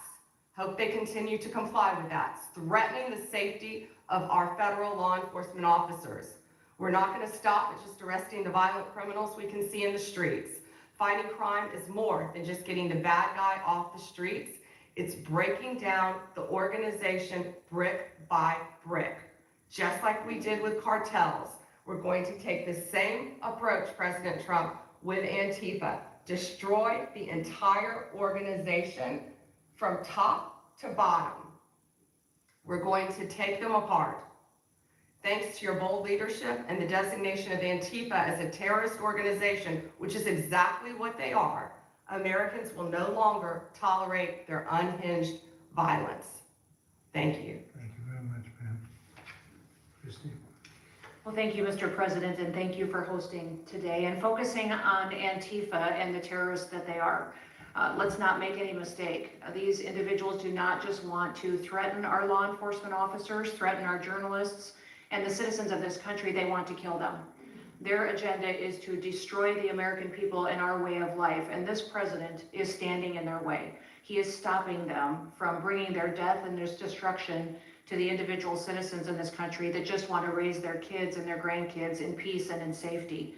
I want to also thank everyone around this table for being so bold and so brave, for standing up and recognizing the threat that Antifa is to our way of life. By recognizing how advanced they are, how sophisticated their networks are, how they've infiltrated our entire country, and we're seeing them play out with their tactics from city to city, and how they have built out their funding mechanisms. And sir, I also want to thank our Treasury Secretary for his work in getting to the bottom of these funding mechanisms and individuals who are perpetuating this violence on our American cities. I was in Portland yesterday and had the chance to visit with the governor of Oregon and also the mayor. They're in town and they are absolutely covering up the terrorism that is hitting their streets. While you talked about some of the stories of our ICE agents, our Border Patrol agents, how they have been attacked, how they have been shot at, injured, the damage that they've done, these leaders in these local cities, along with Pritzker and Johnson, ignore what's going on, or sir, they're helping Antifa cover it up. We have arrested dozens of individuals that are Antifa members or affiliated with them, and I want to thank our Attorney General for prosecuting them and making sure they never see the light of day again. They have been so bold in making sure we're bringing those individuals to justice. One of the individuals we arrested recently in Portland was the girlfriend of one of the founders of Antifa, and that we are hoping that as we go after her, interview her, and prosecute her, we will get more and more information about the network and how we can root them out and eliminate them from the existence of American society. I want to thank the new journalists here today for telling their stories and for being able and willing to go to the streets and to cover what's happening here in America. Many times the legacy media has looked the other way, refused to tell the stories. The networks have not really focused on what this is and what damage it is doing to our country, and how this network of Antifa is just as sophisticated as MS-13, as TDA, as ISIS, as Hezbollah, as Hamas, as all of them. They are just as dangerous. They have an agenda to destroy us, just like the other terrorists we've dealt with for many, many years. And today is the day that we have a president that won't tolerate it and will stand up and fight for the American people. So thank you for being here, for being so bold, and for standing in the gap at such a time as this. It will matter, it will make a difference, and your life will be one of significance because of what you've done today. So with that, God bless you, and thank you, Mr. President. Thank you very much. Thank you. Cash, please. Thank you, Mr. President. Mr. President, the American people gave you a sweeping mandate in your victory in this election cycle, and they demanded safety and security for our citizens. And your administration, with your leadership, has provided us with the resources that we need, which is a whole of government approach to go after criminals absolutely everywhere, not just outside of this country, but within this country. And that takes a whole of government approach. The interagency seated up here with the Department of Homeland Security, our Attorney General, Deputy Attorney General, and your White House staffers, including Stephen Miller's leadership, has allowed us to go out there and map out these networks. What we are doing at the FBI is simple. It does not require rocket science. We are following the money. Money never lies. And that's what it's going to take to bring down this network of organized criminal thugs, gangbangers, and yes, domestic terrorists, because that's what they are. They are harming everyday citizens in every single one of our communities. And the folks you see here on the right and left, they're some of the bravest men and women we have today. They're reporting the stories live time because the mainstream media won't cover it. They're putting their lives on the line. They're standing up for the flag. The least we can do is stand up for them. So you have my thanks. I read more of your stories than I do theirs because you guys are putting out the truth. And we deserve a country where you are protected as equally as they are. We, in this FBI, will go after with the criminals with a vengeance. We will not rest until we find every single seed, money, donor, organization, and funding mechanism that we have. And I want to echo the Secretary's comments on Scott Bessent, who's allowing us to map out these networks through their financial criminal activities, which has been going on for decades. And I would like to remind the American public, they built this disease temple of corruption over decades. And in 8 short months, Mr. President, you have crippled their foundation because of your leadership here, because of the interagency, because of people like Deputy Attorney General Lynch, and because of Attorney General Pam Bondi's fearless leadership to go after criminals wherever they are. They will not be able to hide. They were able to hide and conspire with prior administrations, and we are exposing their corruption from within. And we will go to every single city in this country under Operation Summer Heat and the other operations we are doing at the FBI to bring these criminals to justice. We will arrest every single one of them from whatever perch you sit in, private or public, no matter how your goal or your ambition is, it will be crushed by the Constitution because the American people deserve law and order, and that's what we're going to give you. Thank you very much, Cash. Great job. Maybe we'll start over here. Would any of you like to say something? Feel free. You can say it in front of a fine group of people, also journalists and reporters. You want to start? Sure. Go ahead. Absolutely. President Trump, members of the cabinet, really appreciate you guys bringing this together. And the fact that we are here today on such short notice shows how serious you guys are taking this issue of trans terrorists and frankly, the cities and police departments that are cooperating with Antifa, such as Portland. I mean, the Portland politicians are literally willing to sacrifice their own citizens just to appease these Antifa terrorists. It's sickening. I've seen it firsthand, obviously. When I went to jail that night, never expected it to happen. I thought that they were maybe removing me for my own safety. It never crossed my mind that I was the one that was being arrested for a crime after I was just thrown into a hole. I heard from the Department of Homeland Security after I had gotten out of jail, and one of your, I won't say exactly who it was, but somebody very close to Secretary Noem over here, said that they were legitimately worried for my safety in the Portland jail. But luckily the Portland jail was, I was the only one there, essentially, because they don't actually arrest people in Portland, besides conservative journalists, I guess. So, look, I'm glad that it was not a good night for me. Let's just say that. It was not fun sitting in that jail, but I'm glad to see what has come of it.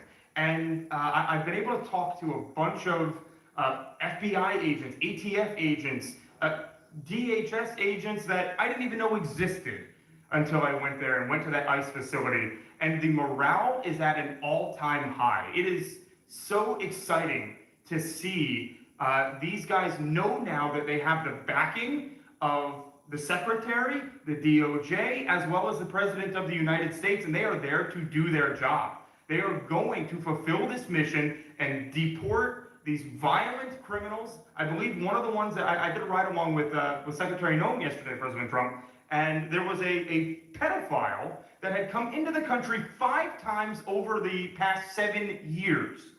7 years, and apparently under the Biden regime that was just allowed to happen. That was fine, no problem. It's concerning to me that you're seeing the Portland Police Department, as well as the governor of Oregon, and the mayor, of course, coming out and running defense for pedophiles that have entered the country illegally 5 times. It's crazy. I'm glad it's taking a front row seat in the media. And, they're being forced to talk about it in reality because, we're the ones that were on the ground. We're the ones that are actually reporting what's going on. Much of the legacy media has been either ignoring it or covering for Antifa for years now. So thank you guys so much for taking this seriously. And President Trump, you mentioned that flag. So remember, you put out a truth right after I saw that. took this flag from that man that was burning it in the street. Do you know who he is? Oh yeah, I know exactly who it is. So why don't you give it to Pam? Give it to the Attorney General and let's start prosecutions. Yeah. I actually have a second flag that he tried to burn as well. So I have two of them from Well, the same you guy. also saw what happened when that flag started burning. Everyone went crazy. And that's when it started, when they started burning the flag. So thank you. If you could give the information, it would be great. Absolutely. And at least that horrible night made you famous. I got a text from the President of the United States, so I appreciate that. And President Trump, after that happened to Nick, I called Harmeet Dillon and we opened a pattern and practice investigation into the Portland police very publicly as to how they let this happen. Thank you, sir. Mr. President, Brandy Cruz, you're gonna hear us be very fired up today, and you can tell, and it's because some of us have been covering Antifa for 15 years and have never had anyone in a position of authority even acknowledge their existence. And I'll also tell you that I think that had you not done, the single most powerful thing you've done to deal with this scourge has been acknowledging that Antifa is a real thing. I genuinely believe there would be people at these tables who would be dead today and would have been killed in Portland had you not called them a terror organization and said, we're gonna bring the full weight of the federal government to bear. I talked to Katie Davis in Portland the other day. She'd been assaulted all summer. And she said the same thing, that it seems quick to violence as soon as you made that designation. So they're thinking in their heads, they're worried. There's been 24 or so arrested in Portland. They don't want to go to federal prison. There's this video of them, one of them who was in the face of an ICE agent, and then he's in custody shaking. Once you take the mask off, they're nothing. And I was told by probably a dozen people not to tell you this. I'm gonna tell it to you anyway, because it's relevant to what we're talking about. I'm living proof that you can recover from TDS. I had strong Trump derangement syndrome for probably 8 years. This is one of the reasons I recovered from it. And by the way, it's much better to not have TDS. I'm happier, I'm healthier, more successful. I even think I got a little more attractive after I got rid of my Trump derangement syndrome. Yes. I'm a reporter in Seattle, and frankly, I could not care any less what any of you have to say about this meeting. Could not care any less. We're not here for you. I'm not here to convince any of you that Antifa is a real thing, because if you have not come to that conclusion by now, you are never going to come to that conclusion because you don't want to see it. And you're going to go and you're going to say it's a bunch of right-wing conservative influencers who are here spinning a tale. I was one of you. I was a mainstream reporter in Seattle for 10 years. I was a TV reporter on the streets doing my job, and I was still assaulted by Antifa. So it's not about being conservative, it's about people who go there and show what they're doing. And when I saw, after all those years, that the media wouldn't be honest about what was happening, that Democratic politicians wouldn't be honest about what was happening, I thought, well, gosh, if they're not being honest about that, maybe they're not being honest about President Trump either. And it opened my mind to just looking at things for what they were. And now I find you quite funny, actually. Now it's like I said, I'm much happier about it. But for me, again, I could not care any less the stories that they go to print. This is what I care about. We have 3.5 years. Nothing is guaranteed, although I think if Democrats keep it up, we'll probably have Republican presidents for the next 3 decades. But nothing is guaranteed, and so what I want to see over the next 3.5 years is a full court press to dismantle Antifa once and for all in a meaningful way. I know, Andy, we talked before this about some ideas. That's really what we want to, I don't care what the media says, I don't care what Democrats say, they will never wake up to this fact. So we want the federal government to take as many of these cases as possible, look at the interstate travel between Portland and Seattle when it comes to these people who are committing violent acts, and hopefully in 3.5 years, they will be a shell of their former selves. Close to that, and it's Antifa and many others, Yes. unfortunately. There are many others, bad ones. Most have been named terrorist organizations. There are a couple that we're going to, but I think we've got it pretty well covered. But there are many others, but very specifically today it's Antifa, and it's really bad. and we're going to get it cleaned up. Andy, do you have something? Thank you very much. I'm glad you no longer have TDS. I feel very good about that. Thank you. Thank you, Mr. President and members of the cabinet. I have a lot of gratitude and a little bit about my background. I'm born in Portland, Oregon, from there, and growing up, it's always been left-wing, very progressive, and I liked it. It had cafes and artists and those who lived a bohemian lifestyle. And in 2016, I was a graduate student at Portland State studying political science. I was an editor at the student paper there, a very progressive paper, and I was assigned to cover the election night demonstrations. Well, the elections night protests turned to riots, 3 days of violent rioting in Portland, and it was the first time that I saw groups dressed in black with their faces covered. This was 4 years before COVID. Some of them were waving the black flag of anarchism, some the red flag of Marxism. And within seconds, they would ravage one street to another, to another, to another. And the next day, I would read the legacy media, which I still read at that time and looked forward to, and I looked up to those journalists. And I was really shocked to see that the narrative was that these, in my view, anti-democratic political violence was legitimate acts of protest because people were concerned about racism or all these other lies. And so for the next 4 years, I just continued going out with my video camera. I thought, look, people can ignore what I write because of spin, but videos can quite speak for themselves. And in 2019, it led to me nearly losing my life. I was covering another Antifa protest turned riot. At that point, had been routine in Portland, and then I was ambushed in a mob beating. And I had never been in a fight. I didn't even realize that I was being assaulted until seconds in. And the punches came from everywhere, on my head and my face, and I was bleeding out of my eyes and ears. And then they threw all the drinks in my eyes to humiliate me further and to laugh at me. And I was rushed to the hospital in an ambulance and CT scan, and I had subarachnoid hemorrhage, which is bleeding the brain. I nearly died. And after surviving that, the reporting that I saw on liberal media it seemed to suggest that I had deserved it because they branded me far right. And some even went so far as to suggest that I maybe faked my injuries.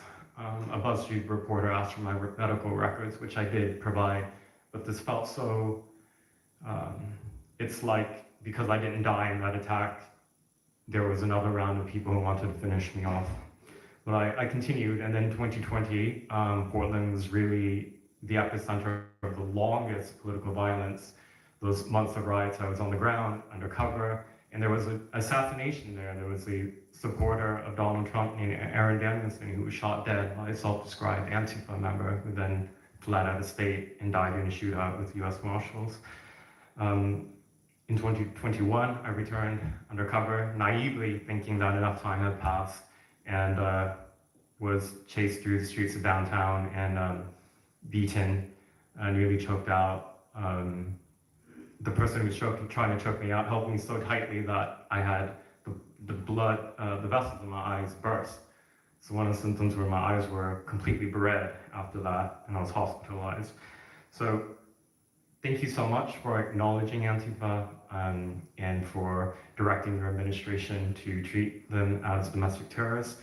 It's going to be really challenging because how they organize is that they are decentralized, autonomous, and they operate on deception. And we're still to this day told that they don't exist, that it's a figment of our imagination. I think the DOJ could look at federal conspiracy charges. The state of California and San Diego County last year broke up an Antifa cell in San Diego. And I think maybe perhaps the State Department should designate Antifa its international arm as a foreign terrorist organization, FTO. So thank you so much for this invitation, Mr. President. Thank you very much, Andy. Great. That's a rough time you had, huh? So the chokeout was almost the end, you felt? Yeah, that was my only near-death experience in my life, and I'm quite shaken when I think about it now. It it's it really feels unbelievable to me that on the streets of America that this type of violence against citizens could become so routine and accepted and cheered on by people. Although, you know, in the immediate aftermath of Mr. Kirk's assassination, we saw again that type of depravity play out on quite large swaths of the left. So there's a deep sickness that's in this country right now, and it pains me a lot to acknowledge it. Yeah, the amazing thing is you look at Portland and you see fires all over the place. You see fights and, I mean, just violence. It's just so crazy. And then you talk to the governor and she acts like everything is totally normal. There's nothing wrong. It's almost like, are you waking up from a dream or something? You see it on your network. You see it all over the place. And it's so bad. It's so crazy. It's like the movies you see for the kids. I guess not only the kids, adults also, where you have these bombed out cities and these bombed out people. It's like worse than that. I don't think they could make a movie as bad. And then the governor will get up and say, I don't know why they're coming here. It's such a wonderful place. And the amazing thing is the people want us to be there. The people, when they get the real people that live there, many of them have left, but the real people want us to be. The same thing in Chicago. So they've had 60, 70 murders over a short period of time. Murders, people that got shot. They've had hundreds of people shot. And then a guy like Pritzker, or this low IQ mayor, gets up. I mean, he got up, he's got a 5% approval rating. And the people are all against him. They want people to come. Beautiful black women are wearing a MAGA hat last night on television. Beautiful people. And they said, we don't care who comes, just stop the crime. They don't care, frankly, they don't care if it's National Guard and military. Send in anybody you want, stop the crime. And they're afraid to go out. They can't even go out. And then a guy like Pritzker, think of that.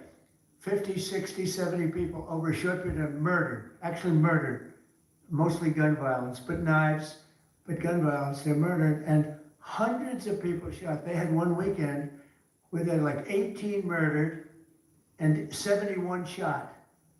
But they said, you know what their excuse is? Yeah, but it was a long weekend. In other words, it was a long weekend, so that was okay. And then Pritzker gets up and he says like, I don't know what they're talking about. We don't have crime here. They're crazy. I think actually they're petrified. You know, their families live there, everything else. I actually think they're scared. Pritzker was a failure in his family. They threw him out of the family business. The guy's a loser. But you know what? They actually, I believe they're scared. They're actually frightened for their lives. Jack, please say a few words. Mr. President, thank you so much for having us here today and holding this roundtable. Antifa is real. Antifa has been around in various iterations for almost 100 years in some instances, going back to the Weimar Republic in Germany. And it's now been just under 1 month since we saw a far leftist murder Charlie Kirk, and we saw thousands upon thousands of people, other far leftists and people in positions of authority, people like nurses and pilots and doctors and HR departments celebrating the death and the murder of Charlie Kirk. This sickness that's out there is absolutely real. And Mr. President, thank you for mentioning the fact that one of the bullet casings read, "Hey fascist, catch" on it. One of the other bullet casings right next to that had Bella Ciao written on it. Now, Bella Ciao is a song that is known in Antifa circles as the international anthem of Antifa. And all of us around this room that have studied Antifa, we're very familiar with these symbols. And Mr. President, I think the situation is getting worse. When you look at people like Luigi Maggioni, in his 20s, Thomas Matthew Crooks, of course, who took a shot at you, sir, the ICE shooter in Dallas, and now this Tyler Robinson, we're starting to see a pattern of more and more murderous violence. And this same violence is not just random, it is targeted assassinations, which are getting worse. And every single one of us in this room that goes out there, and obviously you as well, sir, and all the staff, we are now under that threat every single day. And working there at Turning Point USA, and I've spent just about the last month out there in Phoenix with Erica, with the family, with the team.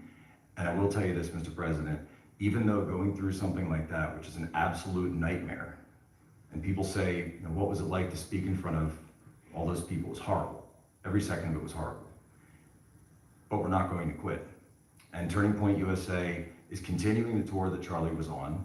We had 6,000 people when we went back to Utah. We had 5,000 people last night in Montana, if you can believe that. We are continuing to organize on campus. We are getting more and more people coming out in the face of this threat, knowing what happened to Charlie. But Mr. President, we need to do something about this, because I fear that the next one who could be killed could be sitting at this table right now. And we're not going to stop, but they need to stop, and they will not stop until they are stopped. Thank you. Thank you, Jack. I appreciate it very much. One thing I have to say is that Washington, D.C. was almost as bad. I don't know what could be worse than Portland. You don't even have stores anymore. They don't even put glass up. They put plywood on their windows, but most of the retailers have left. But Washington, D.C. was so bad.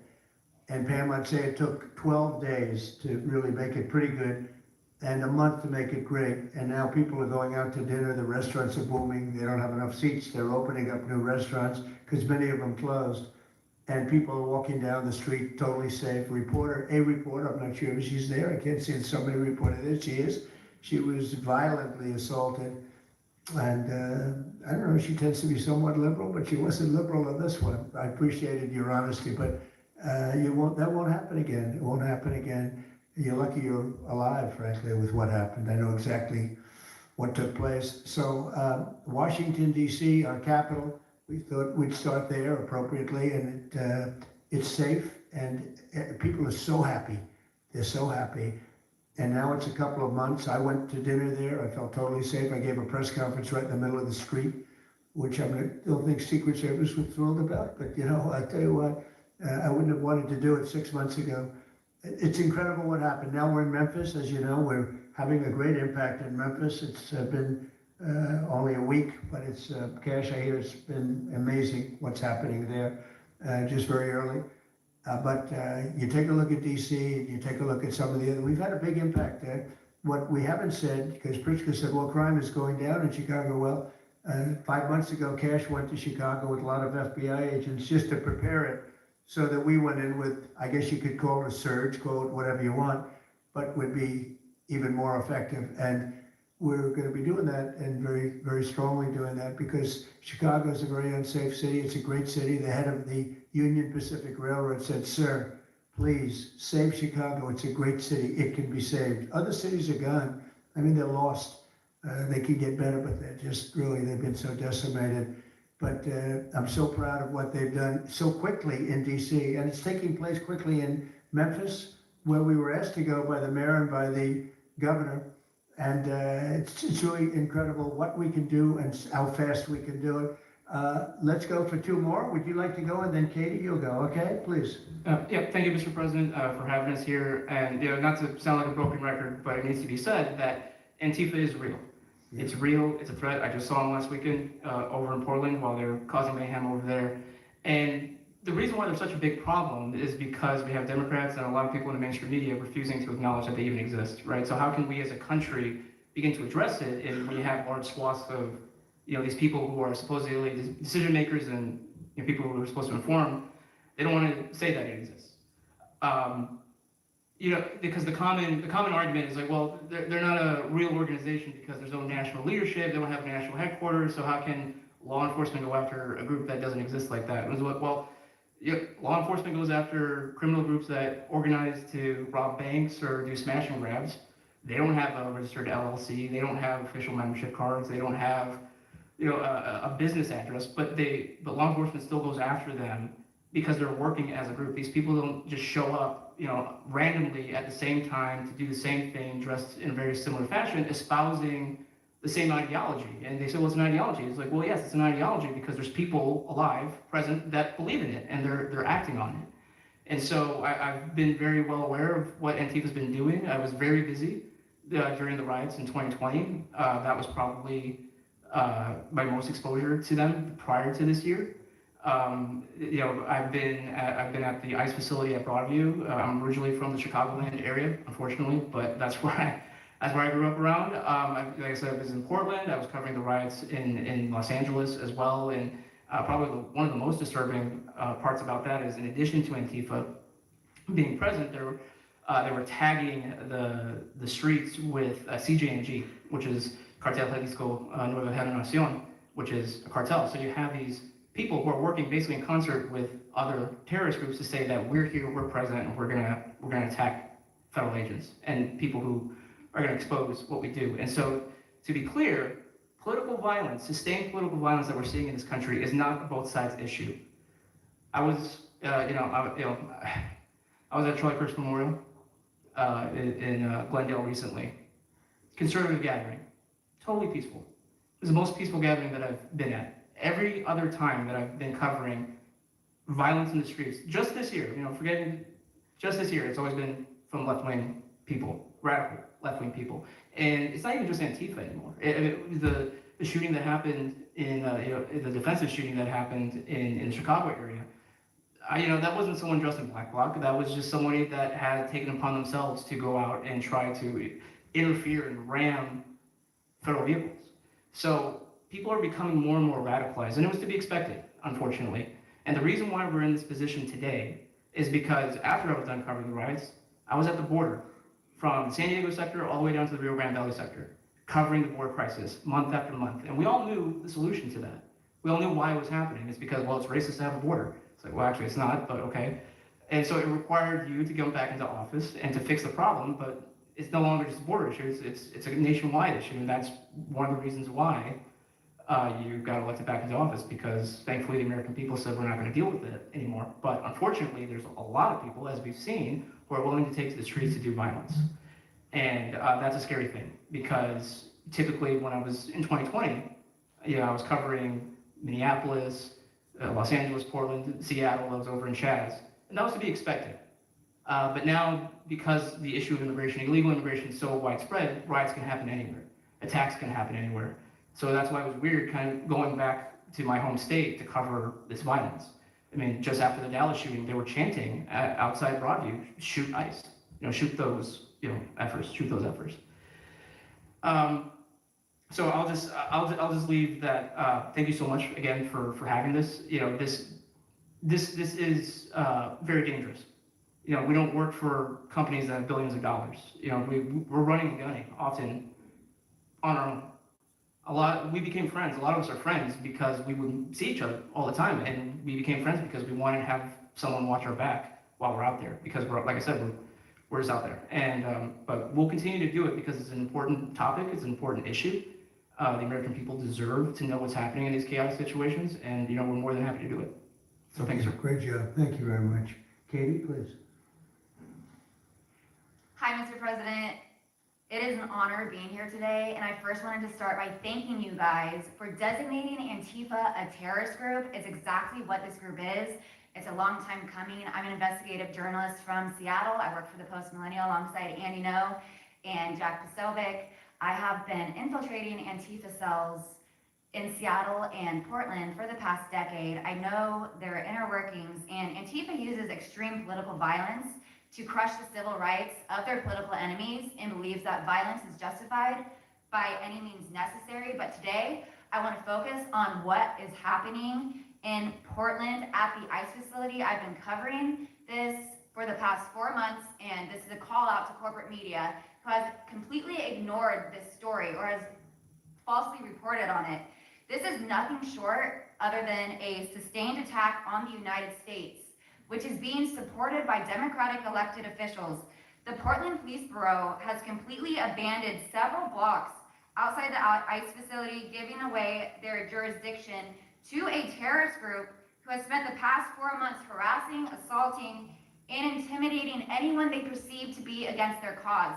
Not only have federal agents been relentlessly assaulted for more than 100 consecutive days, black-clad anarchist militants concealing their identities behind black facial coverings have been assaulting reporters just for trying to cover their crimes.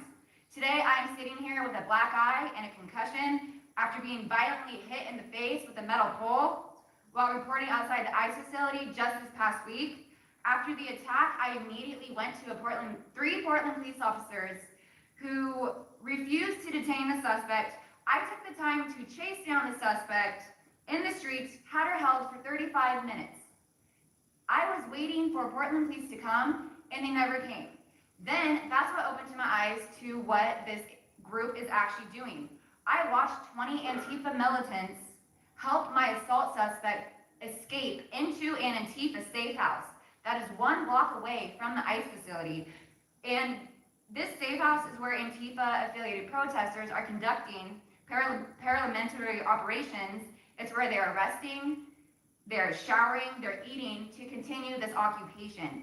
I have staked out this safe house and have observed shift changes.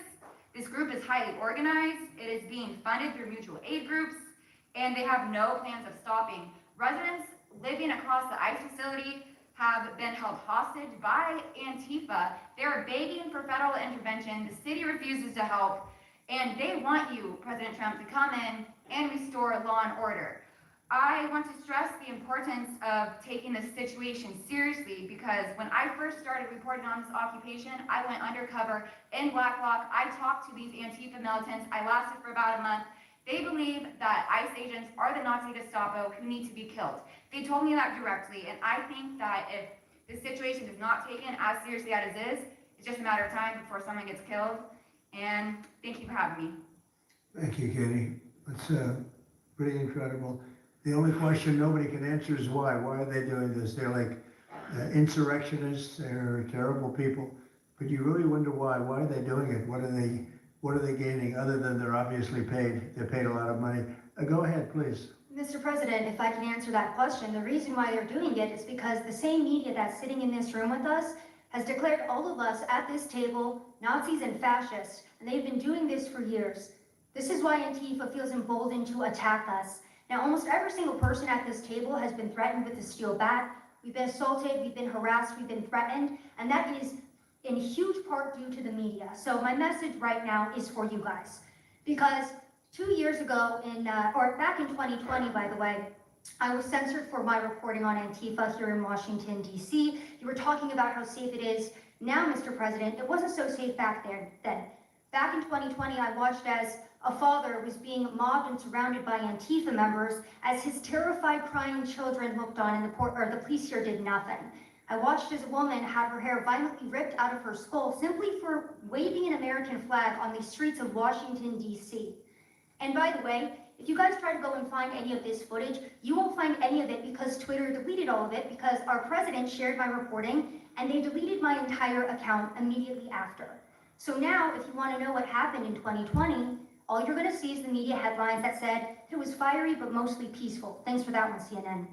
The reality is that it was an extremely violent period of time, and for the last 10 years, Antifa has been wreaking havoc on law-abiding and innocent American citizens, and it needs to end. Now, I'm with Turning Point USA. It's an honor to be here, Mr. President. Thank you guys so much, everybody in the administration, for giving us a seat at the table, because the media has not only been demonizing us for so long, but immediately after the brutal assassination of our founder, Charlie Kirk, our Turning Point USA chapters have seen an uptick in violence across the nation as Antifa chapters that are embedded in our universities go and target them. It's been extremely difficult to report on the ground, and for a long time I was afraid to go to Portland because I knew that the only people who would have my back, like Julio said, were one of my friends on the ground because there is no police force there. I was terrified to go because I knew if I got shot or stabbed, and I have been assaulted, I've been mobbed and robbed in Austin, Texas by Antifa, that nobody would come to help me. So my plea to the entire administration, especially to the DOJ, is every single radical left-winger who is in front of the ICE facility in Chicago, in New York, in Portland, please make sure that you use the full force of the law to come after each and every single one of them, because it is us being soft on left-wing violence that has fomented all of the terror that we have seen in this country, and it is the left wing getting away time and time again with assaulting law-abiding American citizens that has led us to this place. So truly, to the Americans that I speak to on the ground, they feel completely abandoned by their state and local government. So please step in. You have Americans begging for the National Guard. And to the media over here, please report on the truth. Please do your jobs. I'm an American citizen. Everybody at this table simply views ourselves as American citizens who have an iPhone and the will to actually tell the truth. So please take your job seriously and tell the truth to the American people. And thank you for letting me be here on behalf of Charlie to continue his legacy of cleaning up the country. Thank you, Mr. President. Thank you very much. Appreciate it. Wow, you feel very strongly, I can see. I'm mad. I got beat up so many times, Mr. President. My friends have gotten beaten up, and I want to cry right now from happiness because we have been completely ignored for so long. For almost 10 years, we've been getting assaulted on the streets. I have watched children cry as their parents have been attacked on the streets. That should not be happening at our nation's capital. So please, again, the DOJ, please utilize the full force and go after each and every single one of these people. Fantastic. Thank you very much. Great job. Impassioned. That's important because you should feel like that. Please, go ahead. Mr. President, thank you for having us here and bringing together this panel of brave journalists, everybody on this side of the room. And no one can speak to the violence better than these people here. So I think we know that this is not just a story about violence and chaos, as you alluded to, Mr. President. This is a money story. And at the Government Accountability Institute, my colleague and I, Peter Schweitzer and our team, we followed the money, and we followed it to the top of what we call the Protest Industrial Complex, Riot Inc.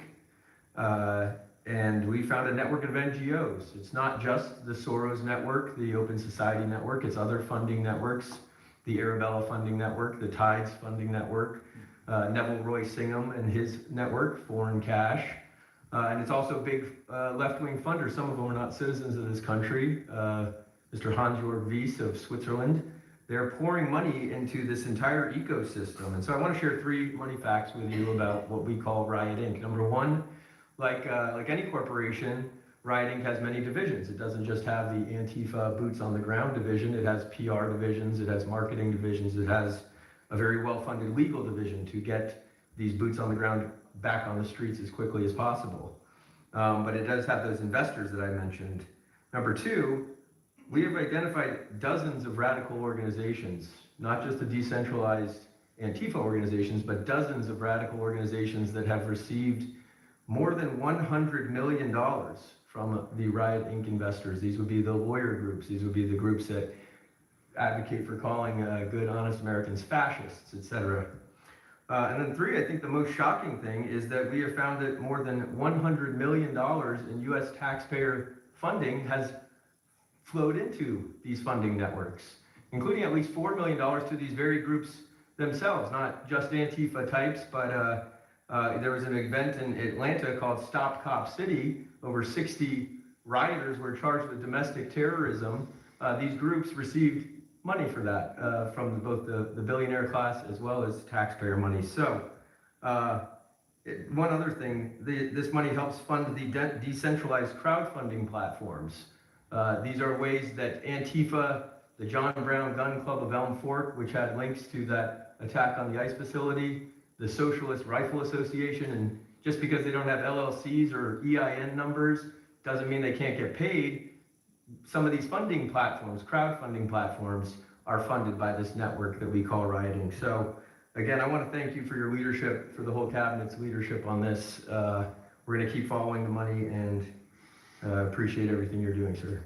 Do you know the name of any of the funders? Do you know the names? Because if you do, I'd like you to give them to Cash or Pam. Absolutely. Or Christy. Yeah, we'll do that. As soon as you can. That's all of you. Because you probably know the names after a certain period of time. You tend to find out. But these are people that do not have good intention for the country, and that's treasonous probably. So if you could, very important, if you could do that, it would be great. Nobody would know better than you. You'll figure it out. Thank you. Please go ahead. Yeah, my name's Nick Shirley. I'm 23 years old. I'm a 100% independent YouTube journalist. And over the past year or so, I've been able to go to 15 countries. I've hung out with people in the gangs of Brazil and the favelas, in the prisons of Secot. But yet the most dangerous places I have been here in the United States, unfortunately. And I've had the opportunity to show people about the protest Antifa here in the United States, and there's nothing organic about what they are doing here in the United States. I've watched people be bussed in from states. I've watched the same lady at a protest in Atlanta be bused to the protest in DC and then in New York. Nothing that is honest about what they are doing. And they have signs, I've seen the same signs here in DC and in London as well. It's a big organization and corporation that they're running. And people may wonder, like, what's the threat to us as Americans if we go? Well, you'll be labeled as a fascist, you'll be labeled as a Nazi, and they'll wish death upon you because they wish death upon me. And just last week in Portland, Oregon, I watched a lady get trapped in her car, surrounded by Antifa, and her sister messaged me after seeing the video. She said, the only reason I think my sister was safe is because you were there recording. I also was chased out by a member of Antifa who said he would smoke me, and next thing he knew, a DHS sniper had lasers on his chest. If he was not there, who knows what would have happened that day. These people are very dangerous, and people wonder how they're able to do it. It's the reason is because these cities are not enforcing the law. And why should these people be worried if the law is not being enforced? And we are not far right, nor are we far wrong. We're just right. And the truth about what's happening here in America with these groups is very dangerous. And I thank you, Mr. President, and your administration as well for acknowledging that. Thank you very much. It's too bad you have to go through it. I know, it's so Thank you very crazy, much. right, Mr. President? Well, you're gonna get to the bottom of it, so it's a very important thing you're doing. Thank you very much. Please, Ken. Yeah, I've just got something very short. I'm attacked every time I do my job. When I leave my house to go to work, I am violently assaulted. I've had guns pulled on me. I've been bear sprayed. I've been beaten down. I've been almost killed. So my question for all of you is, how would you feel if every time you showed up to work, masked militants tried to kill you? Because that's how we feel. That's our lived reality. And you guys go and tell us that we're liars, the riots aren't that bad, right? I've never seen any of you guys on the ground. In fact, I've never seen anybody representing the companies you work for on the ground. You guys come to us for interviews that never get published. Stop saying we're lying. We're not. We risk our lives every day to do the job that you guys are too afraid to do. What network would you say is the worst that I could ask? Oh man, yeah, it's a real tight spot. Honestly, it's a simple question. And Well, there's a lot of people in this pool, and I would say I'm not talking about Fox. I'm not talking about Newsmax or any outlet that resembles them. So I'll let you guys put the pieces together on who I'm exactly talking about. Say, which network? would you say? MSNBC for sure. They're terrible. I agree. They're CNN, terrible. close. Yeah. Yeah, I'd rate it that way. Yeah. MSNBC. That's Brian Roberts. Yeah. That he allows that to happen is a disgrace. Absolutely. And CNN is second. Yeah. I would say CNN is not quite as bad as MS. MSNBC is not What really a about news others? site anymore. Oh, MSNBC is sick. Yeah. They're sick. Well, sir, it's who also else? just the stories that they publish about what's the ICE enforcement operations that are so heavily slanted that it's no longer, as I was saying, no longer just Antifa, but Americans that are becoming radicalized. So they've been very irresponsible with how they've been reporting. Who is that? MSNBC, for example, they're Would you rate them the worst? probably. Who They ran would a you rate story. second? Well, they ran a story about an operation in Southern California about how a father of 3 Marines was arrested, and they made it seem like they just did it because he's brown. But there's video of that same man charging at the agents with a weed whacker. Now, I've worked with weed whackers back in the day, and you don't want to be in the receiving end of one of those. So that's why he was arrested, but the story was presented as if it's a brown guy just simply being arrested. And I've been around ICE agents, and I'm a citizen, so I feel fine. But it's just that's why. It's not just Antifa. It's not happening in a vacuum. It's No, it's multiple working factors. in conjunction. I think they work in conjunction with some of the media. I think ABC is very bad. I think NBC is very bad. And CBS has a new owner, so we have hope for CBS. CBS has a great new owner, my opinion. But I will tell you, ABC is terrible. NBC is terrible. NBC's MSNBC too. They changed it. They moved it over legally so they couldn't be tainted by the words MSNBC, but they are absolutely terrible. There are a lot of them. What about independents? Independent networks. They're a little bit better, but I would say that we're an example of how you don't need to be part of a super large company to be able to do just basic journalism.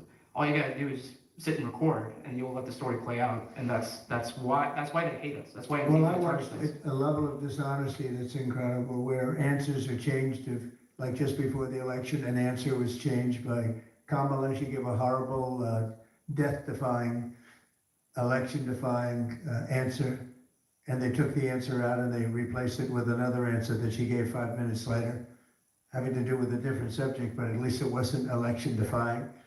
I know the level of dishonesty with the media is incredible, whether it's on Antifa or many of the other groups. You know, you're talking about Antifa, and I know that's close to your heart because that's the one that's most affecting you, but there are others that are as bad or almost as bad as Antifa, having to do with different people, different sections of the world, but it's terrible. We're not going to let it go on in this country. We're not going to let it go on. And a big problem is not all of them, but some of the networks out there. And you do wonder why. You really do. Okay, please. Go ahead, yeah. Mr. President, thank you again. Thank you. My name is Jonathan Cho. I am an investigative reporter for Frontlines Turning Point USA. I'm also a senior fellow at Discovery Institute in Seattle. And I cover far-left extremism as well as the homeless drug crisis in America. And I find it oftentimes those worlds intersect. And hot off the presses, what I wanted to bring to your attention today is a report from a Capital Research Center here in DC in conjunction with Discovery Institute. They just put out this study right now. And what it shows is that Antifa is heavily embedded in the homeless and housing nonprofit sector. In many cases, the homeless industrial complex is running cover for Antifa. Antifa is benefiting from American tax dollars, and they're essentially being used as the muscle. Let me give you an example. There's a group called Stop the Sweeps in many US cities right now. They get in front of encampment sweeps. What they're doing quietly is they're bringing in Antifa militants to manufacture a crisis to make the police look bad. Another group right now that is behind Antifa and working with Antifa very closely, based on the research that we have right now that we're going to give to you and your team, are the Democratic Socialists of America, also known as DSA. Again, these far-left progressive groups tend to be aligning themselves with Antifa. So finally, in closing, what I wanted to thank you again, Mr. President, is that a few months ago, earlier this year, you put out an executive order on homelessness and the drug addiction crisis in America, and that's sent the entire homeless industrial complex on the run. You have absolutely moved the needle and changed the game. But what's also come out, again, is that there is a connection, a deeply embedded connection with the homeless housing nonprofit game in America, connected to Antifa and the far-left activists. And finally, I just wanted to say that all of our resources at Turning Point USA and Discovery Institute are at your disposal, and we will continue again to carry on the legacy of Charlie Kirk. He would have wanted us to pursue and chase the story. Well, he was a good friend of mine, as you know, and he helped us get elected. Us, it really is us. It's even some of them, but not too many of them, not enough of them. And did you notice when we mentioned CNN and MSDNC, the cameras went off. 2 of the cameras immediately went off, but they're not going to cover it anyway. The problem we have is that this is a very important meeting, but you'll see very little press about it. These are major statements being made by major people, and including the people right here, and you're not going to see too much about it. They don't like to cover this kind of thing, because it's very dishonest what's going on there. I think the press is a big factor. Please, go ahead. Thank you, James. Mr. President, thank you so much for having us all here to bring attention to this matter. You know, you did mention MSDNC, CNN, a handful of those other outlets that have been lying about, various things, but especially what ICE, brave men and women over at ICE have been doing.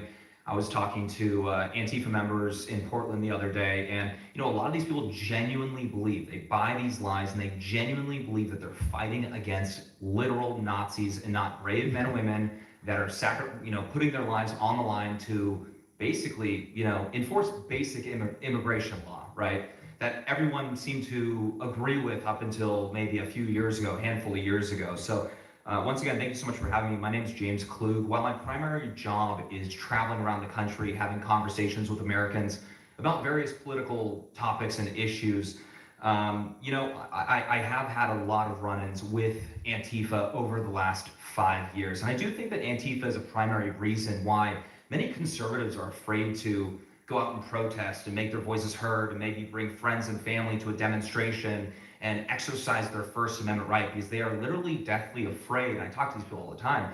They're afraid of militants showing up in black bloc and hurting them and their families.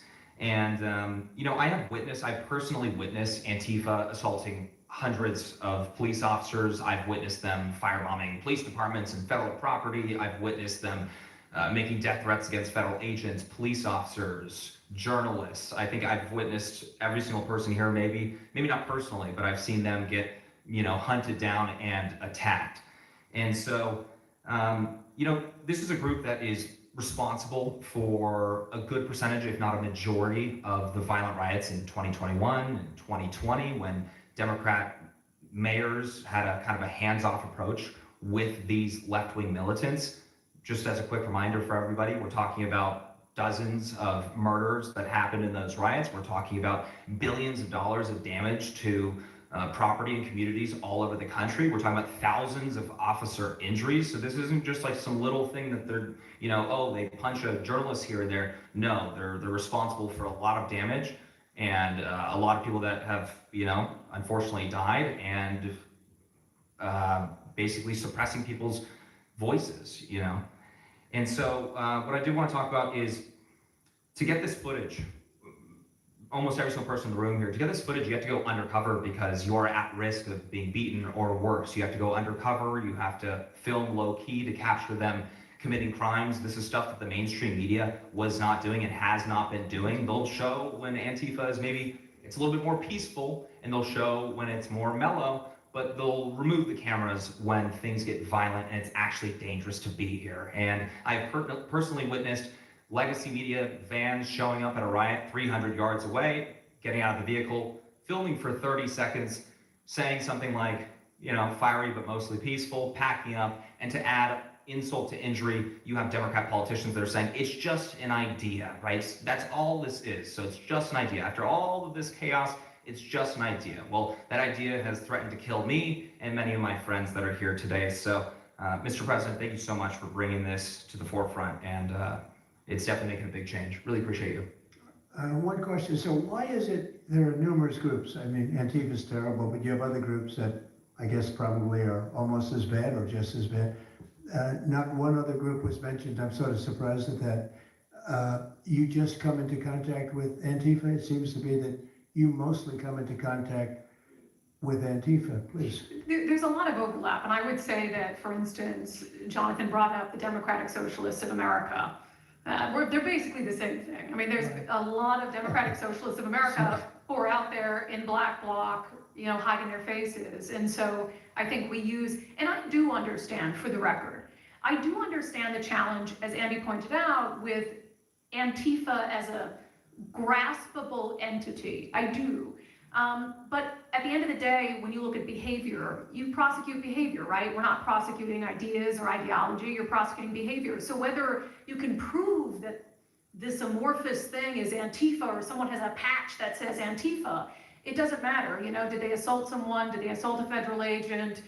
Were they engaged in rioting? What is it? And so they're always using that, they don't call themselves Antifa, even though some of them literally do. It's called Rose City Antifa. How long has it been around in Portland, Andy? Since 2007. They call themselves Antifa. In Seattle, I was outside the federal building, and they were yelling, "There's no police here, this is Antifa land." And then at the same time, Democrats, like our governor, are, Antifa is an idea. But yeah, I think Antifa can overlap with a lot of other entities and organizations. Okay, very good. Thank you. President Trump, I just wanted to add this real quick, because you were asking which mainstream media outlet is the worst. What I think, it's any of them that decided to call Kilmar Abrego Garcia Maryland's dad. Because when I'm out there on the street talking to these people, they call Maryland dad is this human, he's actually a human trafficking MS-13 gang member that's illegally in the country. But the amount of people on the street that I spoke with that thought that he was a U.S. citizen that was being deported to Uganda is dangerous. These people genuinely believe, based on what comes out of the garbage standing over here, that you guys are deporting U.S. citizens. So that's so when you have a governor like Pritzker in Chicago, where you have Illinois, which is in a lot of trouble. Chicago's there, potentially a great city again. It's not great now, but it could be great again. That's why we have to get there soon, because eventually you can't do that.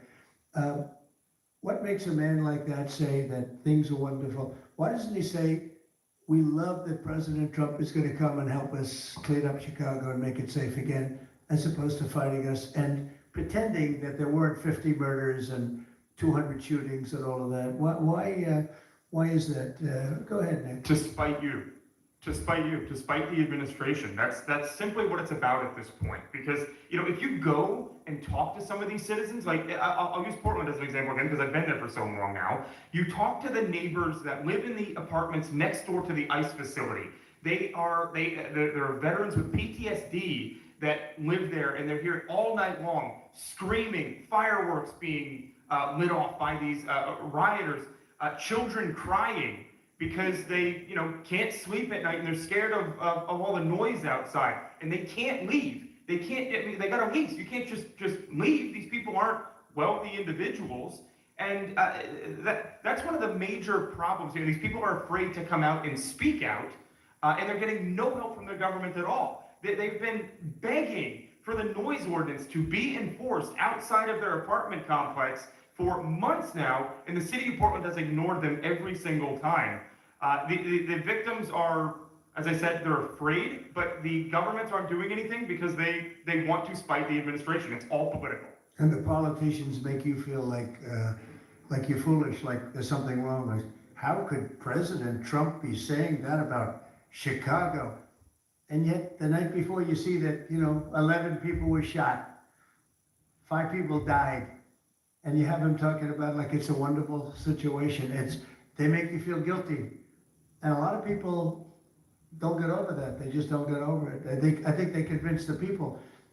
Do wealthy people leave too or not? Places like Portland, are the wealthy people leaving? People that can leave, are they leaving? I think that they're moving to the areas that have been gentrified. I mean, the Oregon governor, when she was saying, we don't need Trump here, she's walking around, it's a very tight shot, if you notice that. She said, Portland's just fine, look at me. And they'll focus on the couple areas of Portland Well, that she are was very saying nice. that, and there were explosions in the background. Yeah, I mean, there was a reason they cropped it in. There's explosions in the background. Sorry. Anybody have anything else to say up here?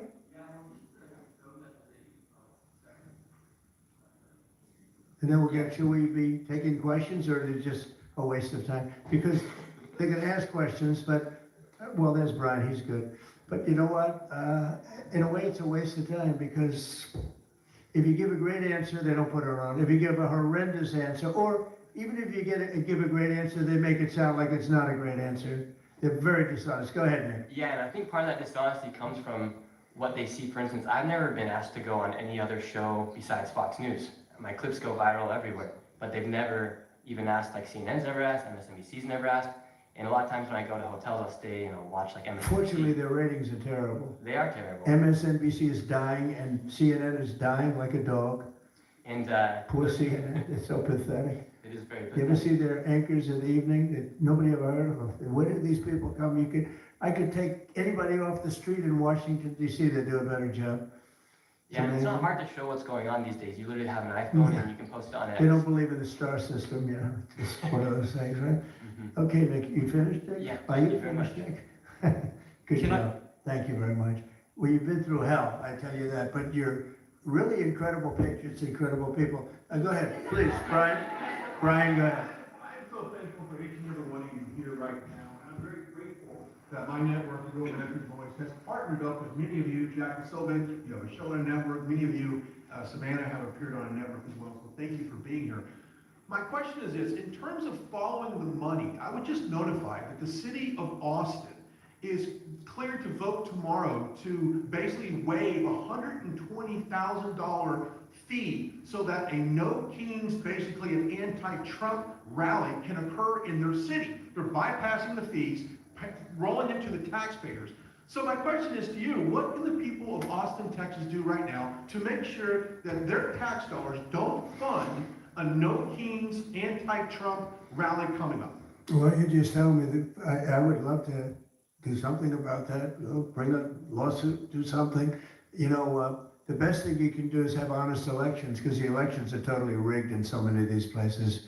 You take a look, the people, they're all loving you, they can't breathe, they love so much, every one of them. You don't see one negative, then all of a sudden you lose the election by 20 points. The elections are so rigged, and we proved that in 2020 more than any other time. But even the last election, there were areas that I won by much more. We won in a landslide, but I actually won in more of a landslide than we thought. I said, you got to get out, make it too big to rig. And fortunately, the people made it too big to rig. They tried. They tried. But the biggest thing you can do is have honest elections. You know, if you don't have, and you need great media. You need borders. You need borders. Wait. You need borders. You need honest media. You need honest elections, and you have a great country. And you need all three of them. Yeah, go ahead. To all these radical groups that you talked about inside here. So thank you. I would like you to make a big deal, though, if they're waiving a fee, but I guarantee they wouldn't waive it if it was, it's not Trump. If it were a conservative rally, they wouldn't be waiving it. So maybe you can look into that, Pam. Todd? That sounds like one for Todd, Pam. Go ahead, Todd. Good luck. Thank you.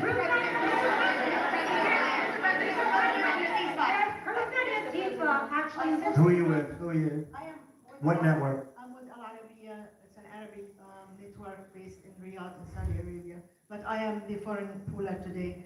Mr. President, you said that you might go to the Middle East on Sunday. Do you mean Egypt and Israel? And would you consider going to Gaza to see what things I would, yeah, I would. I might do that. I may do that. We haven't decided exactly. I'll be going to Egypt most likely.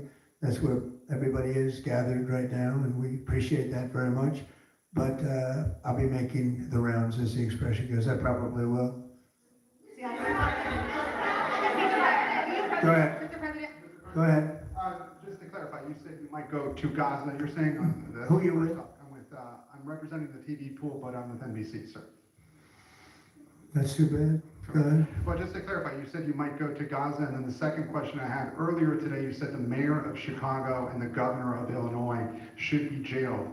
Have you asked the Justice Department to look at possible charges? No, I've seen the law, and when you have a group of people where the police call off the safety for ICE officials, I've understood that, and I've read it today in numerous journals, that that's illegal. What they did is I guess it was ICE, Christie, right? They were under threat, and the police were helping beautifully, and it was fine, and then all of a sudden, a woman was on the line saying, everybody, move back, get out, and they were given an order by the second person in the police department, and the governor knew about it, the mayor knew about it. I understand that's a criminal offense. Do you want to comment on that, Christie? Yes, sir, we're seeing that kind of pattern happen with local law enforcement and state law enforcement, not just in Illinois, but also out in Oregon too. In fact, in Portland, I was there yesterday, but some of the ICE officers were telling me that as they drove by the rioters that were saying, kill ICE agents, Molotov cocktails, melt ICE, that the Portland police were cheering them on and had their fists in the air cheering on the rioters that were threatening their lives. So in Chicago, we had a 10-car caravan trail our ICE officials and pin them down. And those ICE officials, to get out of their vehicles, a woman tried to ram them and run them over, and shots were fired to get them to safety. So it's happening on a regular basis, and any elected official that allows this to happen and gives cover to those kind of individuals who are perpetuating murder should absolutely be prosecuted, in my opinion. Daniel. And by the way, we have Marco Rubio. Marco, come on up here, please. He's going to bring a little stability to this group. Come on up. Does everybody know Marco Rubio? Is there anybody that doesn't? Some of the reporters don't. That's why they shouldn't be reporters. Which job is he here for today? Come on up here, Marco. Anything we should know about the Middle East? That's what we're hoping to talk to you about here, Mr. President. He's doing a good job. He was born for this job, I can tell you. Daniel, please. Thank you very much. I have two questions for you, if that's okay. Shane has talked a little bit about the money aspect of this. Do you believe if you go after where the money is coming from with Antifa, in regards to Antifa, do you believe that would be similar to cutting the head off the snake, so to speak? And It would help. You know, I don't know that it would be totally complete, but it would certainly, you'd knock out 75%, 80%, 85%. These people, a lot of them don't believe it. You know, when I watch them, I say, I can almost tell a pro they're like professionals. That's all they do. And they get paid by somebody. I think it would knock out a lot of it. Yeah, not all of it maybe, but a lot of it. a lot of the people who we've listened to over the last hour, they've emphasized that Antifa, it's not necessarily this big organized thing. It's a bit ambiguous. It's deorganized. I think that's one of the words that Andy used. What is the challenges of going after a group that makes it intentionally difficult to go after and find? That could be for you, the Attorney General, or anyone up there. Well, they're smart people, and they deceive. A lot of them are crooked people. A lot of them have been staying out of trouble their whole lives, and they've been bad from the day they were born, frankly. But these are sick people. Pam, go ahead, please. Well, they're smart, but they're not smart enough. Oh, my microphone's broken. They're smart, but they're not smart enough. They have been covered by these liberal cities for so many years. And that's why we're all working with Treasury, with all these different departments, to find the criminal conspiracy. I'm just given, I was just given a note by the Secretary of State saying that we're very close to a deal in the Middle East, and they're going to need me pretty quickly, so I will take a couple of more questions. Please. Thank you, sir. I also have 2 questions for you, if I may. Have you given any more thought to possibly suspending habeas corpus to not only deal with these insurrectionists across the nation, but also to continue rapidly deporting illegal aliens? Yeah, it's suspending who? Habeas corpus. So. Oh, I don't know. I'd rather leave that to Christie. What do you think? No, sir, I haven't been a part of any discussions on that. All right, go ahead. In the ceasefire. This is CNN speaking, by the way, so. Are you This is personally one of the worst reporters that you'll ever see. I don't even want to take a question. It's a waste of time. Go ahead. How will you decide which workers get back pay and which workers do not? Well, we're going to see. Most of them are going to get back pay, and we're going to try and make sure of that. But some of them are being hurt very badly by the Democrats, and they therefore won't qualify. Go ahead, please. What will the administration do to foreign Antifa organizers and funders who are located overseas? Go ahead, in the yellow, please. So the Nobel Peace Prize will be announced on Friday. You've been nominated by many world By many, many countries, that's many right. countries, as well as the hostage families. Do you think you will win? I have no idea. I mean, look, I did settle. Marco would tell you we settled 7 wars. We're close to settling an 8th. And I think we'll end up settling the Russia situation, which is horrible. 7,000 people died last week, by the way, in Russia, between Russia and Ukraine. I think we'll settle that. So I don't think anybody in history settled that many, but perhaps they'll find a reason not to give it to me. You know, perhaps they will.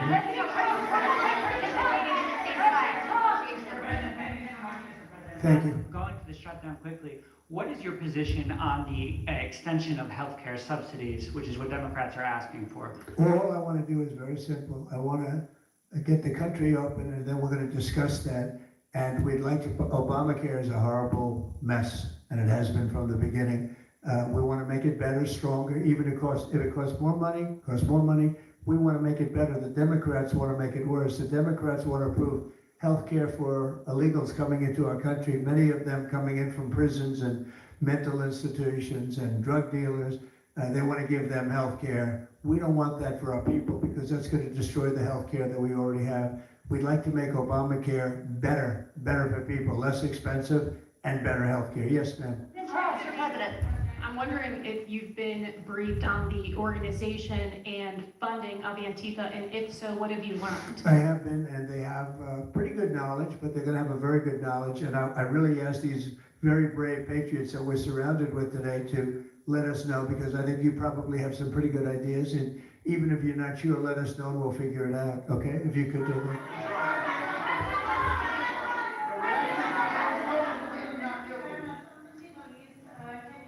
You're from Italy? No, I'm from France. Can you specify how close we are to the deal? Would that be announced today or tomorrow? And do you want to see the hostages released before you travel to the region? No, I think I'll probably go maybe before the hostages are released or shortly thereafter, pretty much shortly thereafter. Yeah, please. Participating in these negotiations. Go ahead. Who are you with? Senator Square, I had the honor of asking asking you originally if you would designate Antifa a terror organization. And I stand here before you today, and I'm echoing what Andy said over here. Are you going to work with your administration as the Secretary of State's here? Are you going to work with your administration to designate it a foreign terror organization? You mean a terror? Antifa? A foreign terror organization. Well, has that been done? Pretty close, right? Would you like to see it done? Yes, Mr. Do President. you think it would help? They have foreign I'd be links glad all to across do it. I Western think it's the kind Europe. of thing I'd like to do. If you'd like, does Middle everybody East. agree?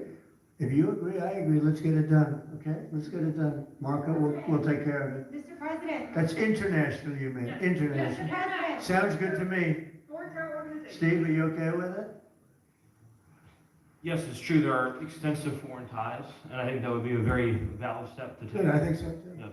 Good, I think it's a good point. Thank you. President Trump, totally participating in this. On the shutdown, we are now about 1 week away from military service members missing their paychecks. We'll always take care of our military. Would you encourage Congress to pass a standalone bill to pay our service members? Yeah, that probably will happen. We have to worry about it yet. That's a long time. You know what 1 week is for me? An eternity. 1 week for me is a long time. We'll take care of it. Our military is always going to be taken care of. Yeah, please. Blue dress, Lou. Today, Rebecca with Blaze News. I'm curious to know, so you're talking about the money funding these Antifa organizations, and somebody brought up Roy Singham, I think it was you, who, by the way, is married to one of the co-founders of Code Pink, this infamous left-wing organization. I'm curious to know the administration. Who is that? Who is that? Roy Where is- Singham, he's married to. No, did you say they're here? No, he's not. A journalist brought him up, but Oh, I see. Okay. yeah. Okay. Seamus, thank you. Good bring up. Excellent. Go ahead. He's somebody who's been reported on extensively, and I'd love to know what the administration is going to do to actually bring consequences to some of these names you mentioned. Well, I don't know the name, but I would like to ask Pam to take a look at it. You know, a lot of the best information we find are through you and other people like you, so I'd like you to look at it, Pam.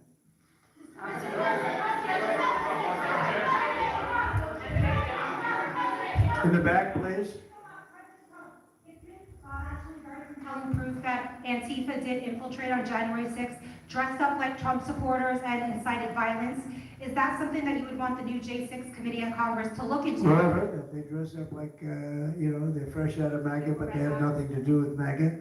And they make trouble and they try and blame it. And yeah, we know some of that and we will be acting on some of that. We've seen it. So I think you could stay a little longer, but you know, the problem is, although you have some very honest journalists in here, you also have some largely dishonest journalists like MSDNC and CNN. I think they're very dishonest, unbelievably. It's like a waste of time even talking to them. But I have to go now to try and solve some problems in the Middle East, although I'm very well represented by our Secretary of State. He could probably do an even better job than me. But who knows? We don't want to take any chances. So we're going to go and do that.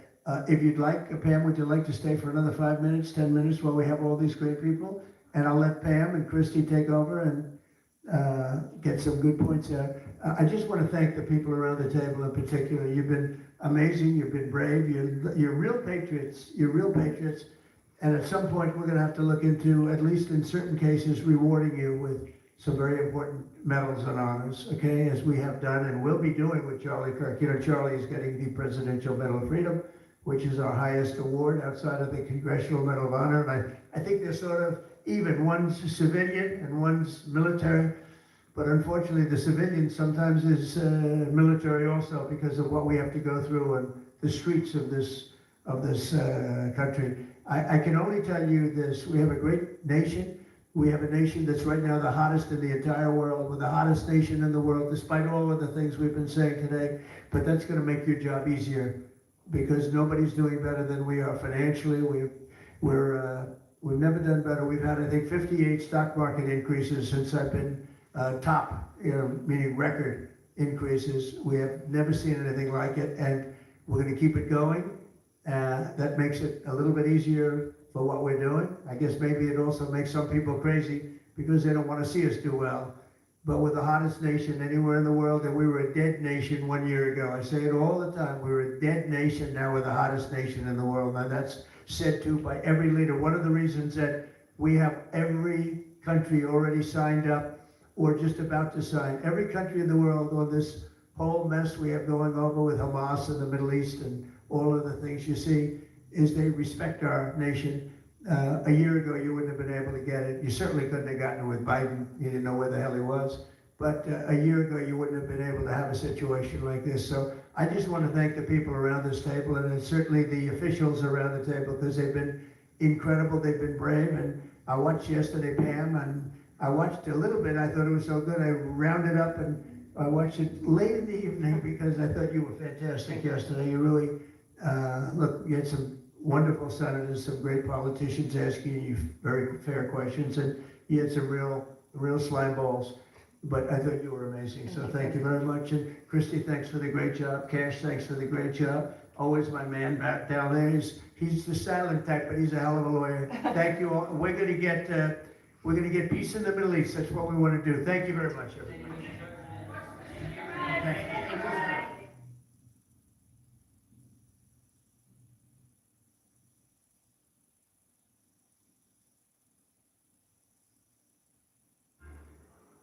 Ladies and gentlemen, please welcome the First Lady of the United States.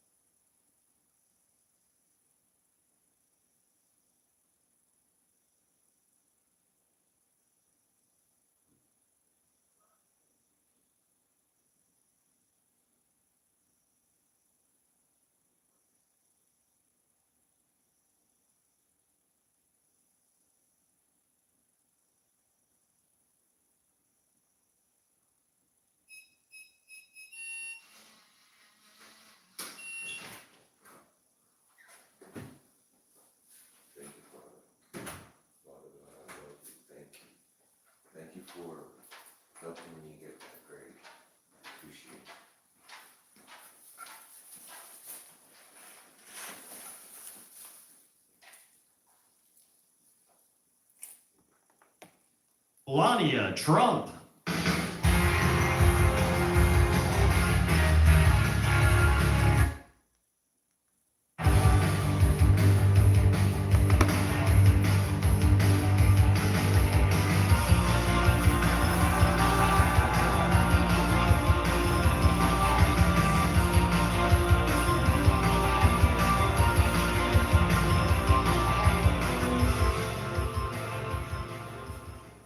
Hooyah, Navy!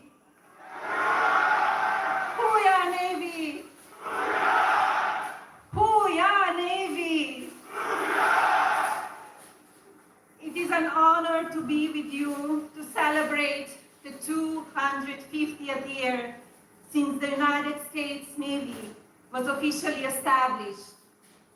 Generations of sailors have kept America free because of their presence on the high seas. Your strength, bravery, and sacrifice inspires us all.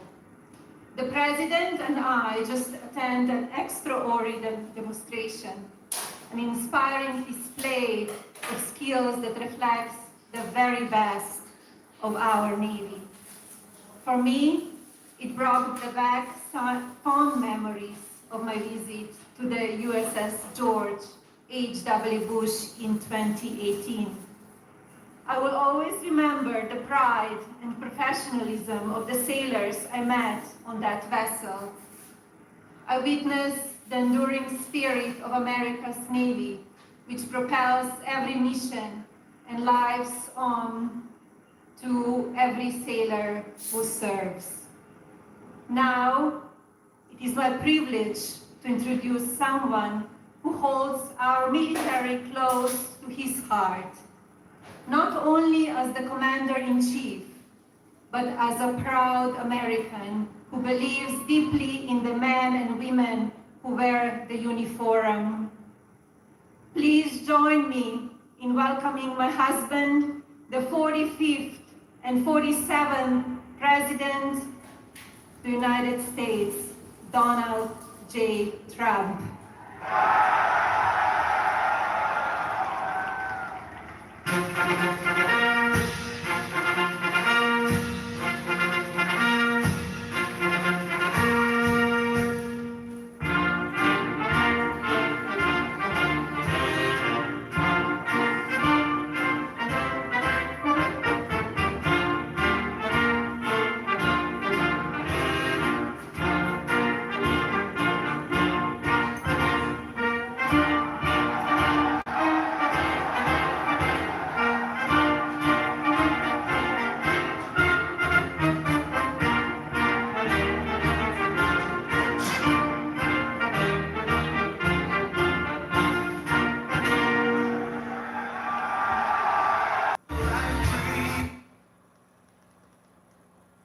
Incredible sailors on this pier. It's great to be with the fleet, the fleet.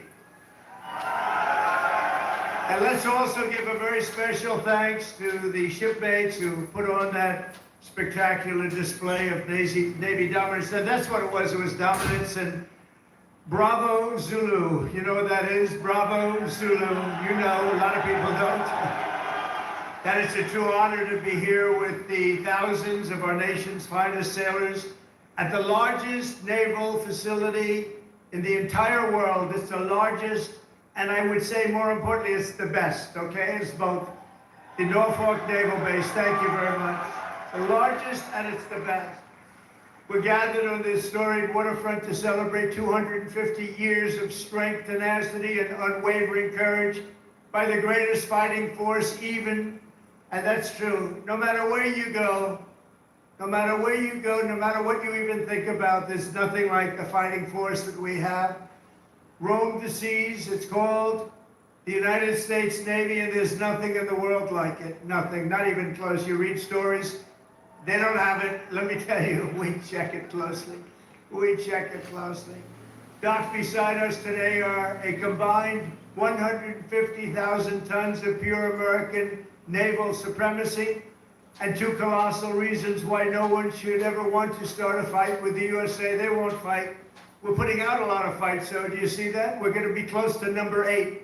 Number 8. We don't want to send you into battle unless it's necessary, right? We're putting out a lot of fires. Maybe some of you will be angry. You'll say, what's he doing? We want to fight. You know what? If we can solve them the way I'm solving them, we solve 7. We have another one that's taken 3,000 years, and we're pretty close, but I don't want to talk about it until it's done. But let's give a big round of applause to the men and women of the majestic USS Kearsarge. Thank you. And let's hear it for the sailors of the USS Harry S. Truman. That's beautiful.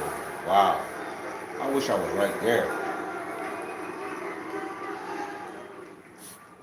Those who call this carrier home live by a motto that captures the spirit of America's Navy.